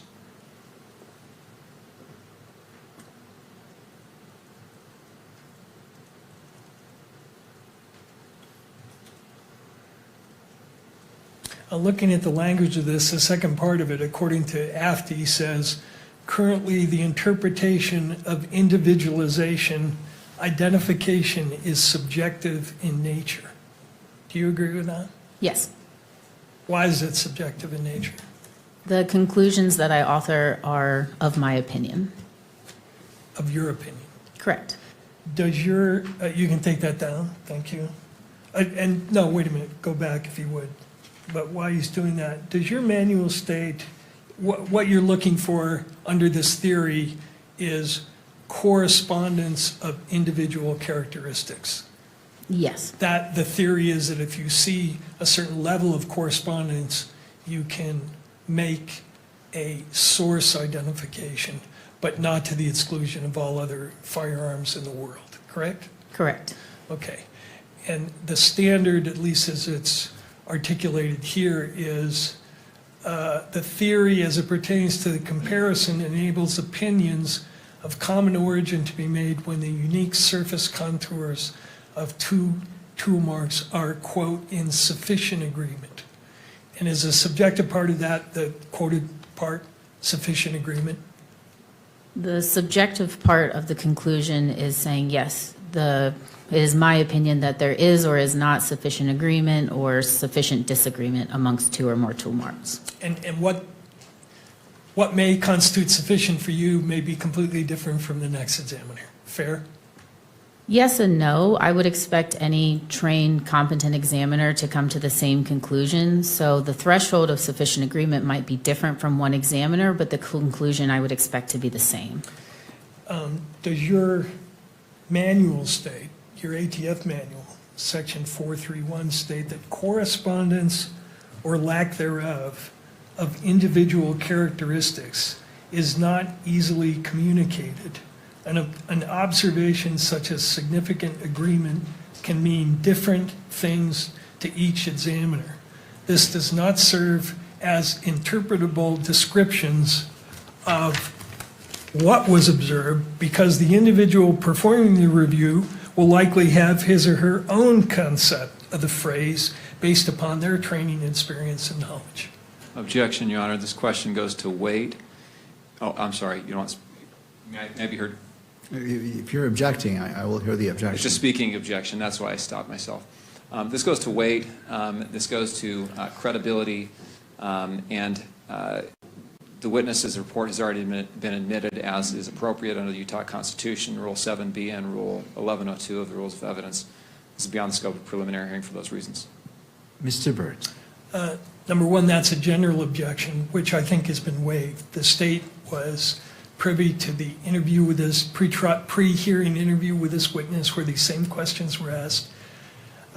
We had a scheduled hearing where the court was going to rule on objections. The state indicated in advance of that hearing that it had no objections to the testimony, reserving the right to make particular objections. But the objection being made is a global one. And it's relevant because the state offered, the evidence I'm offering here is relevant because the state offered through a hearsay declarant the meaning of this report that this examiner authored. And I'm trying to inform the court on what the limitations are of the opinions expressed in the report that the state offered. And it's certainly relevant to the reliability issue to know that the opinion is based on a subjective standard that the witness herself admits is subjective. So I think it helps the court understand what weight, if any, to give to this report that the state offers. All right. Mr. McBride, final thought. That's all fine, but it's inviting the court to weigh the evidence. That's the whole point. And at this point, the inferences are drawn in the state's favor, and the court is not to weigh even contrary evidence. Okay. Well, in regards to whether objections have been waived or not, the court as the magistrate bears the ultimate responsibility to ensuring that this hearing is a probable cause standard. And so that's a responsibility that as a magistrate I take seriously. I understand the arguments from the parties. I'm going to overrule the objection, but Mr. Burt, this is, we don't need to go 100 miles down a path where 1 mile is where probable cause may be. And so I invite you to refocus, to bring it to the probable cause. I'm not trying to limit what your theories or such, but I need to hold to probable cause. Absolutely, and I don't even need a quarter of a mile. This is my last question, and I'm going to move to another topic. Thank you, Mr. Burt. Is that what your manual states? I don't remember it verbatim, but it does sound accurate. Well, could you pull up Exhibit 12, page...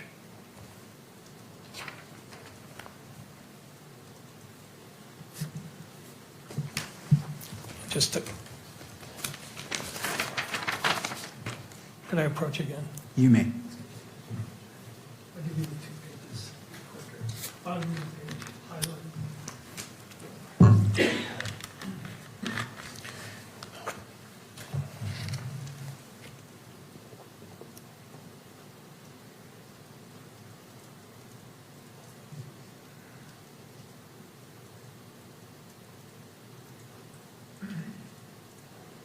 I see where you were reading from, yes. You see? Yes. Did I accurately read it? I believe so, yes. Thank you. Can I approach you? You may. Okay. Now let's return to the report, the People's or State 32. And if you would go to the second page, please.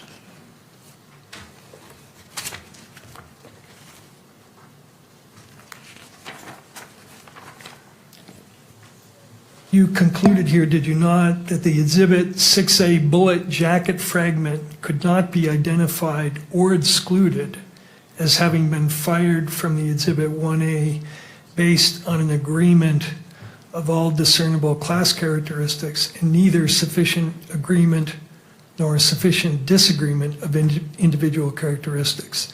The result of the comparison was inconclusive. Yes. That was your ultimate conclusion, right? Yes. And on the next page, if you could go to 2 pages in, you have an appendix, do you not, where you explain what inconclusive means? Next page, one more.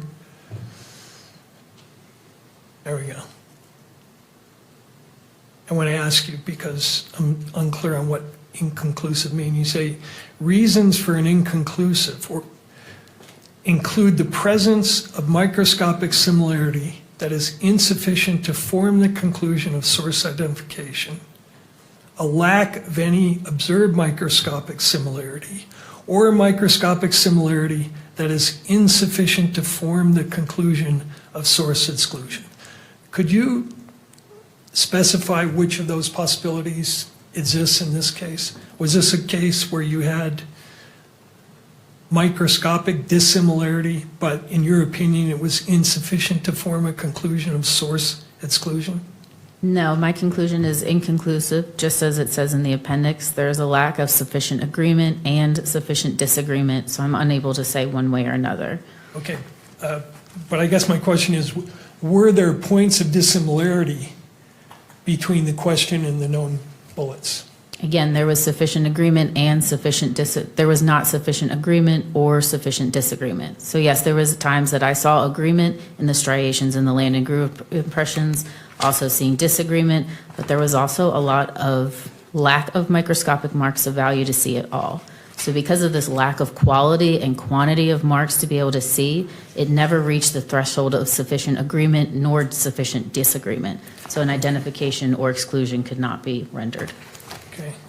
I think you and I met before today, correct?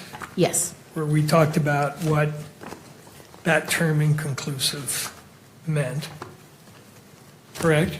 Yes. And I think, and correct me if I'm wrong, but did I read to you from a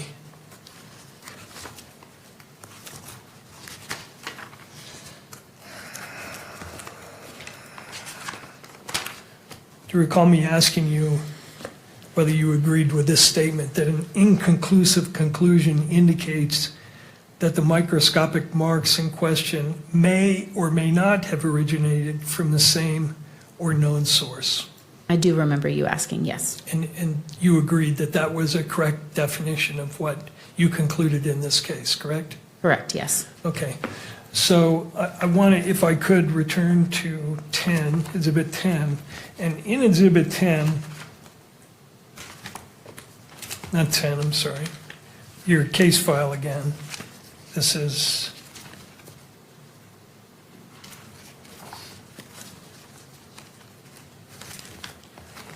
the 47-page document.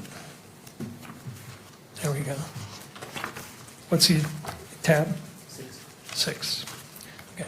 In your case file, you have produced for us some nice comparison photos of your comparisons, correct? Yes. Okay. And if you would go to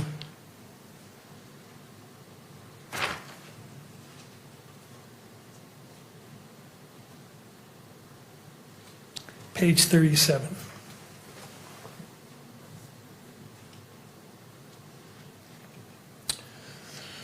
Is the top photo depicting one test fire on the left and another test fire from the same gun on the right?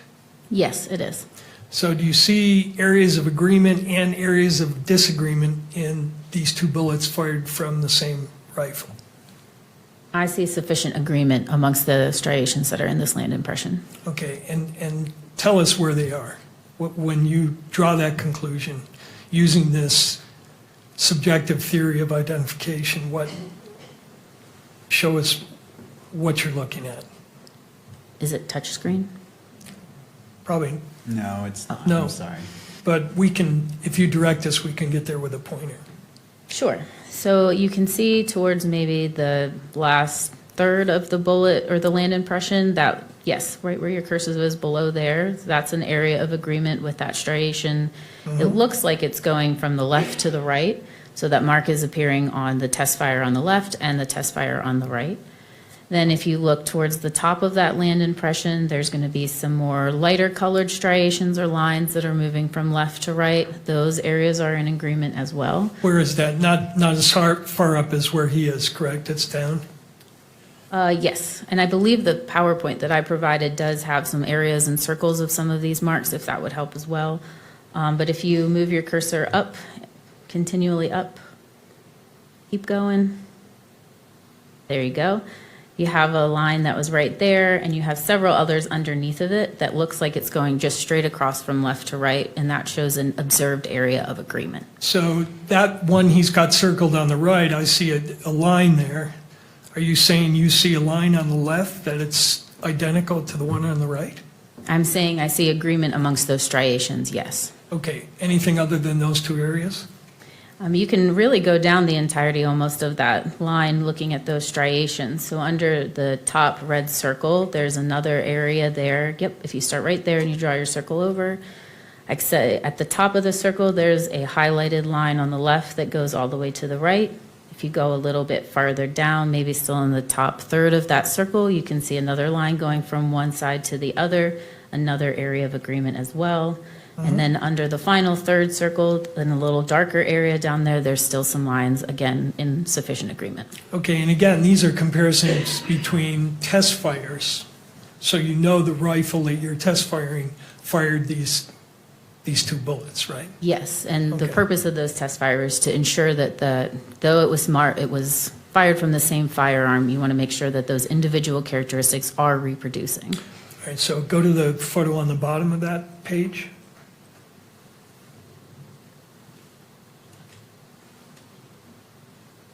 This is the first of several comparisons between the test fire on the left and 6A on the right, correct? Yes.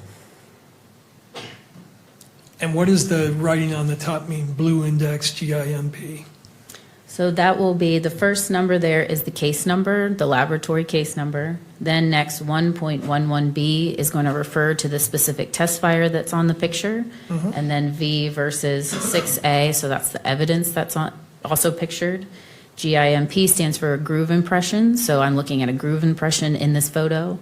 Blue index means I'm specifically looking at the groove impression that I have put a blue indexing mark on so that I know where I am during the comparison process. Okay. 30X refers to the magnification that the photo was taken at, and then INC refers to inconclusive, the final conclusion. So I'm interested in the areas of disagreement. Are there areas of disagreement between the known and the unknown here that you could point us to? So for this photo, to me, I see areas of agreement in the top.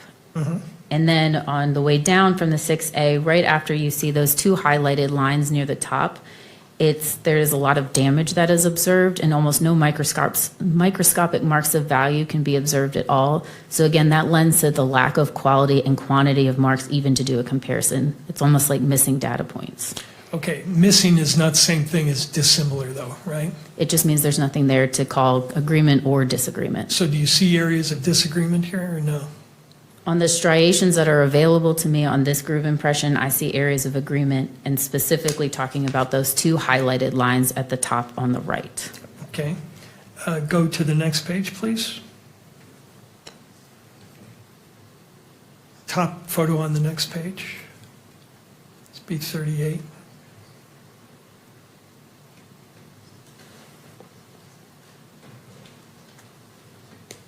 You see areas of disagreement in this photo. So this is the same photograph that we looked at before, just at a different magnification. It's zoomed in a little bit more from 30 to 40x.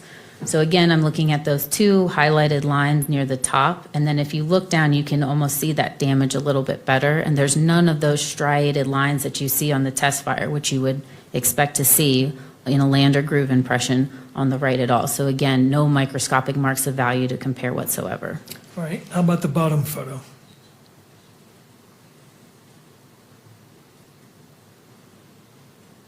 And again, the question, areas of disagreement.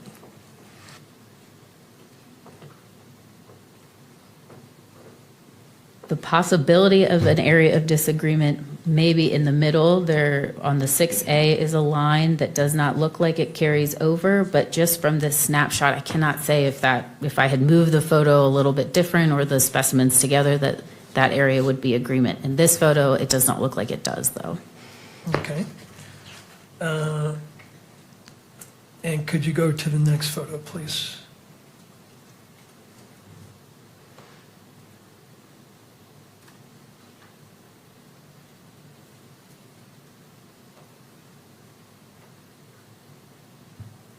Same question here, areas of disagreement.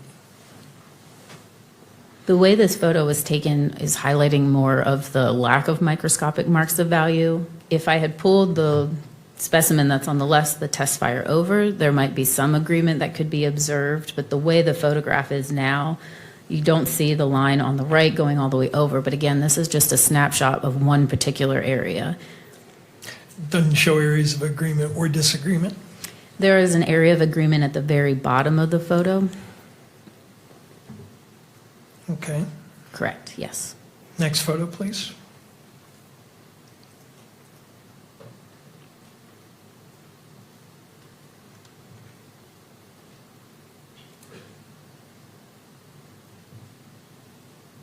How about this one? This is another zoomed in of the previous photo, focusing in on that bottom area of agreement. So we went from 30x to 40x and just highlighting one specific area, and this is showing you agreement. Next photo.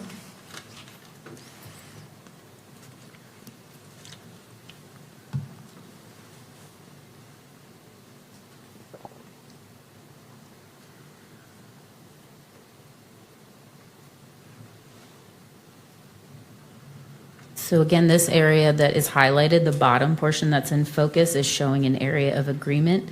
As you go up, the lines are a little bit blurred on the 6A bullet jacket fragment, so it's hard to say if that area was an agreement or disagreement. That's not what my photo was focusing on. All right. Next one.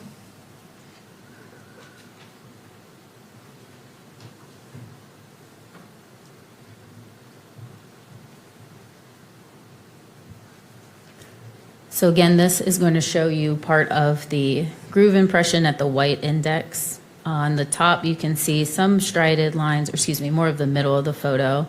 The top of the groove impression from the 6A, you see some lines that do not appear to be on the right side either, but this photo is also trying to show the lack of microscopic marks at all towards the bottom of that groove impression. Okay. But there are in these photos areas of disagreement as well as areas of agreement, correct? In the photo that we just looked at, it could be possible areas of disagreement. Again, it's just one area that I'm looking at. It's hard to tell when you can't look at the entirety of the land in this moment. Now this, you can take that down, please. Do you keep up with the literature relevant, scientific literature relevant to your field? I do, yes. And are you aware of certain criticisms that have been leveled against this AFTE theory of identification? I have heard, yes, I've heard recommendations on how to improve the AFTE theory of identification, yes. Well, the criticism have gone beyond that, right? Specifically, what are you referring to? Well, you're aware that the National Resource, the Natural Resource Council? The National Academy of Science? National Academy of Science? Yes. Is that a pretty preeminent scientific organization in this country? Yes. Did they conclude in 2009 that, quote, a fundamental problem with tool mark and firearm analysis is the lack of a precisely defined process? As noted above, AFTE has adopted a theory of identification, but it does not provide a specific protocol. It says that an examiner may offer an opinion that a specific tool or firearm was the source of a specific set of tool marks or a bullet striation pattern when, quote, sufficient agreement exists in the pattern of two sets of marks. It defines agreement as significant when it exceeds the best agreement demonstrated between tool marks known to have been produced by different tools and is consistent with the agreement demonstrated by tool marks known to have been produced by the same tool. The meaning of exceeds the best agreement and consistent with are not specified, and the examiner is expected to draw on his or her own experience. This AFTI document, which is the best guidance available for the field of tool mark identification, does not even consider, let alone address, questions regarding variability, reliability, repeatability, or the number of correlations needed to achieve a given degree of confidence. I do remember Objection. there's. Objection. We're now firmly into 702 territory. I object on grounds of relevance to the probable cause hearing and beyond the scope of the PC hearing, as I previously objected. I think it goes directly to reliability. That a scientific group studied this exact process that she used in this case and reached that conclusion. If you would, so again, I'm trying to keep us on the probable cause standard. This is going a bit deep in regards to it. This is citing to 2009, and so we're in 2026. And again, I don't want to have to dive deep into areas trying to determine, because I feel that we are exiting the orbit of probable cause. If I'm having to make that analysis and trying to see, like, how is this relevant? How does this apply? How does this go to probable cause? So if you wish to ask this question and then move on, we certainly could do that. But sure. The only thing I wanted to do was establish that this was the foundation criticism in 2009. And I know when we had raised this issue with respect to one of the other experts, the comeback was, oh, well, this was in 2009 and the PCAST report was in 2016. In this particular field, these criticisms have started in 2009, but they have continued up to the present day and have gotten more strident. So I think that's the take home here, is that this is not some past criticism that has been set aside. This is a criticism that this expert is aware of and that has continued in the literature up to the present time. But I don't have that second portion of what you just said in front of me. So I can't agree with you, because what I have is what's before me. I can't go searching myself as a magistrate for probable cause. I have to take what you say as it is. And if I have to start searching, I've left the universe of probable cause. I agree, and I was offering that to the court as a proffer in terms of where this line of questioning is going, so the court can understand the context. Okay. It isn't just an isolated criticism, and I'll establish with a couple of questions that it's continued up to the present time. So I will overrule the objection, but I will limit you to this question. We're going to more and more and more. I see your point. You're looking at whether this science is challenged or not. The point's been received, but anything further goes outside of probable cause. So we have to get back on the path. Got it. Thank you, Mr. Burt. You're aware of that criticism, right? Yes, I am. And you're also aware of the criticism leveled in 2016? Counsel, I just said that we're focused solely on, I've accepted what you've said, but I said that it's limited to this question, and then we're moving on, because anything further is going outside of probable cause. I misunderstood. I apologize to the court. I apologize if I wasn't clear on that, so maybe it was my error not communicating. I've accepted that coming in. I've overruled the objection, but I said we're gonna leave that where it is and then move forward. And that's where I'm unclear. When the court says move forward, no more questions about any further criticisms beyond that one? On this line of question, that's correct. Okay. Thank you, All right. Mr. Burt. And I think I've made the proffer in terms of the relevancy of it. And I accept that, so thank you, Mr. Burt. All right, then the last area is in the years that you've been doing this testing, is it true that you've only taken one proficiency test that involves bullet comparisons? Yes, I've only had the opportunity to take one bullet proficiency test so far. And is it true that that was in 2023? I don't remember the exact year, but that sounds correct, yes. Right. And is it true that that proficiency test involved a test where you had question bullets, and then you had two sets of bullets, one that was fired from one gun, not the suspect gun, and then a second gun that was fired from another gun? I don't remember the exact final ground truth answers that were there. No, I'm sorry, I don't remember. I think when you and I talked about this, you said you're aware of a controversy about that particular test, correct? I was aware, yes, of the results of the proficiency test, yes. That there was a very high error rate in that particular proficiency test, right? There was a higher error rate, yes. However, my answers were satisfactory, along with the 5 other examiners at my specific laboratory that took it as well. Your conclusion in that case was, as in this case, that it was inconclusive, correct? Correct. Even though the correct answer was that the bullets did not come from the question, the two did not match, the known in the question should have been an elimination.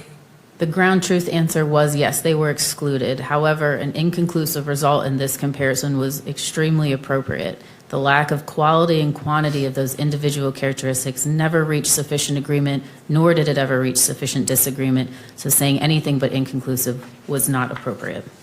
I see. And can you have bullets fired from different weapons that can have individual characteristics that look pretty similar? There is occasions, yes, that tool marks that are made by 2 separate tools are similar, yes. Could you go, and this is my last area question, Exhibit 19, page 26.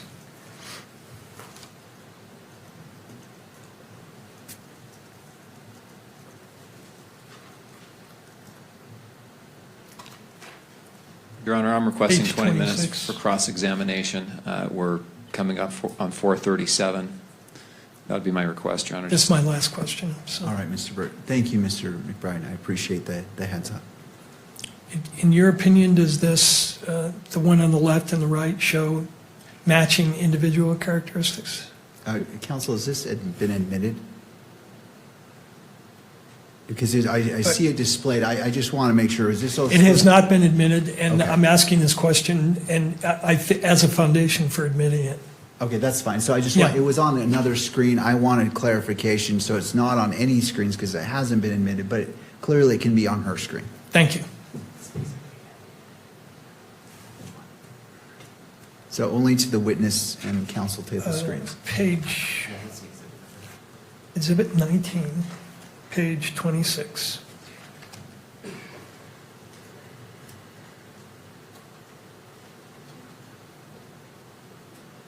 Does this comparison show individual characteristics indicating that it was fired from the same weapon? There are individual characteristics present, but without examining it in person, I don't feel comfortable making a conclusion. Okay, how about the next page?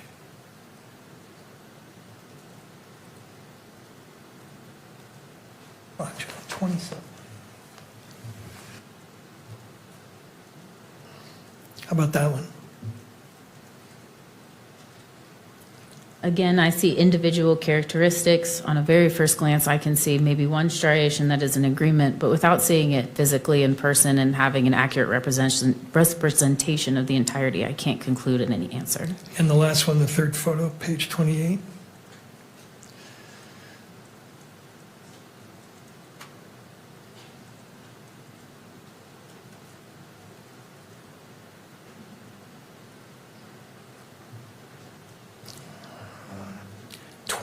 Page 28.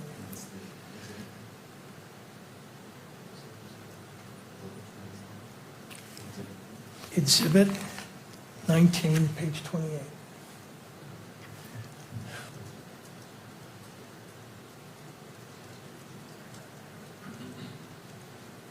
Same question. I do see individual characteristics. I do see some areas of agreement without looking at it further. I wouldn't make a conclusion. It's a holistic approach when you're examining items. Would it surprise you if I told you that all three of those were fired from different weapons?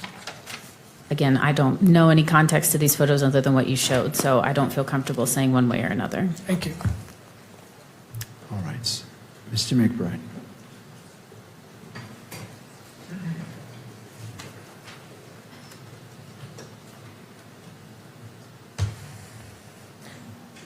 Good afternoon. Good afternoon. Those last three photos that you were shown, had you seen those before? I have looked at them probably back in 2024 when it was published. Okay, that's a study. Is that what that is? Of some Yes. sort? It was a look from the Association of Firearm and Toolmark Examiners. It was a volunteer of photographs of people that did have an incorrect answer in that proficiency test. Okay. And when you do an examination or a comparison, are you limited to one photograph?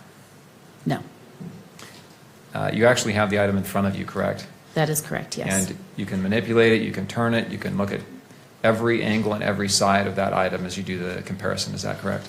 Yes, that's correct. And as you're doing that process, you're looking for as many characteristics that match or agree or disagree as you can possibly find, correct?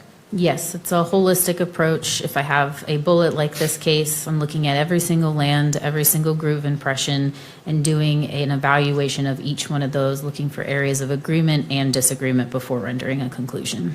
Would it be responsible for you to reach a conclusion based on a single photograph of a very limited area of two bullets? I would not feel comfortable doing that, no. Okay, I want to back up. How long have you, first of all, where do you work? I work at the Forensic Science Laboratory in Washington for the Bureau of Alcohol, Tobacco, Firearms, and Explosives. How long have you been there? A little over 6.5 years. Where did you come from? Where did you work before that? Prior to working for ATF, I was a latent fingerprint technician, recovering latent fingerprints from improvised explosive devices, and I also worked as a crime scene investigator in Winston-Salem, North Carolina, and Anne Arundel County, Maryland. How long did you have that position? I think cumulatively it was about 5 to 6 years. And before that? Those are the only ones. I think it was about 6 months as a latent fingerprint technician, 2 years as a crime scene in Winston-Salem, and 3 in Anne Arundel County. Do you have education and training before that position? Yes, I have a Bachelor of Science in Forensic and Investigative Science from West Virginia University and have attended and graduated the National Firearms Examiner Academy, as well as done specific training at my laboratory. At each of the positions you've held, have you had on-the-job training at the laboratories where you've worked? I have, yes. And will you describe what that training is like at the ATF where you are now? Yes, so part of becoming a firearm and toolmark examiner for ATF was attending the NFEA, the National Firearms Examiner Academy, which is a year-long intensive comprehensive training program. I learned about historical cases, figures, and the evolution of firearms, fired ammunition components, and manufacturing. In phase 2, I worked 16 weeks of hands-on experience assembling and disassembling firearms using a comparison microscope comparing fired ammunition components and tool marks, going on manufacturing tours, and participating in moot court. I worked on an independent research project and 4 practical exercises, and then presented that independent research project to a panel of experts and participated in 2 moot court sessions on 2 of those 4 practical exercises. Then specifically for ATF, I still work on my training, going through practical exercises and competency tests, working under trained firearms examiners at my laboratory, and also continue learning about any manufacturing evolutions or going on manufacturing tours. And I also participate in moot court for every single competency test that I work. Once all of that is complete, then I work on supervised case before moving on to unsupervised casework. And supervised casework means what? It means that the author of the final report will be a different examiner, but I am working on all of the work side by side and going through all the steps that are needed for that examination. And in that process, you're having discussions and discussions about your work with a more experienced examiner. Yes, it's an opportunity to work a case that has come into the laboratory, but still have someone there making sure I feel comfortable with everything and following every step necessary. How long ago was that you had that, that you graduated from that supervised work? I believe that was in 2022 or 2023. I'm not sure. Do you supervise now others? I do not have a supervisor capacity, but I have had the opportunity to now teach at the NFEA. I've been fortunate enough to participate as an instructor in the test firing module, the mini moot court module, and the comparison of bullets and cartridge cases.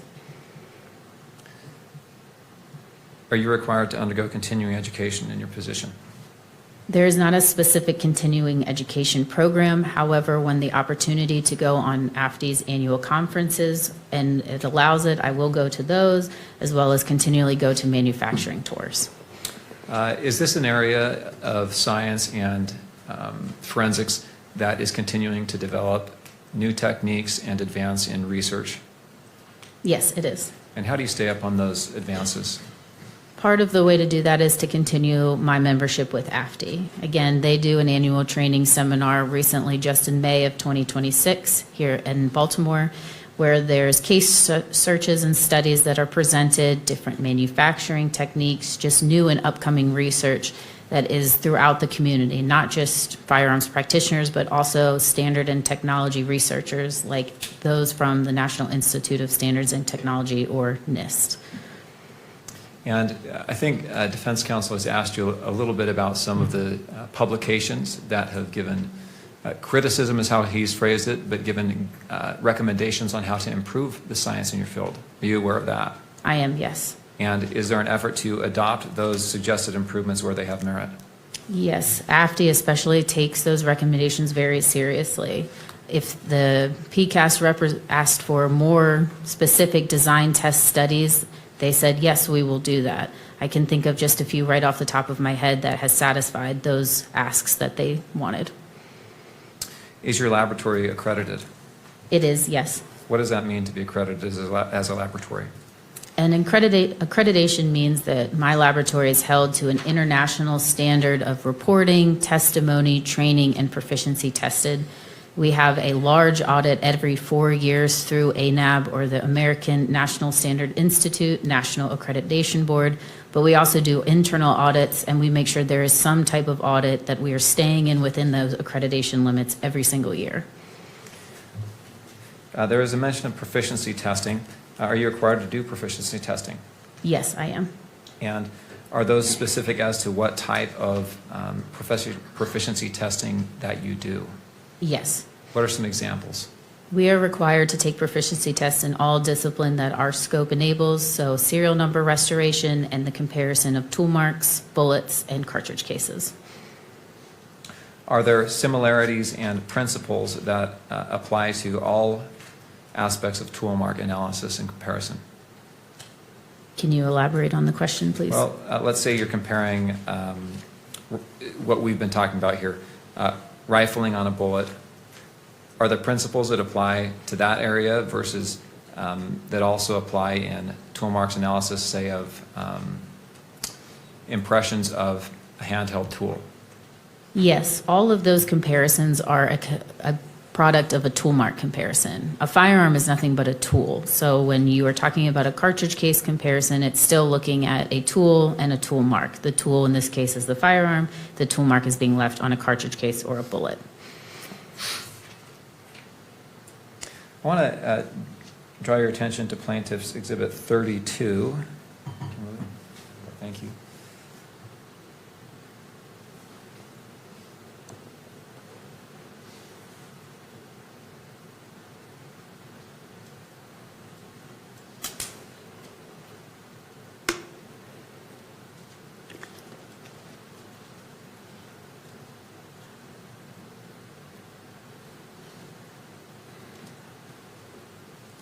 Well, that's pulling up.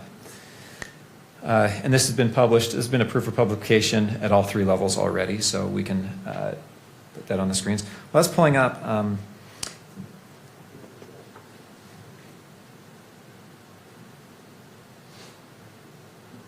Thank you. I want to ask you first about an entry here. The second sentence under results of examination. Exhibit 1's rifle was test fired and found to be in operable condition. Did you perform that test fire? I did, yes. How did you receive this firearm?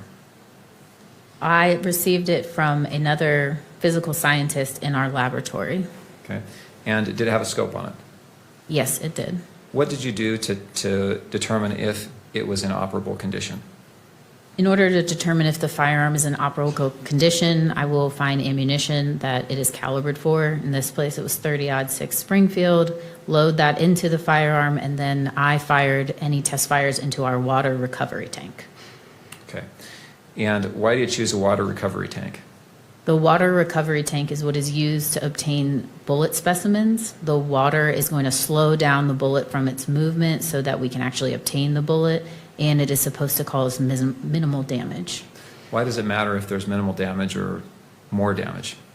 You would like minimal damage because that means that there's going to be less damage on the areas that you need to compare.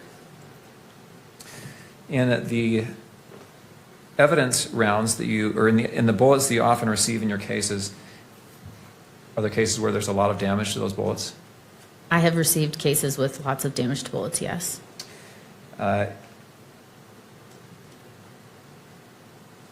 In this circumstance, the Exhibit 1 rifle, this Mauser 98 30-06, was it an auto-loading rifle or a bolt action? This was a bolt action rifle.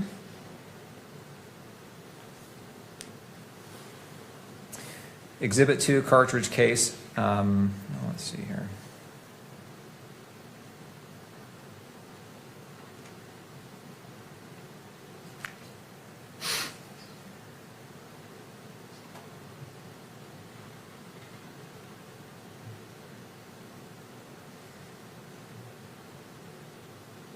If you'll turn to page 2, and we've already read this line. I think defense counsel read this line to you, the Exhibit 6A paragraph there. The result of the comparison was inconclusive.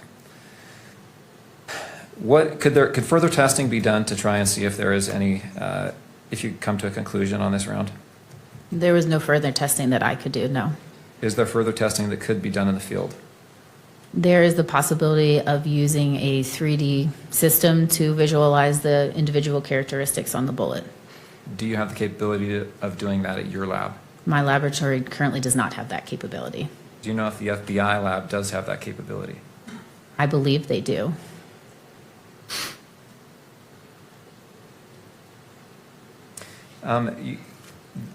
Defense counsel put up a list of potential firearms that could have fired this round, or this bullet. Is that list comprehensive? It's not an all-inclusive list. And does it mean that this round, I'll leave it at that actually.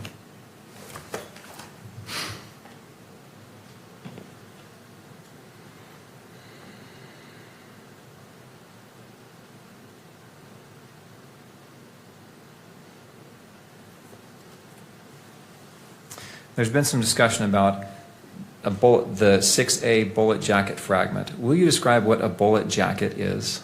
Yes, I do have a demonstrative. May I use that? Do you have that with you? Yes. Yes, please, go ahead.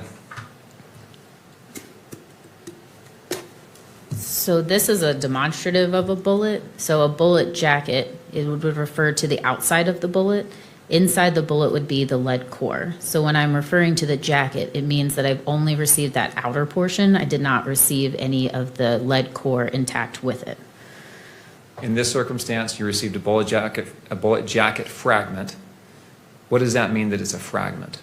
Fragment means I don't have the entirety of that jacket. And can you testify as to why you don't have that entirety? No, I cannot. And your report also says that there are 4 lead fragments. What is this? Why would you have lead fragments? So the lead fragments, the lead would be from the inside of the bullet, that core. Occasionally when the bullet reaches its final destination, it can split, and some of that core might be pulled off of the jacket and be found where it landed. And would you be able to gather information from those lead fragments that could identify them as coming from this particular firearm? Would you expect to be able to make that comparison? I would not expect to see any characteristics that would help me reach a conclusion, no. Why not? Because the lead core is on the inside of the bullet, the landing grooves are going to be imparted onto the jacket or the exterior. So when it's moving down the barrel, the inside is not coming into contact with rifling whatsoever.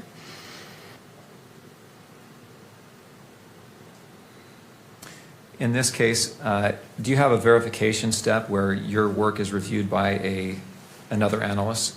We do, yes. And were your conclusions in this case verified by another analyst? Yes, they were.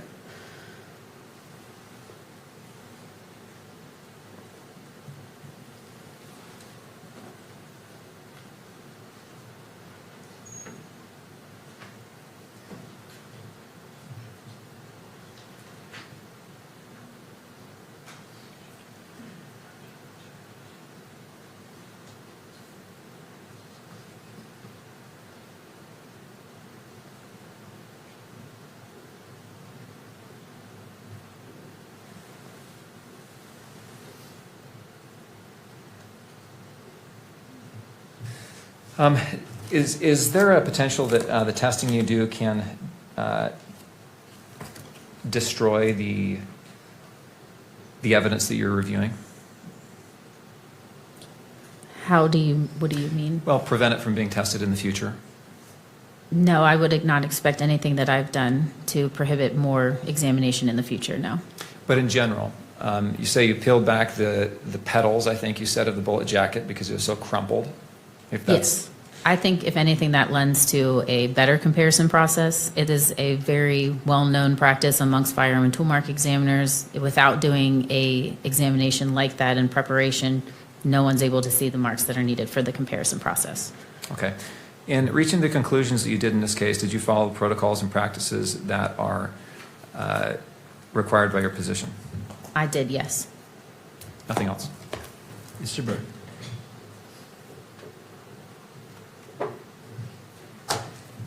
You said a couple of things of interest to me. One was that your work is peer-reviewed, right? There's a peer reviewer, a second reviewer? It is a verification process. Verification process. And you know, in this case, we requested to produce the case file from your reviewers so we could see whether it was accurate or not. You're aware of that, right? I am not, and the verification process does not require that the verifier has case notes. Their case notes would be within mine, and it's just an authored verification chart. Well, you wrote a memo to Mr. McBride dated May 19th, did you not, in which you said in answer to our request for the reviewer's work product that ATF laboratories do not release materials concerning technical reviewers or verifiers. And you went on to state, did you not, that we don't even release the CVs of who the reviewers are. So that is not authored by me. That is our ATF procedures and protocols. If that was an email that came from me, I am just verbatim what our quality assurance manager has said. Do you think science works best when it works in secret? Objection. Objection, argumentative. Counsel? It goes to the issue that was raised on cross-examination, which is my work was peer-reviewed.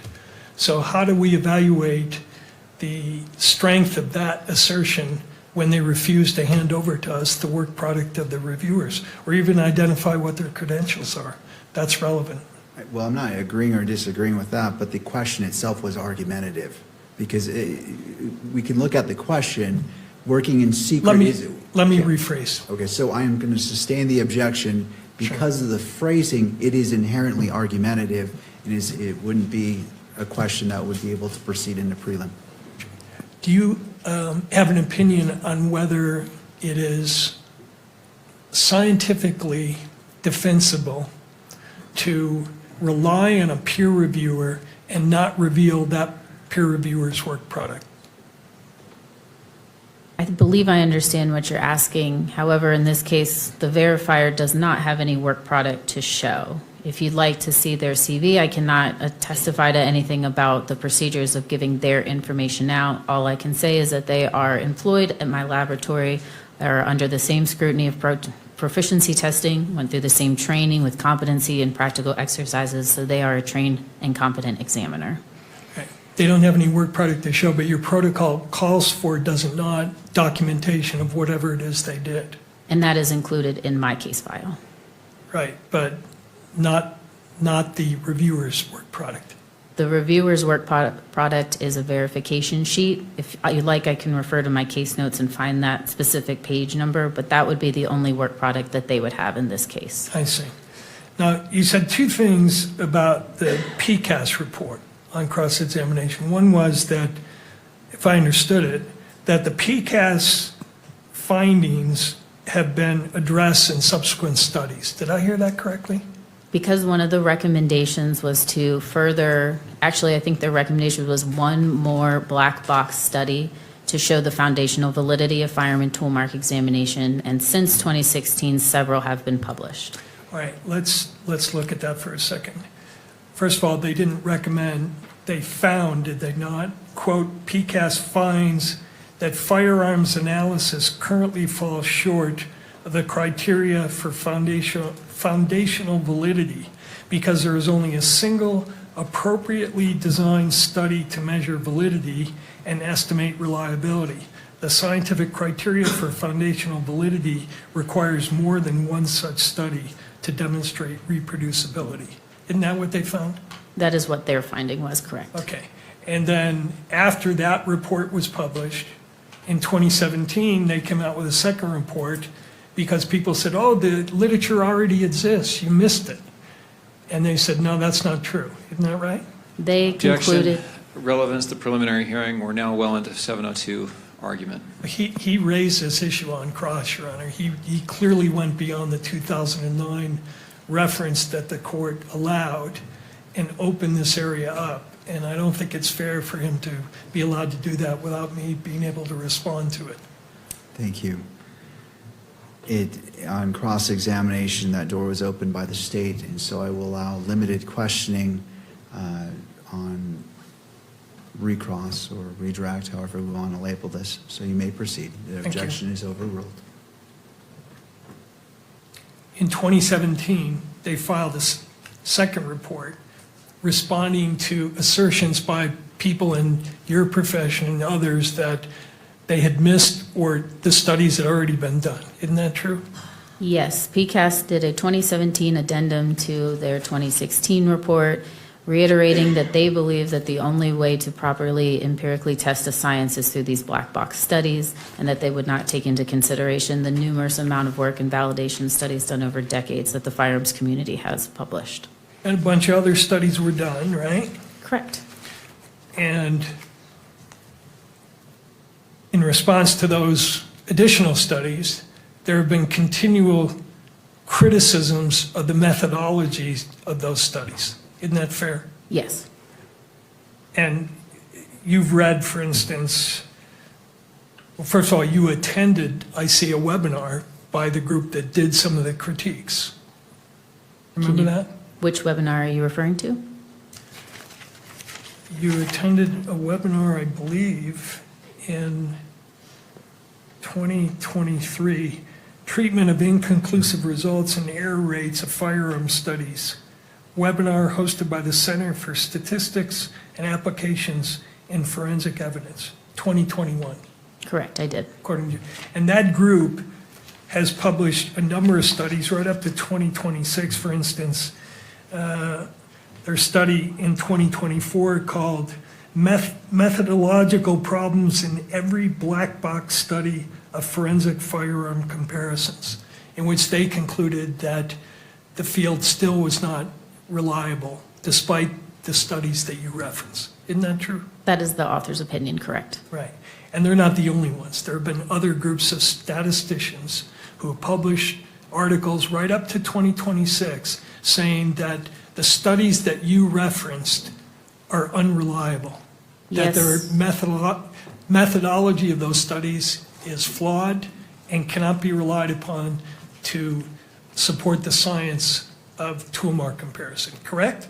Yes, there has been studies to say that they believe there is flaws in the black box studies and stuff, but there has also been plenty of research done to say the opposite. And lastly, you mentioned that, or it was brought out that you have training and experience, right? Correct, yes. Do you agree with the conclusion stated in the section of the report, the PCAP report, that neither experience nor professional practices can substitute for foundational validity? Do you agree with that? I do, yes. You agree with the conclusion reached in the PCAP report that a forensic science discipline that has an error rate higher than 5% is not reliable? I don't know that I have opinion to that because I think it's a little on the broad side. I don't know what you would consider high as far as the percentage.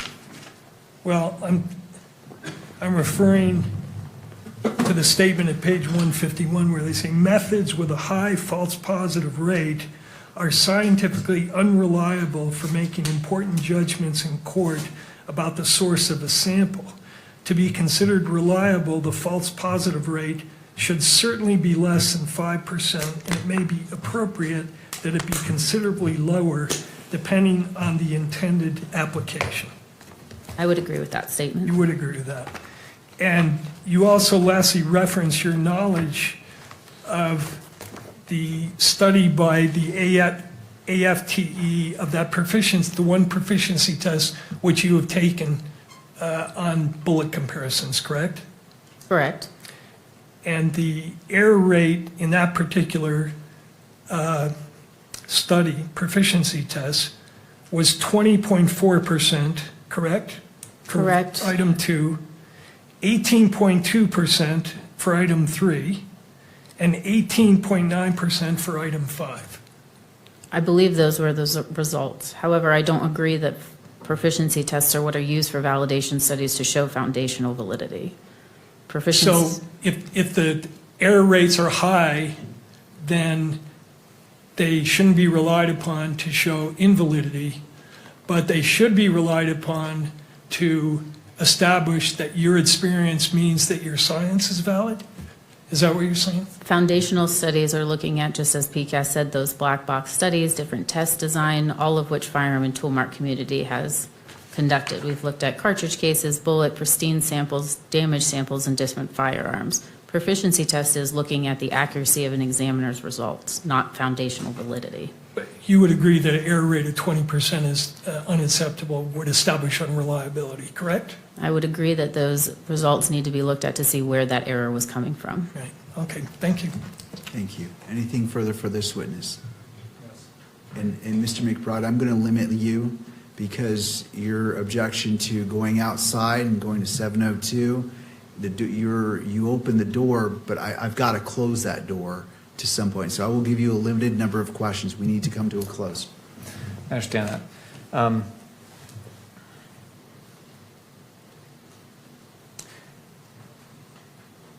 Your science has been accepted by courts across the country, correct? Correct, yes. It's routinely admitted in courts across the country, correct? That is correct, yes. Your science has been peer-reviewed and viewed favorably by numerous publications and studies across the country and across the world, correct? Correct, yes. No more questions. May this witness be excused. Thank you, Mr. Burt. Thank you, Mr. McBride. Ma'am, thank you for being here. You are excused. All right, that brings us to a close. Do either party wish the benefit of the record before we adjourn for the night? Your Honor, can you just give us about 5 minutes, and then I think we can make an announcement. Can you just give us a minute to chat? Yes, you may have that, and we'll stay in court for these 5 minutes, just because it would take longer to let everyone go and then come back in.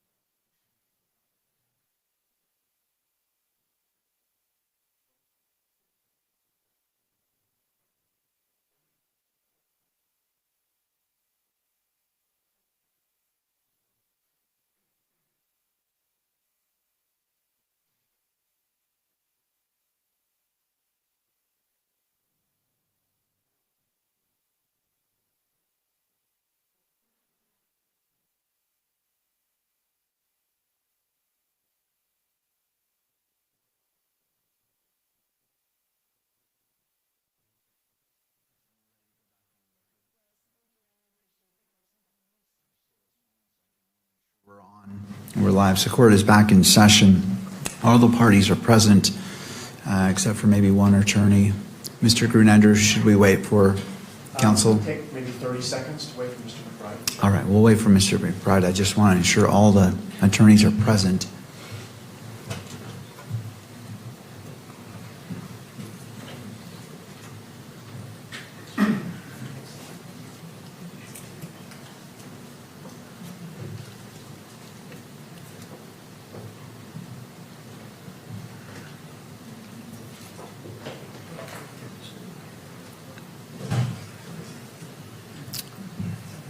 All right, I note the presence of all attorneys. Turning to Ms. Nestor. Thank you, Your Honor. Your Honor, we have just one more witness who would be a fairly short witness, not super long.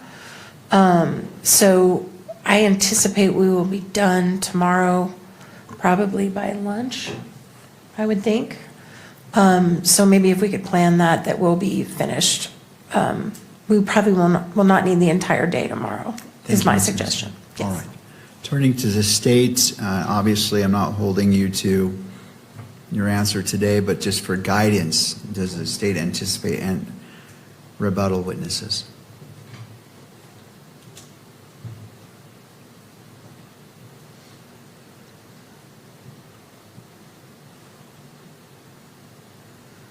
Judge, we don't anticipate any rebuttal evidence that needs to be presented to this hearing.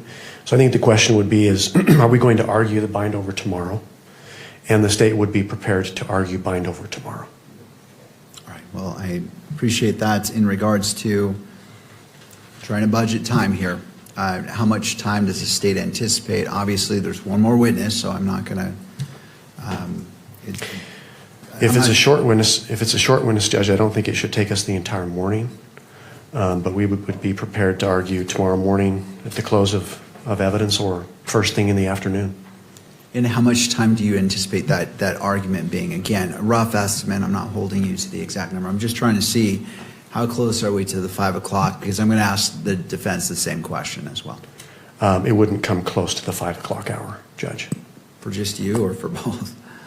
For argument? Yes. Both of us. Okay. All right. Well, I'll turn it. Thank you, Mr. If we have to argue 2 hours apiece for bind over, there's a problem. All right. Thank you, Mr. Grunender. Thank you. To the defense, I'm just getting an estimate. I'm not holding you. I'm not going to time you to this, but I'm just trying to see as it relates to 5 o'clock and for argument for bind over tomorrow afternoon. Understood, Your Honor. Our request, the defense request, is that we be allowed to submit briefing. There are some legal issues that we would like to brief for the court prior to the decision on the bind over. We're open to briefing page limits, time limits, all of that, but we would like that opportunity because there are some legal complexities involved here. All right. And if and I'm going to ask the state, but if the state, well, I'm not going to assume anything. Thank you. So I believe the state is going to object to that, Your Honor. So what I hear you saying is you wish to, well, I don't want to assume. What it seems like you're saying, and I want to be clear, is you're waiving oral argument and just doing briefing. So generally, Your Honor, in cases with multiple counts that are pretty complex issues of law, I have asked for briefing and the opportunity for an argument. We can set time limits on that as well prior to bind over. I've done this in multiple other cases before courts in Utah, and that is my preference to make sure we get the law right. And so how much time, if you're asking for argument, that in addition to briefing, I'm trying to get the total universe of what's in front of me. So I anticipate that, I agree with Mr. Grunender that I don't think an argument would take more than a half day. Should take less than that, particularly if we're briefing issues beforehand. So, I don't know, 2 hours for argument total. All right. Thank you, Ms. Visser. Turning back to the states, you've heard from the defense. Again, Judge, the state would prefer to argue tomorrow. We think the court has all the evidence before it and could make a bind-over decision after oral argument tomorrow. If the court decides that briefing is necessary, I believe the court reporter could have a transcript available as early as Monday of next week at an expedited, on an expedited request. With that said, each side would need, 2 weeks to, we're the moving party. We would prepare a motion in support of bind over. There would be a response and then a reply. So we're probably 6 weeks out before we can actually argue before bind over. We would rather not wait 6 weeks to argue bind over. That's why we would like to do it tomorrow. But that's the timeline we're probably looking at, is about 6 weeks and then 2 to 3 hours of argument. So are you requesting to move forward with oral argument tomorrow and in addition to briefing? Or again, No. I'm just trying to see the whole universe that's before me. Good question, Judge. If the court wants briefing, I don't believe we would argue tomorrow. We would save that argument until the briefing is finished. All right. Thank you. And to defense, would you agree on the time frame for briefing as been proposed by Mr. Grunander to allow each side the appropriate time, taking in consideration a transcript which may or may not be needed by the parties? We are also okay with simultaneous briefing on this if the state prefers that. That wouldn't take 6 weeks if that's the concern, but we have no objection to the 6 weeks. All right. And does your client waive any speedy trial rights that may result as this request? I just want to make sure I'm addressing constitutional rights. Also going to be addressing from the victim representative. This goes squarely into the victim's rights to speedy disposition. So again, I'm just trying to take it, and I know we're late. I just want to cover all these bases. Yes, our client will waive his right, his speedy trial rights, so that we can properly brief the preliminary hearing issues. All right. To the state. If the court wants briefing, we would not like to do simultaneous briefing. We would like to start it out as the moving party. The defense would then respond. We would then have the opportunity to reply before oral argument. All right. And I'll invite Ms. Kirk's attorney if you wish to be heard. This goes squarely into the victim's rights as recognized in the Utah Constitution as well as the Utah statute as it's what's before us.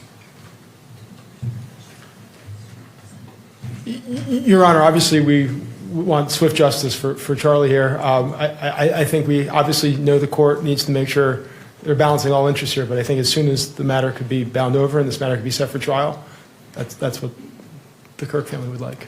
But do you want to weigh in regards to briefing? Because it sounds like it's... Your Honor, I'm hesitant to weigh in on briefing. I feel as if that is a decision which the court should decide whether or not it's necessary, and we're going to take no position on briefing. We ask for speed. This has been 10 months coming. We've heard a lot of evidence. To me, it seems rather overwhelming, but that's my opinion. Obviously, it doesn't matter. So we just ask for it to move quickly. Thank you. All right. All right, having heard from the parties, I will go ahead and allow, I'm granting the request for briefing as it relates to probable cause to allow both parties to file the briefs.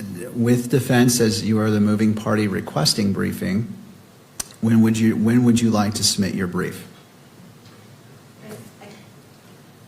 Or to the state? Judge, because we have the burden, I believe it's appropriate for us to initiate the briefing. Okay. Because we're moving for the bind over, and then we would have an opportunity to reply. And that's okay. So let's start. Mr. Grunander, when can you have your brief filed? Just a moment, Judge. Thank you. And in going to defense, well, I'll follow up with you as well. Thank you.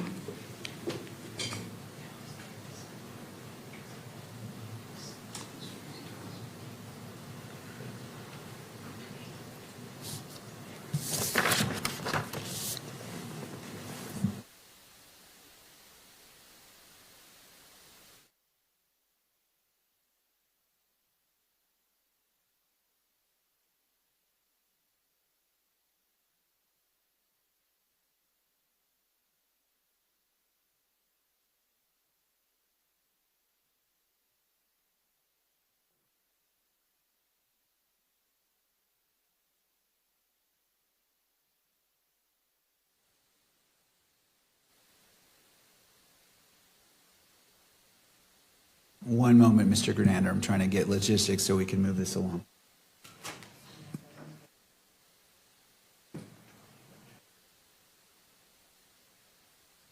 Mr. Grenander, turning to you.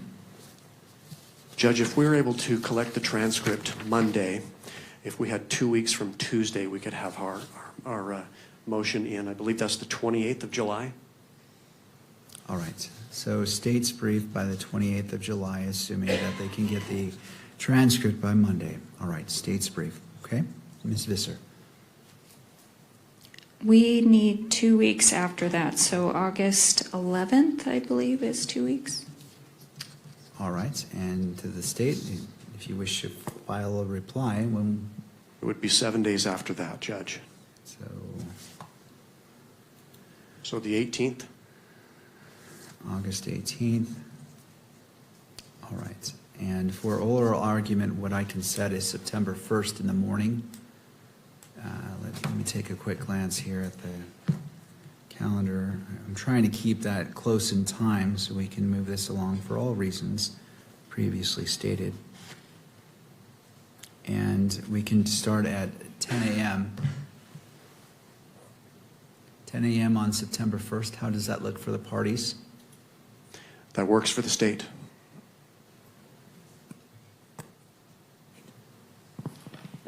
Your Honor, I'm going to be in trial that week, and I'd really like to be here for this argument. Is there any way we could just do it the next week? Well, the problem is, I'm happy to look, but it is getting it would be very tricky. This is a fortunate opening. Got it. All right. Otherwise, we'll take it then. Okay. I appreciate you accommodating the court schedule. September 1st, in person? I see the defense nodding yes. Yes. Yes, please. All right. September 1st at 10 a.m. And it sounds like up to 2 hours per side, and we can take it from there. Mr. Grenander. Judge, page limits. We spoke as a team, and our preference would be to limit at least the initial briefs on both sides to 30 pages, no longer than 30. Defense stipulates to that? I'd like to counter with 40. Okay. Well, this is not an auction, but any final thoughts? We'll submit it, Judge. And then we would ask for half of whatever Your Honor grants for the final reply. We will set it at 35 pages, and then we will go half of that, which is an odd number, 17. We'll go 17 pages for the reply. The parties agree? I was going to offer to round up to 18, but that's fine. We'll take the 18, Judge. All right, we will go with 18. So 35 pages for the initial filings, 18 response, and September 1st at 10 a.m. Anything further for this evening? Yes, Judge. I believe the Kirk family, there was a ruling that was reserved by the court with respect to publication of an exhibit that probably needs to be addressed. Yes. And now my understanding is what's being requested is the portion that had been altered, which I believe is about 1 minute.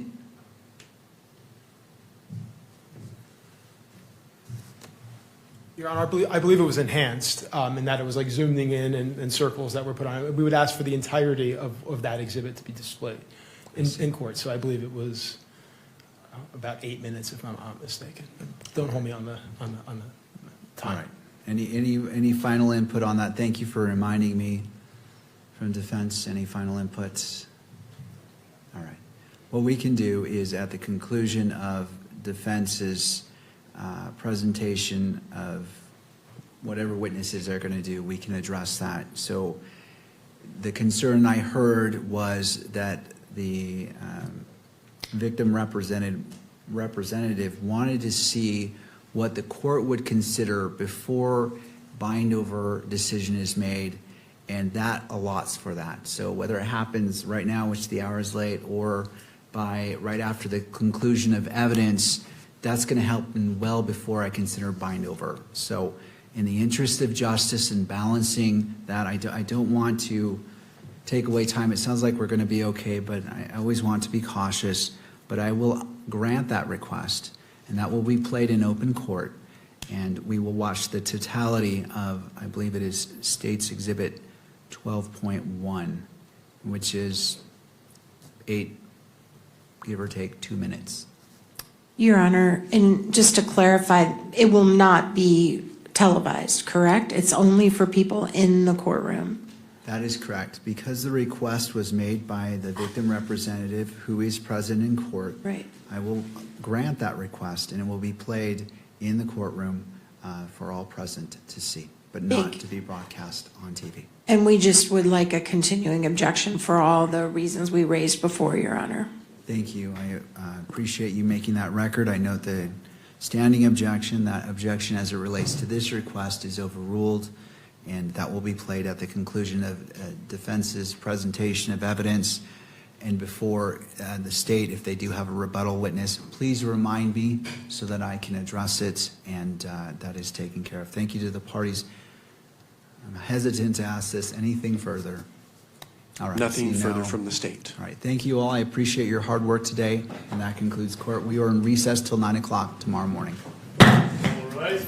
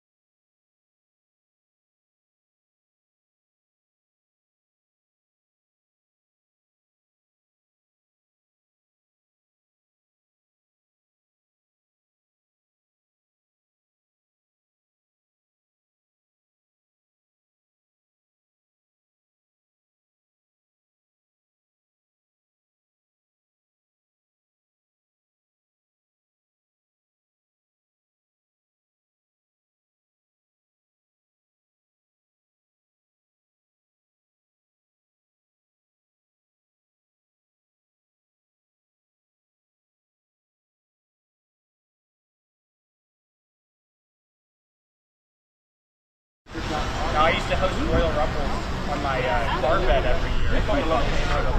This is what I got this next week. My latest studio mask on, my full outfit, fuck each other up, throw each other off the bed and shit. Oh yeah.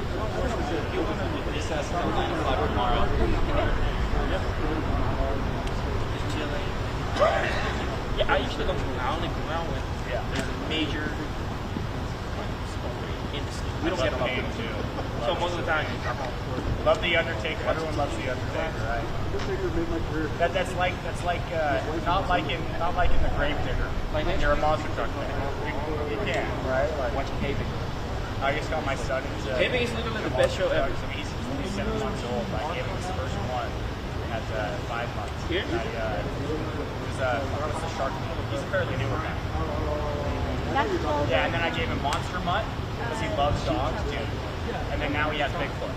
And right, because I always let him pick them out. I'll take him to the store.